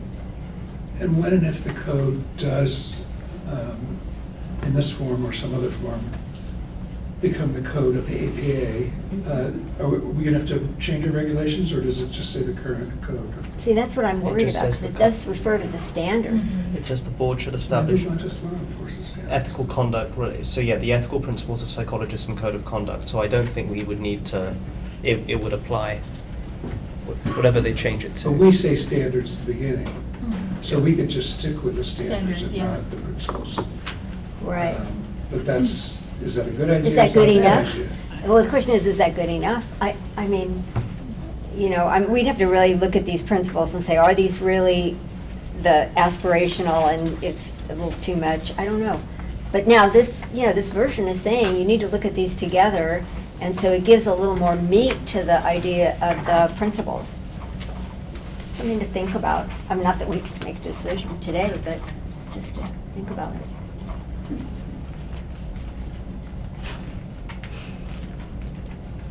And this, maybe something the enforcement committee wants to take a look at after I've left.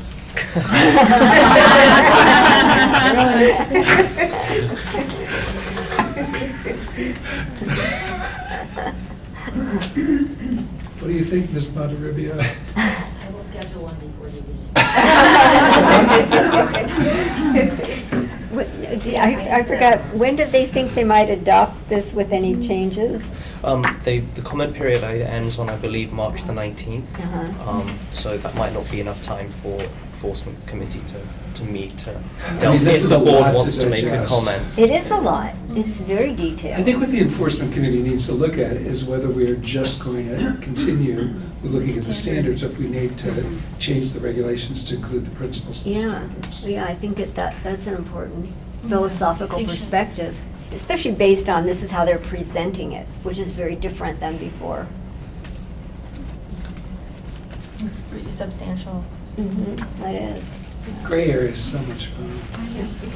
It's fascinating in ethics. So, do we want it referred to the enforcement committee or refer it to Well, it sounds like enforcement can look at it, but I don't. Sure, enforcement staff have already looked at it and legal. comfortable. We didn't look at it from the philosophical Policy, principle right. policy side. It was just, would this document, if it was adopted today, could we still use it in the way that we have been using it? And the answer was, sure, yes. We don't see any problems. But there are bigger, meatier issues that really we need. Yes. The idea would be to Certainly come back with a licensee to recommendation look as at. to the regulation, whether the regulation needs to be changed. I Sure. don't think we have time to do a commentary on the new code. Right, right.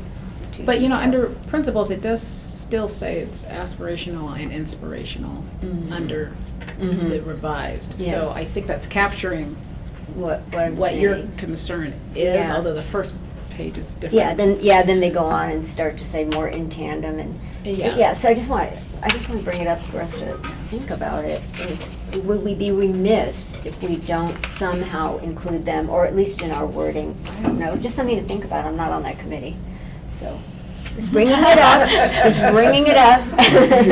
For them to work on. What's the easiest way to go about it to meet the March 19th deadline, to give them some feedback, I guess, or not?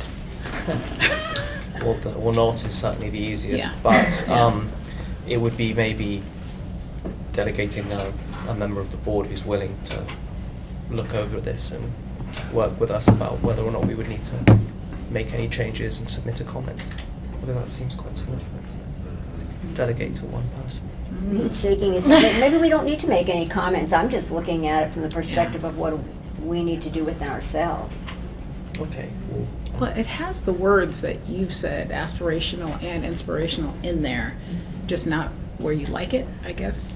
No, and then it goes on to say in tandem. Right, Good well, it's ethical trying to make it decision-making is- interconnected, yeah. right? So it's like, okay, is this going to be, different? And to a certain extent, I feel like the APA Ethics Code is, it's got a longer name, but whatever, APA Ethics Code is what we all call it, is about the standards of the profession. We don't set the standards of the profession except in very explicit ways.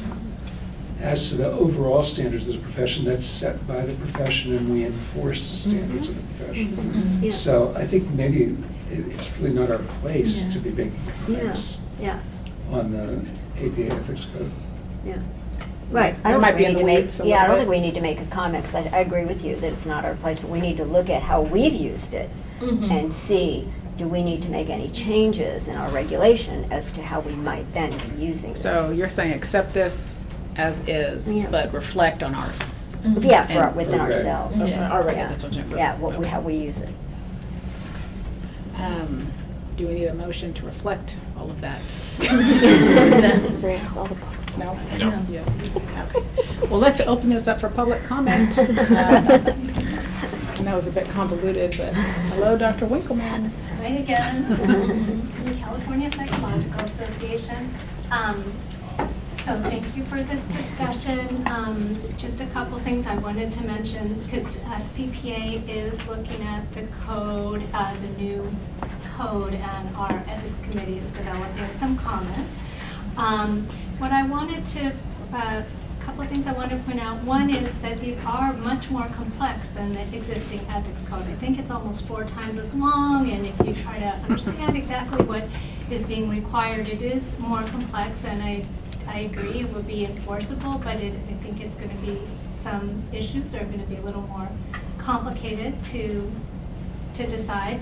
But I also wanted to emphasize that, part of it, that making the principles enforceable, which they're not right now, could be very, very burdensome, difficult to understand exactly what's required. And to emphasize that in part of the document does say in tandem, but in line 155 to 158 of the new document, it says also that they're aspirational and inspirational and are phrased to represent the ideals of the brain. They are not enforceable obligations, mandatory for individual psychologists, or the basis for imposing sanctions on individuals under this ethics code. They seek to guide and inspire psychologists toward the very highest ethical ideals for the professional. So they're pretty clear that they are, not only are they inspirational, yes, we should all, as psychologists, be looking at these principles to really understand the standards and to practice to the highest ethical level. But I really would caution any type of interpretation that would make the principles themselves enforceable. And I think that some of the language in here makes it pretty clear that, that's the intent. And I think the real advantage from the point of view of the licensee is the standards are much more explicit. Exactly. So they can guide their behavior accordingly.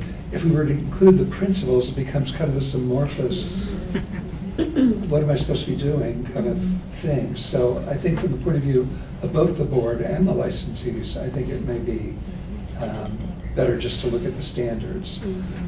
It also reminds me that as to our experts, we're going to have to make sure once this comes into effect, that our experts have been adequately trained, not that we do it, but that they get adequate education as to the new standards, because it's going to be a whole different ballgame. I think it goes back to, that we're really only expected to provide C-level treatment. I mean, it sounds odd. It feels like we're saying, oh, you can provide something substandard, but we're really just expected to provide competent and ethical treatment. And the principles are definitely A level or A+. But the minimum standards are the expectation. Yeah, they're we high have, enough. That people meet the minimum standards, Right. not that they're the star of the show. Right. Yeah. But, yeah, and then like you're saying, with our board experts, they need to also understand that what is the minimal standard and where does this fall? Yeah. Versus looking for A level. So I would argue in favor of keeping the regulation the way it is. The way it is. Mm-hmm. But we're all going to have, all of us as psychologists are going to have a learning curve. That's the new APA ethics code, which I'm sure. The second row. Huh? The second row. Oh, I'm here. It's you. Second row. But I mean, I think these are going to be great courses for lots of people will attend. All right, thanks very much. Is there any other public comment regarding this item? Okay, so we're leaving it as is. You're ready to strangle me. And CPA is going to do a course that we're all going to take. Mm-hmm. Okay, sounds perfect. Anything else with this item? So do you want it to go to the enforcement committee? I Madam don't think it President? has to go. I don't think so.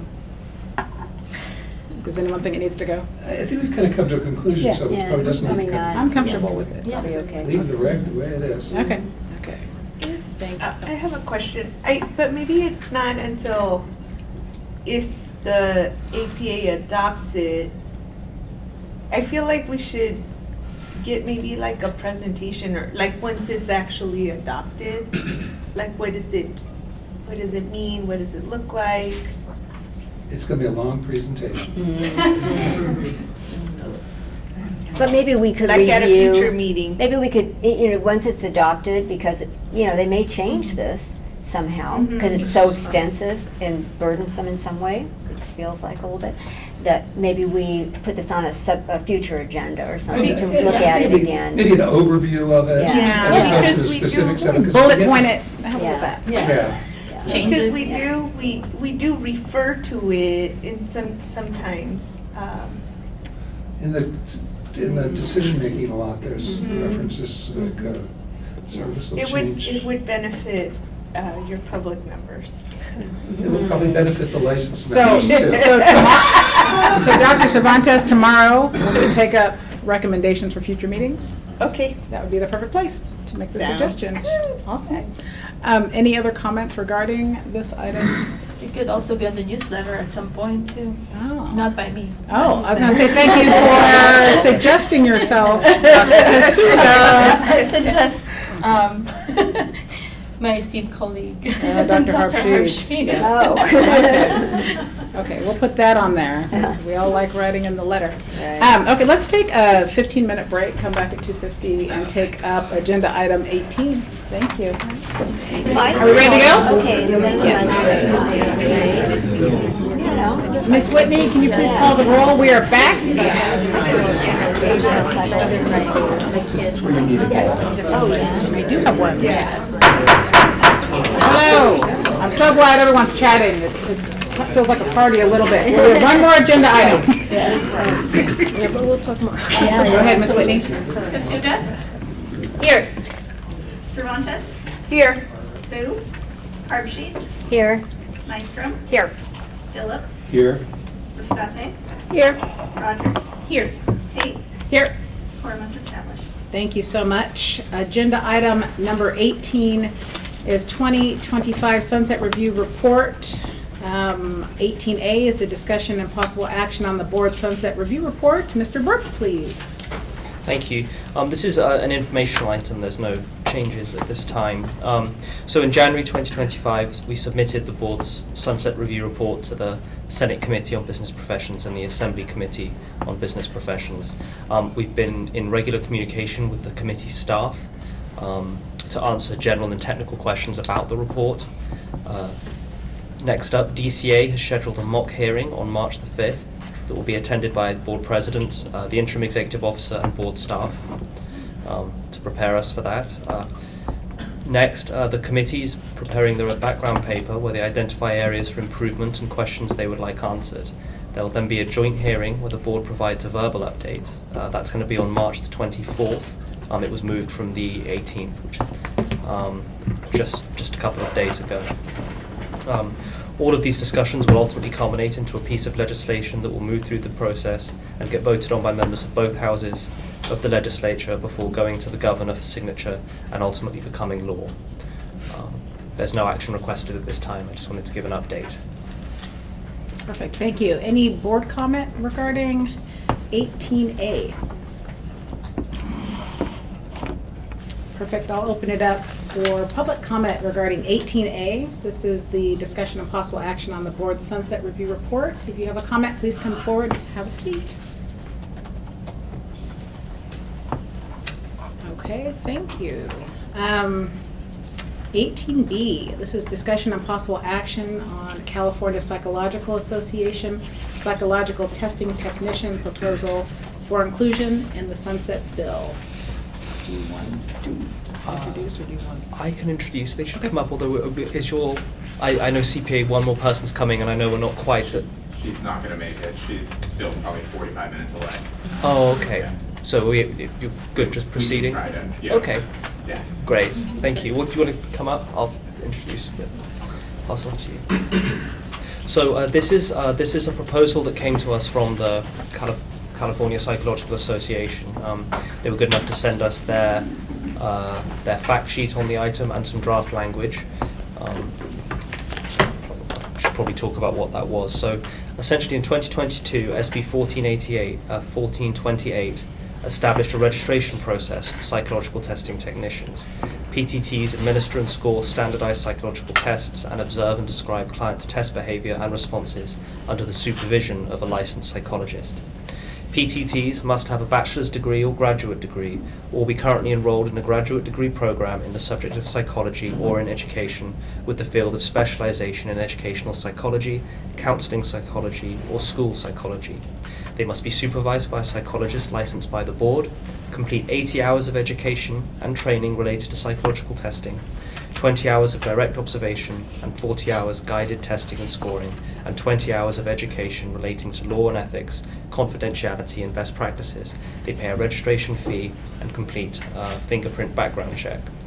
And the reason for the proposed change, as CPA outlined in their fact sheet, the degrees in current law are very narrow and mirror the language for licensed psychologists and restrict many qualified individuals from becoming technicians. That the person must have either a bachelor's degree in psychology, a bachelor's degree in education with a specialization in psychology, or be enrolled in a graduate program for psychology or education psychology. This has led to individuals that are highly qualified and related with related degrees not being able to register as a psychological testing technician.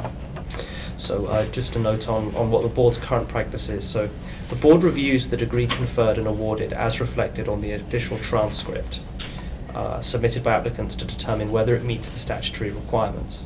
If the conferred awarded degree does not state the subject as required by the statute, board staff sends the transcript to a licensed expert to review the coursework and determine whether the degree is qualifying. So there is some flexibility built in, but it's a request for clarification. We did have a meeting with representatives from CPA to discuss possible changes that would increase the number of degrees that might qualify for licensure as a PTT. CPA agreed that listing out multiple degrees could be counterproductive and said they would draft a proposal that granted the board flexibility while expanding the potential applicant pool. And that language is the language that is included in the meeting materials and is projected up there. In the red. The red is the proposed changes. So the action requested by staff is review the proposed language and decide if it should be included in the board sunset bill. CPA were going to seek an author themselves, but as this is our sunset year, they were told that really the only vehicle to make a change to our Practice Act this year is in the sunset bill, which is why they came to us. And we've already had discussions, and I think we're all amenable to a change, but now it's just discussing exactly what that change should be. Can someone help me with an example of like in our current practice, where someone is denied the opportunity to become a psychological testing technician, but then this would open it up for them? Like an anecdote. I want to better understand that dynamic. Before you Who's being answer that, refused? could you, is there a number 4 that we just don't see? Okay, I just wanted, like the 4B might answer your question, Ms. Dr. Cervantes. I'm actually concerned that this is vague. So I want to better understand. Who specifically are we talking about? Are we talking about an applicant for this registration who holds a master's degree in educational psychology? These are bachelor's degree. These are bachelor's degrees. Because B says bachelor's degree or graduate degree. I know in California we don't have educational psychology at the baccalaureate level, right? So it's here listed as number 2. So I'm just trying to understand, like, who is it? What does it look like? Does this clarify, or does this create confusion on the enforcement side? This is a licensing issue. Licensing. Yeah. Licensing. I'm the licensing. I'm sorry, but yeah, like who exactly are we talking about? I just want to hear an example. The example given in the fact sheet? Yeah. That's one example. So I'll speak to it, but feel free to jump in. There was an example, I believe, of there were 2 psychologists, not 2 applicants for psychological testing technicians from a program at UC Irvine. Their degree is in psychological sciences. We reviewed the transcript. I'm sorry, John, I couldn't hear. What was the degree in? Psychological science. From UC Irvine. From UC Irvine. But it's not issued by a psychology department. It was issued by, it's called a Department of Social Ecology. And upon the transcript review, one of these had taken probably enough psychology prerequisites, the things that the licensed psychologist who reviewed thought, oh yes, this person qualifies, has the background with the training to be a psych testing tech. The other was deemed not to have done. You know, they both have a psychological science degree, but one's transcript looked quite different to the other. It's an example of the issue, and the purpose here is to find what language kind of opens it up. You know, what requirements really are absolutely necessary for someone to be at the bachelor's level to then go on to practice. What is it that we like to see, so that I hope I'm not butchering this. CPA, it's your idea. I'd be glad to say a few words, but I don't want to go out of order. It's up to the chair. Go ahead, please. Sure. So just, I think it would be helpful to give as background for this. So first, thank you again, Dr. Elizabeth Winkleman from California Psychological Association. As background for this, we were approached by our Division of Neuropsychology at California Psychological Association because they were having some of their applicants rejected who they thought would be well qualified to serve as a psychological testing technician. And this is really mainly motivated by huge backlogs in testing. People are waiting, have wait lists of about like 3 to 6 months to get assessments. And if they can hire a psychological testing technician, then that can dramatically reduce the wait time. And so the idea was to be expanding the types of relevant major areas that could be serving as the educational basis for being a psychological testing technician. And also, we actually don't want the board staff to have to do a lot of reviewing of the coursework and such. We're hoping to actually make it easier that if someone has a degree in an area that's provides the foundational knowledge that's relevant, then they would have that educational basis that would be that then would be built upon by the additional specific training requirements to do the testing. In other words, the undergraduate degree is kind of a foundational knowledge in like biological, behavioral, cognitive, or sociological basis of behavior, but how to actually do the testing technician job, the specifics of it, are in that additional, in the additional 80 hours of education and training. And then they are also doing all their work under the supervision of a licensed psychologist. So I hope that explains it, but definitely we're glad to. And just one other thing to add, Tyler Rendy with the California Psychological Association, just clarifying to look, when you're looking at the black language, that is existing law that was established in SB 1428 from 2022. The red language is what we're adding, but I think Dr. Cervantes, what you're bringing up is one of the challenges with the existing language, particularly with number 2, is that mirrors the language of that it takes to be a doctorate to become a licensed psychologist. That does not exist at the bachelor's level, and so what we were looking at is how do we expand this to try to capture individuals that may not have gotten in exactly a psychology degree, but are well qualified. So neuroscience, cognitive science, behavioral science, psychological science, but the language is also intended to be a little broader because we can't go through the numerous universities to exactly capture every single specific degree, whether there's some that call it psychobiology, others call it biopsychology. So how does that actually work? So, and we're very open to the board's, perspective of what would be the most advantageous to the board and what you would take to look at these degree titles. But we were also trying to be a little bit broader because we can't name exactly every specific degree that would exist across the state, nor some program could create something in 5 years and it's not in our statute in the state law, and we would have to go back and amend this and try not to have to crack open the statute every few years. I have another question, Mr. Burke.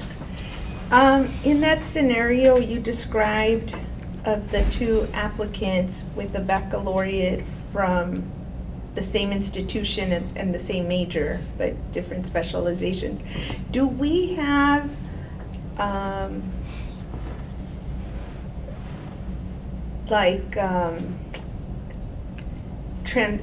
some transparency about how many units of, or like what type of coursework that's just more precise than this to help someone understand what is required, so that they know it, just because you majored in one of these majors, like you still have to take the courses. Just kind of as an example, I hold an EDD, we license EDDs. I didn't take coursework in psychology to qualify. Okay. We don't, Stephanie, we don't have a list of acceptable courses that we look for at the staff level when we do a review. If it gets to the level that, I don't want to be speaking out of turn, if it gets to the level where we're having to do a review of the transcripts, individual coursework, at that point it will go to a licensed psychologist, a subject matter expert, to make that determination. And there is no list that an analyst can say, oh, they did these prerequisites, because for the similar reason we don't want to list out every degree, the course name can be Well, I don't very think we different. want to have to dive into the coursework for each and every person that applies for this job.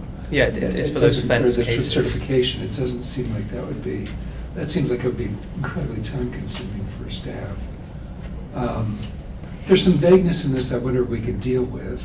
I agree with you that it just sounds kind of vague. But I'd be interested to hear what Ms. Chung's reaction is. Right, thank you. So we do appreciate the, make it broad enough so that the board can make decision, but also, of course, we are concerned if it's get too specific on coursework, it would be like creating extra workload, right? And I also value what Dr. Cervantes was saying, that, a list may be helpful, and that is all true in some sense. So I think I would want to suggest to think of a balance of what you're seeing in this registration, because right now the volume is quite manageable, I want to say, as provided by Ms. Song earlier in her licensing report. If the board wants to go to detail, staff could also look into that too, just because the volume current is manageable. And it might create some clarity to everyone, what is it like? But also, of course, if it's like easier, on the process-wise, since this is a registration and they really learn the actual work of testing through the training, so we could also review an application by a degree, if the board believes that that degree provides a foundation for that registration. I think the idea is that they have some foundation in psychology, right? So, and it is different than when we're looking at a licensed population where we want them to have a degree in applied psychology, like educational psychology, counseling psychology. Those are all applied psychology degrees. I don't think we need that for these particular folks. The one that concerns me is number 4A, any other closely related degree. Too broad. It's too vague. It's too vague. Too vague and broad. And what we run into so often are these unusual names for degrees, and this one that Mr. Burke described. Here, there's a lot of flexibility in degrees. Like, okay, you're going to be in this degree program, but you can take all these different classes. And at some schools, people can invent their own degrees. Well, that's it. Psychology That's it. And then there's these names for degrees that don't necessarily reflect exactly like psychological science, right? And so it becomes very tricky. I would have difficulty with 4A, and because it's just too broad. Anybody could make the case, well, this is a closely related degree because it has this name. But if we have experts reviewing it, I guess what I'm concerned with from the perspective of consumers and just that there's some clarity or some transparency about what qualifies and what doesn't, so that people don't perceive like there's someone got favoritism and my degree, I took, however many units of applied psychology, even at the baccalaureate level. Like, I think we should, it's a small group of individuals, but I guess I just want to, what I would like is to see just some outward communication that people in that scenario don't feel like someone got by but not me. It also does affect a decision that a student takes as a student if they may pursue this path, what courses they take.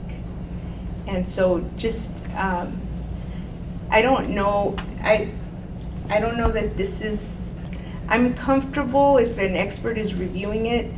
I'm uncomfortable if we're not clear and transparent about what's actually being reviewed, because people can make decisions about what courses to take before they get to this point.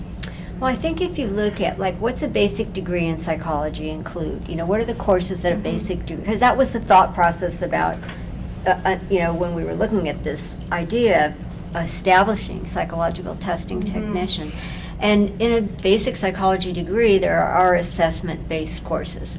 So you would hope that somebody who was a psychological testing technician came into the program, before they start their minimum of 80 hours, with some understanding of what psychological assessment is about. That to me seems very basic, and somewhat, something about the biological bases of behavior, even, and so that sounds like some of the very basic. That's why we started with a degree in psychology.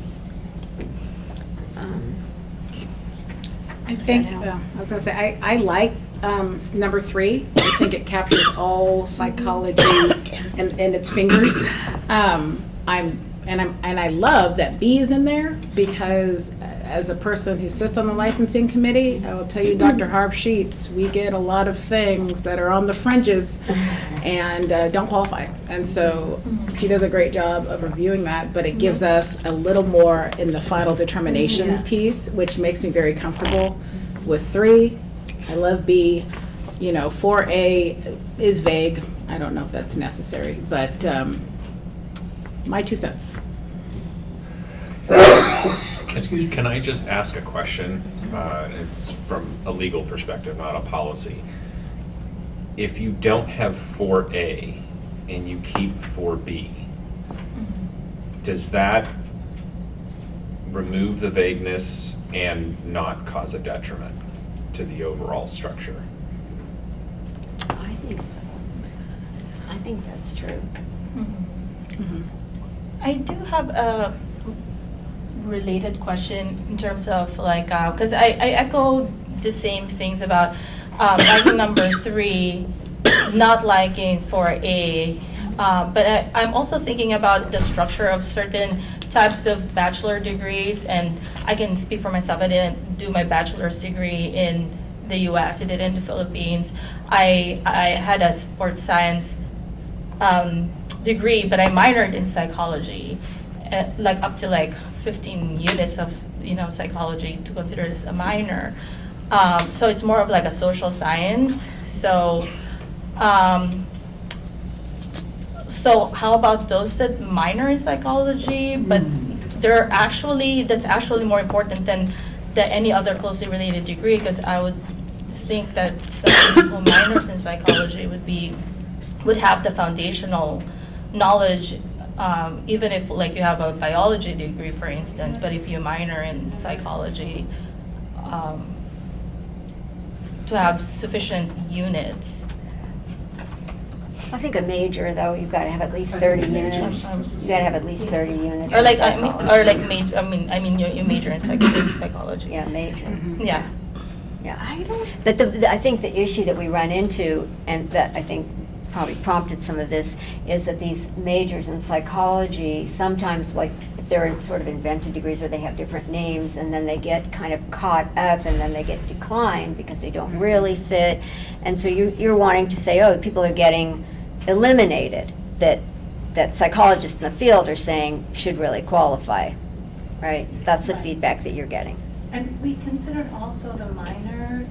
Major. So I don't know the number of units that qualifies as major and minor. I think it's different in different, Yeah, be like 30 here at fields. least. Yeah. I mean, I wouldn't have qualified, let me just say. I don't think a minor is sufficient. I wouldn't Okay. be a testing technician. I minor in psychology. I think it requires a major in a psychological science degree of some sort. I think what we should do is keep the list that you've suggested and then leave a discretionary item at the end that just says the board shall make the final determination. Knowing that we've now kind of broadened the categories of things that we're doing, but as much as I respect it, and Dr. Kasuga may have learned a lot more in her minor than I did. But I mean, most of mine was about political psychology, so that really would not have been good for all. So. I also have multiple degrees, so. Mm-hmm. I also have multiple degrees. So I have my master's and. Oh, sure. So do we have a motion to remove the current 4A language? Yes. Well, I mean, it would be CPA's proposal, so it's ultimately up to them. I would just add of around 4A, just what the intention behind it was to try to, as I mentioned earlier in my comments, of we can't predict what a school will have in 5 years. It was an attempt to say that we were leaving the door open to the board could make a decision to add something to it, but I do understand looking at it that it is very vague right now. What would be a closely related degree? What standards would you end up using? So if Elizabeth agrees, I would think we would be okay with removing it.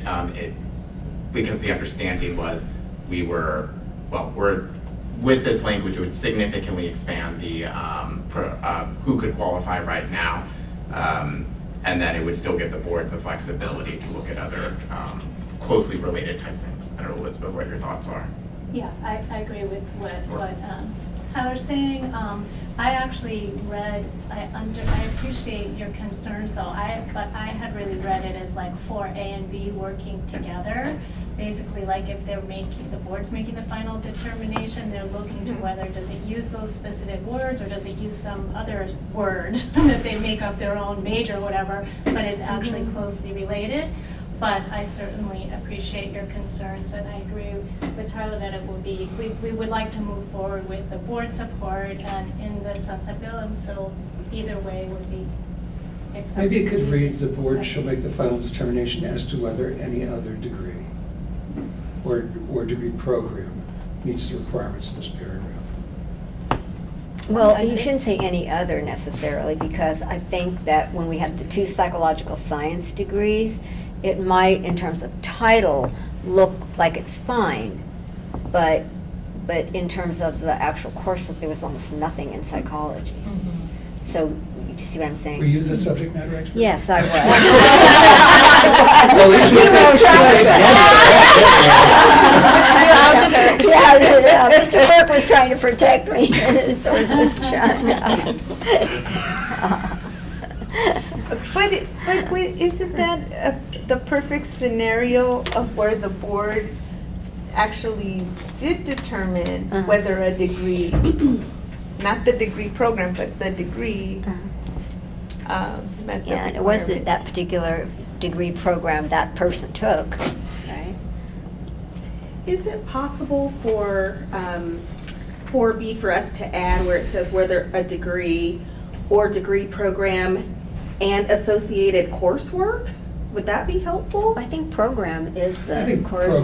program, then we don't get ourselves obligated to look at coursework all Yeah, the time. okay. Because I'm just thinking, there's an expense involved in that, and there's time involved in Yes. that, and you can't always be the subject matter expert. Fair. So,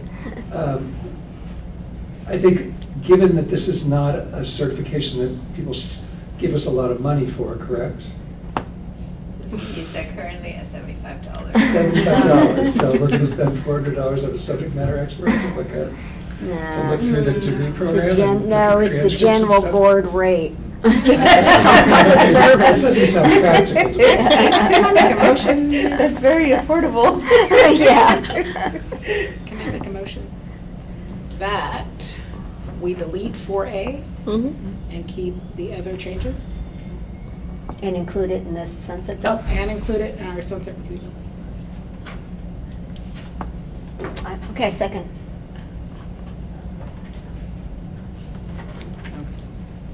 CPA is looking uncomfortable. Any other board comment? No, I think it's fine. Sorry, it's live editing and trying to think about everything in the moment. Yeah. Okay. So. I'm open to I- hearing comments if you have them. I have just, as we're looking at the board shall make the final determination on the degree, I'm curious, like, what is the time frame for an applicant? Does that look like for approval? So if somebody is looking to see if their degree qualifies, what is the time frame? Is it like a 2-month time frame, 2-week time frame? I mean, I'm hesitant to get into a situation where we have an applicant who is, kind of stuck in limbo, waiting for board determination on something that could be like short-term or long-term. Are you suggesting it should say licensing committee or what? I'm just curious, like, how does that really? Well, that's what I'm saying. Yeah. We only meet twice a No, year, I and get everyone these has to wait separate- for us I get to. these between meetings, yeah, Yeah. as the chair of the licensure committee. I get it between meetings. But if this became statute, couldn't we, as a board, delegate that part to the members of the licensure committee? Or to the licensure committee? It's already happening. It's already though. happening. It's already happening. But to that point, there's specific statutory authority for that, right? Yeah, we did that in the last sunset bill. Okay, right? yeah. So Could it I didn't just- have to come back to the board. Could I just make just a legal Oh, recommendation? I Can see. we do this as 4 rather than 4A? Yeah. Yeah, Is that okay? Mhm. All right. yeah. Yeah. I really disagree with that. That's a suggestion. I'm not a board member. I just need clarification, sorry. Because the way it reads now is that the board makes the final determination for all the applications, but then the discussion to me was about the board making the final determination only for when it's in question. Questionable. Well, they wouldn't need to go to 4 if it fits neatly in one of these categories. Yeah. That's like the If last it's stop. 1 or 2 or 3. So then I think it It's should where- say. It's where questionable all falls down there. Yes, I think 4 should add something like, when there's an application in question, then it goes to the board. These are how the 2913 and 2914 reads. It just mirrors what we already have in the other psychological associate and licensed psychologist So, regulations. if I can just put some interpretation to it, this would be a statute. So technically, this is legislature coming out with policy direction. So the legislature is saying 1 qualifies, 2 qualifies, 3 qualifies. 4, we're going to give the board the discretion to decide. So the board has to operate consistent with 1, 2, and 3. That's the way that reads. So I guess to your point, Member Riscotta, you don't have to, that's implied and consistent with rules of statutory construction, that 4 doesn't open up 1, 2, and 3 to the board's discretion. The legislature has said 1, 2, and 3 qualify under those conditions. 4 is anything the legislature hasn't said qualifies. The board will get to look at, if that makes sense.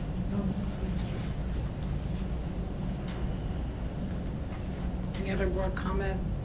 We have a motion and a second. Do you want some comment? Maybe public comment too?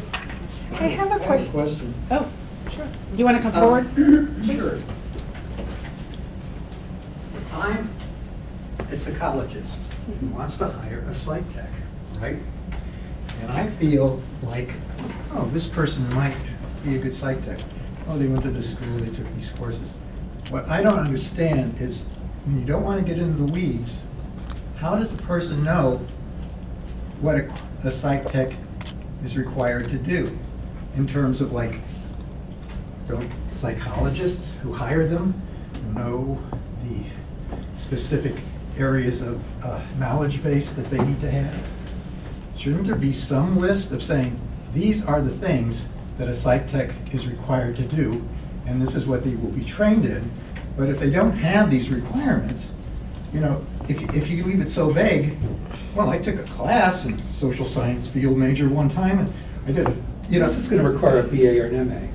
Well, even so, I mean, so, for instance, you take a course in psychological measurements, right? That would seem like a good one. If I were talking to other psychologists or neuropsychologists that do assessments and they want to have a psych tech, I'd say, geez, what do we need them to be able to know before we even bring them in for training? That seems to me that it requires specificity. Maybe not a specific course, but in a broad spectrum of like, they've taken, they have an understanding of psychometry. They have an understanding of normative data, right? If you don't have, if you leave it too vague, and then you leave it up to the board, how do I know the board even knows what they're talking about, right? Some people do, some people don't have a background in testing, right? You should have some, but what I'm saying is, why didn't the association hire, you know, get a committee of psychologists that do assessment and say, this is what we want in a psych tech, right?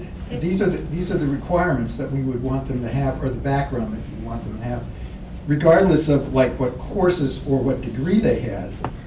You know, it's more of like, it's the skill set and knowledge base that they have.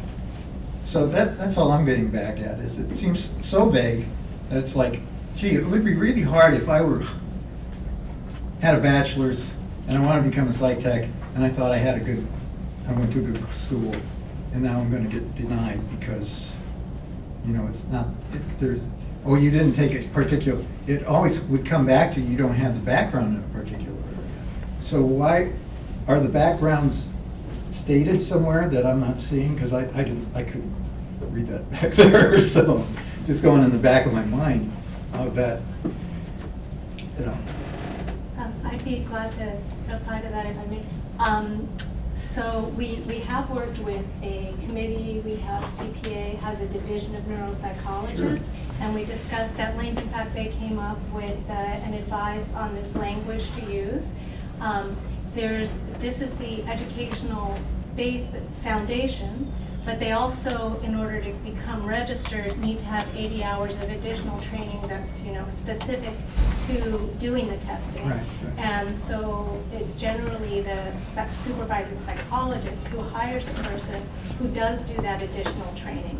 So none of these people coming out with a bachelor's degree, or very few, would come out knowing how to actually administer the test. And what our experts have recommended is they want someone with a basic foundational background and a bachelor's degree in one of these areas. So I appreciate your concerns, but yes, we did think about that, and that is what the recommendation So is by our the experts. aspect of the foundational basis is itemized, it's aspirational, it's.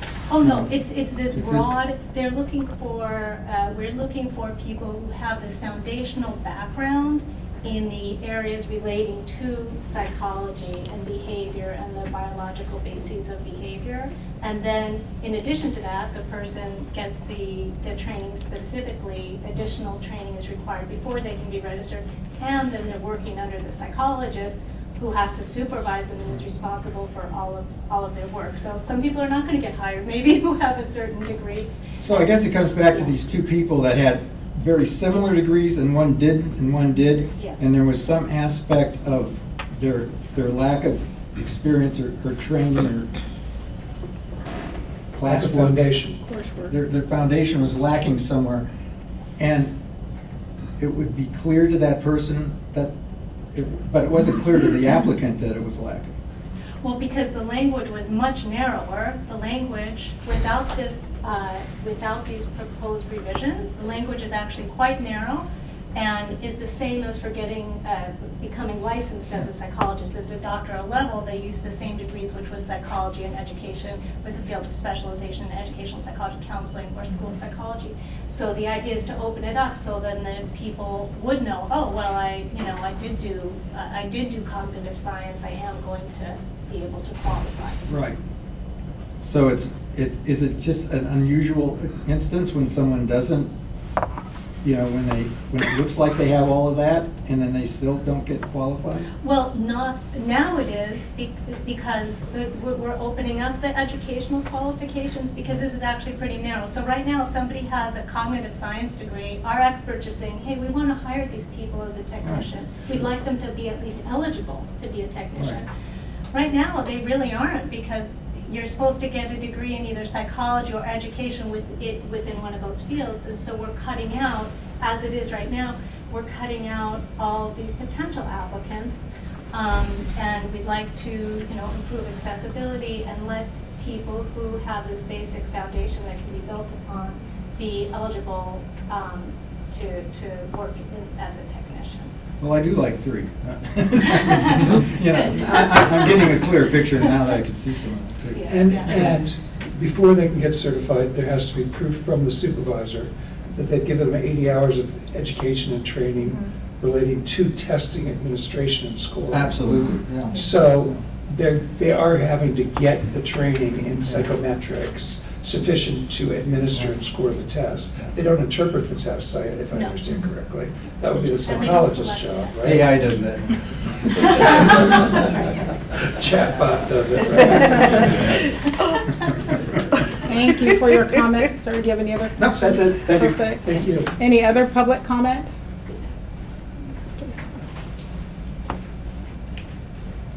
Hi, thank you for your time. I'm a forensic neuropsychologist. with a bachelor's degree in physiology and neurobiology, likely the type of bachelor's degree that might not qualify to be a testing technician as the language currently is. And so, first of all, very grateful for your entertaining of our advocacy to expand the language. My main comment, which I won't repeat things that have already been said, but is to really emphasize appreciation for what council have acknowledged for opening up for item 4 the possibility of other degree types that are not covered in items A, B, or C. Because as a neuropsychologist, I'm listening to the conversation and having a bit of a concern as to the appreciation for the types of qualified education, like foundational education, for someone who might be a psych testing technician for a neuropsychologist specifically. I have a pre-medicine degree. My best testing students before there was a PTT, which is called psychometrist, actually had neuroscience degrees and other subtypes of medical focus degrees. All of my patients who come to me have medical issues before they have clinical psychological issues.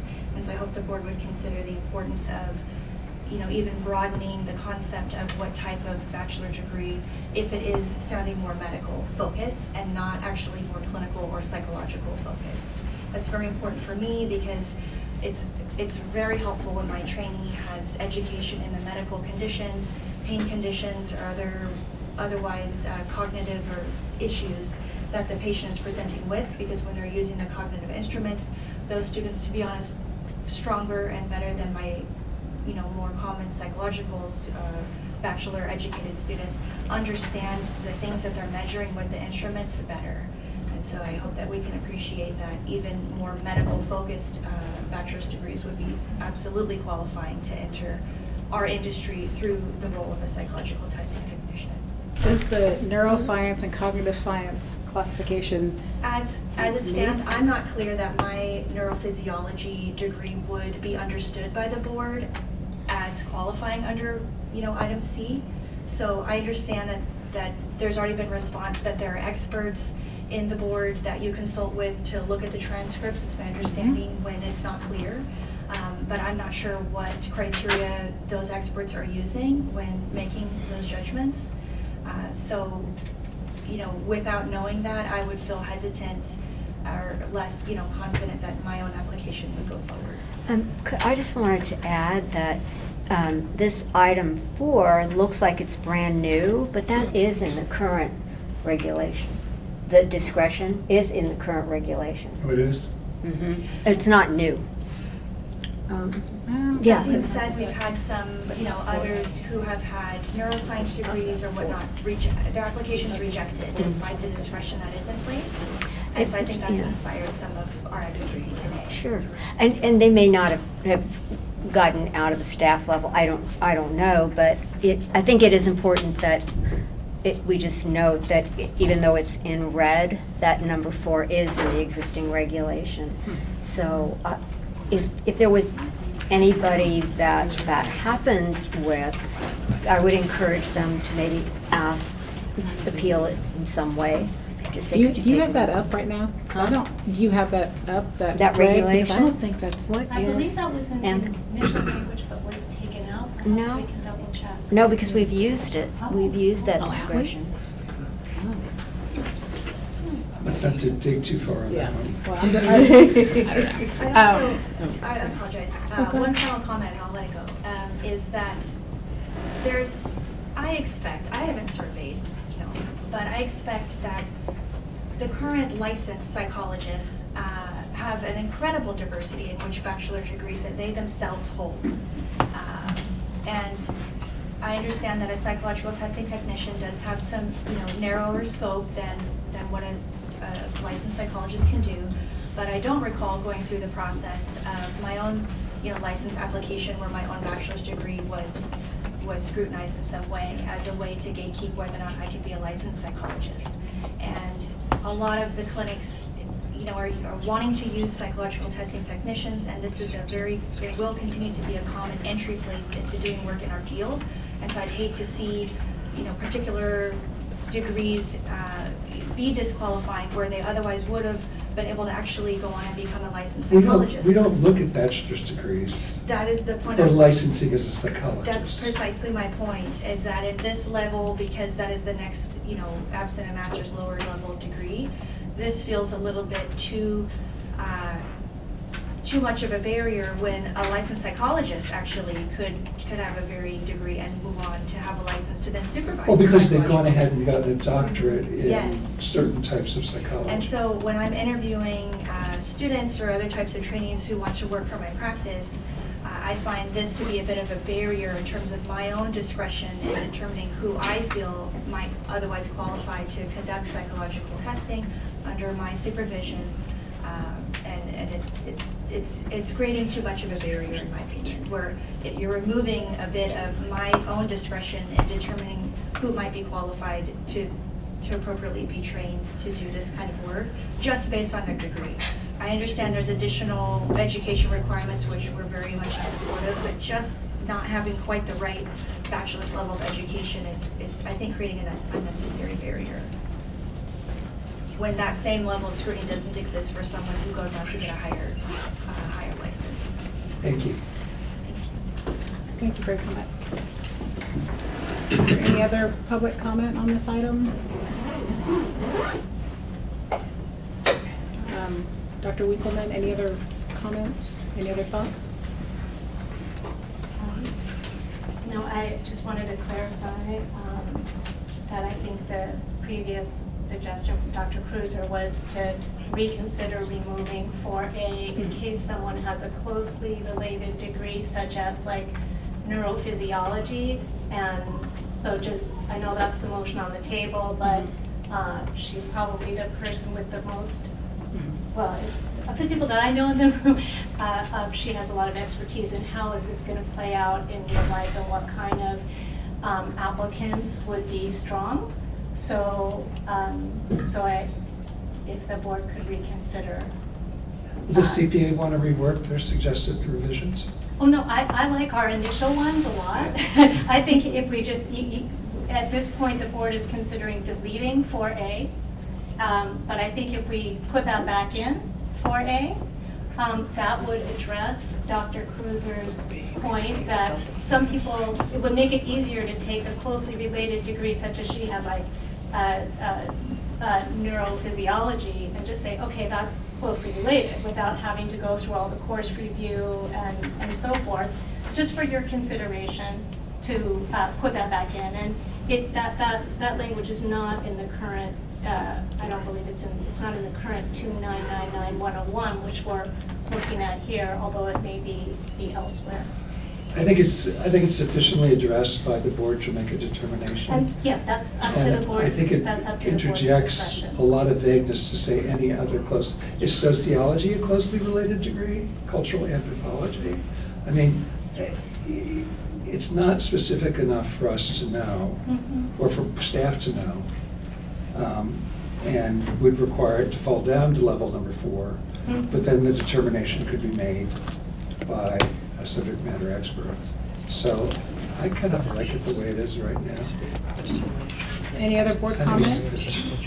I guess I have a question that because I was thinking about this. I work with faculty every day, so I know they make up fancy names for new majors all the time. But is neurophysiology a neuroscience? Wouldn't that cover it? Because I do agree with the concern about... Please come forward. I think the presence of the question is partly what raises my concern, that if that question is at this level, it's not clear to me that the answer, which I believe is yes, would be considered a yes on someone else reviewing the transcript of an applicant. So I just want to acknowledge that the presence of the question signals to me that that applicant, maybe me, might be rejected if it's not interpreted by the reviewers of this board that indeed does qualify under item 3. Because the review process is not made clear at this point when judgment it needs to be made as to which is qualifying and which is not.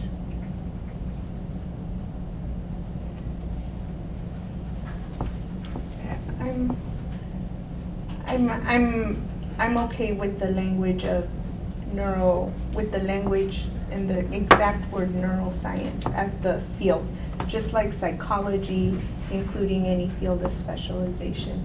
I see those terms from an academic perspective very similar. So, not the same, but very similar. So I'm okay with it. I understand the concern you're raising. I think I'm satisfied. I think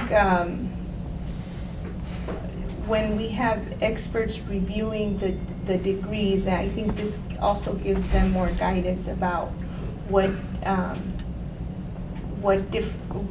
how to evaluate, if they need to evaluate coursework, like how to think about the degrees. So I thank you for the discussion. I think it does capture, because it's not like a neuroscience degree, it says neurosciences. So I would say it's like a broad thing, and if I were reviewing it, I would consider this part of number 3, the physiology. Come forward, please. Come forward. Oh, is the,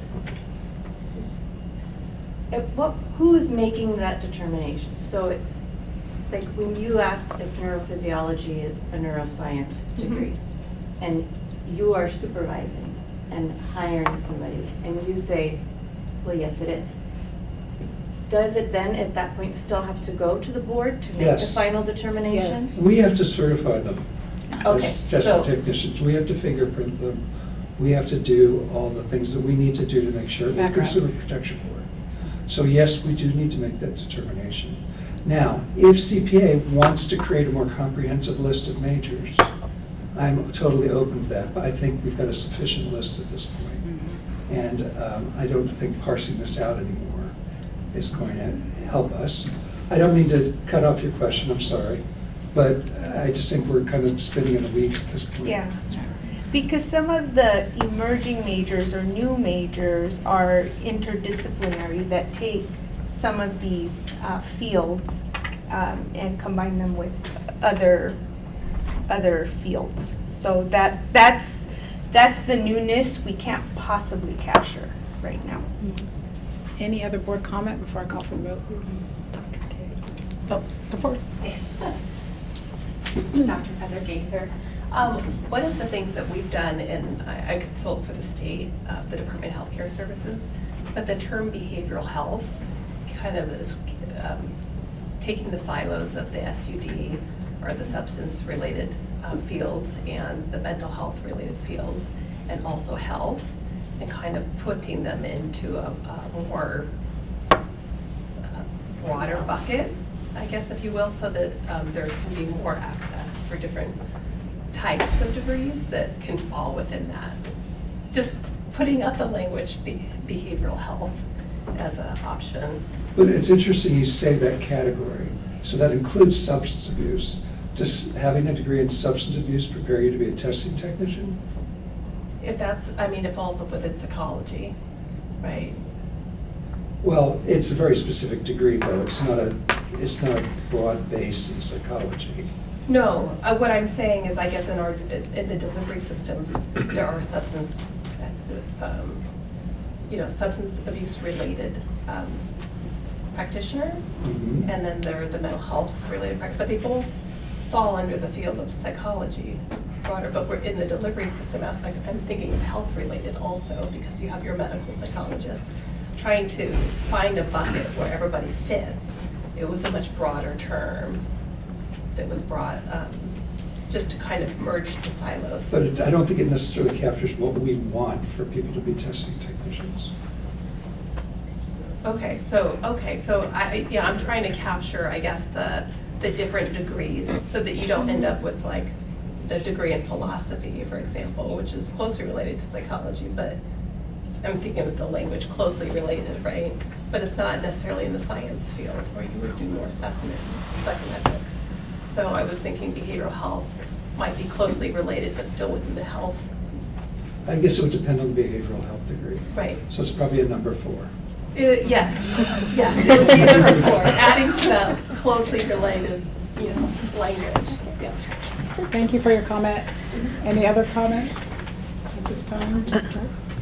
Just, I wanted to talk about the academic perspective a little bit, because coming from the bottom up, as students, as a gateway to psychology, it would be very helpful for some students coming in who wanted to specifically do testing to know check the box on what they could do to pass the board certification. In that example you gave, you had 2 degrees, same degrees, but you judged the coursework, but the student doesn't know what the differentiation was in that to check the box. Yeah. So just saying it would be helpful for those students to know what courses to take to get this degree as a gateway to. Thank you very much. Any other comments in the room? I agree.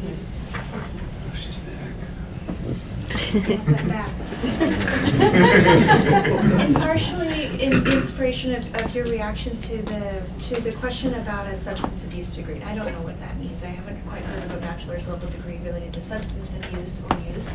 However, depending on the nature of that degree, I might absolutely want to hire that person as a psych testing technician if it goes into, they might be in the course of whatever that degree looks like, looking at the physiology of addiction and brain-based, something to do with the addiction cycle. Could possibly be discussions in the coursework related to the effects of different substances on cognition and so on and so on. So just looking at the title of the degree doesn't give, I think, sufficient information as to what is the content explored in the pursuit of that degree. But when trying to hire a psychological testing technician, as the clinician supervising them, I'm not just looking at their degree, I'm looking at what other work experience have they had. I'm looking at a lot of other things that influence my, at least concept clinically, of what would be our idea of who should be a psychological testing technician. So I just hope that there could be reflection on what that meant in terms of who we would want to be a psych testing technician, the phrase that you used. I don't know exactly how broad of a scope this board has an understanding of who should do that work or not, because to me, what is valuable actually is much more other things, not what bachelor's degree they hold, but a lot of other things as well. I don't want to fuse those concepts together. I just hope. So You could that's all. still use that substance abuse person to do psych testing, couldn't you? Behavioral science. They wouldn't be a psych testing technician. No? I thought the idea behind this was they were already using psych testing technicians without having the name. Maybe I'm misremembering. But because they wanted to get insurance reimbursement, among other things, they wanted a formalization of category. Is that incorrect? There was no, if I may, there was no clear allowance for this type of work unless you're already registered as a psychological associate or a student. So it was in a bit of a gray legal area to be able to, there was no clear allowance for this if you're not otherwise qualified as a student to do this work. I thought in part it was financially motivated. That was not the, It's the impression I got from the neuropsychologist that came up at the time. our main motivation was to expand the access to care and have a clear legal pathway for this kind of work to be. And I understand that, Yeah. that there's a gray area there. Yeah. But people have used people to do psych testing in that gray area before. I mean, the only two alternatives I see is to take the language as it's drafted right now, or you guys come to us with a comprehensive list, but this isn't going to go into sunset. Because I don't think we can anticipate all the contingencies that are all the degree names that you would need in order to satisfy the members of the public. Oh, and Dr. Phillips, I think that they initially were talking about a very comprehensive list, but that it could be actually very limiting because, like you said, there are so many degrees out there. And then the comprehensive list, if that's what we had, would just be limiting because somebody else's degree might be very qualified, they'd be outside I that don't list. think that's the way to go. Right, but- right. But if that's what the sentiment is among CPA and its members, that's cool. Well, I think this But then come back to represented us a kind of a way to kind of encompass what would have been on a comprehensive list without making that list be limiting.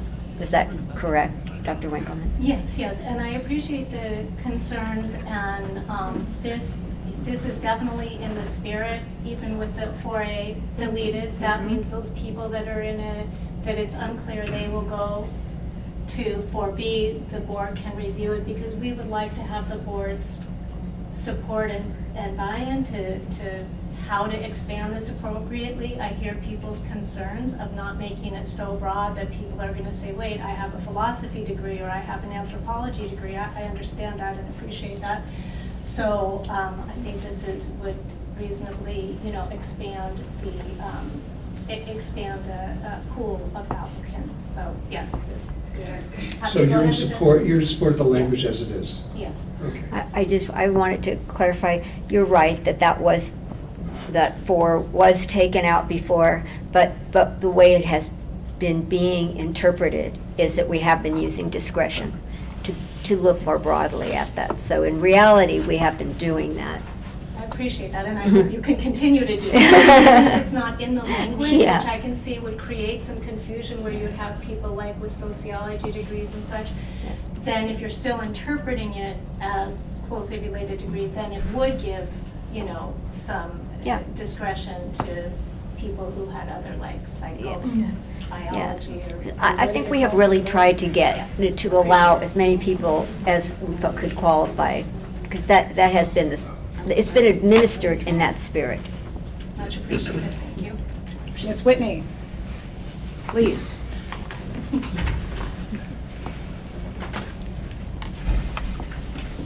Kusuga? Aye. Cervantes? Aye. Fu? Hardsheet? Aye. Nystrom? Aye. Phillips? Aye. Viscafe? Aye. Rogers? Aye. Tate? Aye. Thank you, motion passed. Thank you, motion passes. Thank you for the lively discussion. That's great. Thank you. Before we end today, Mr. Polk, can you please come forward and let everyone know how much CPD credit everyone has earned today?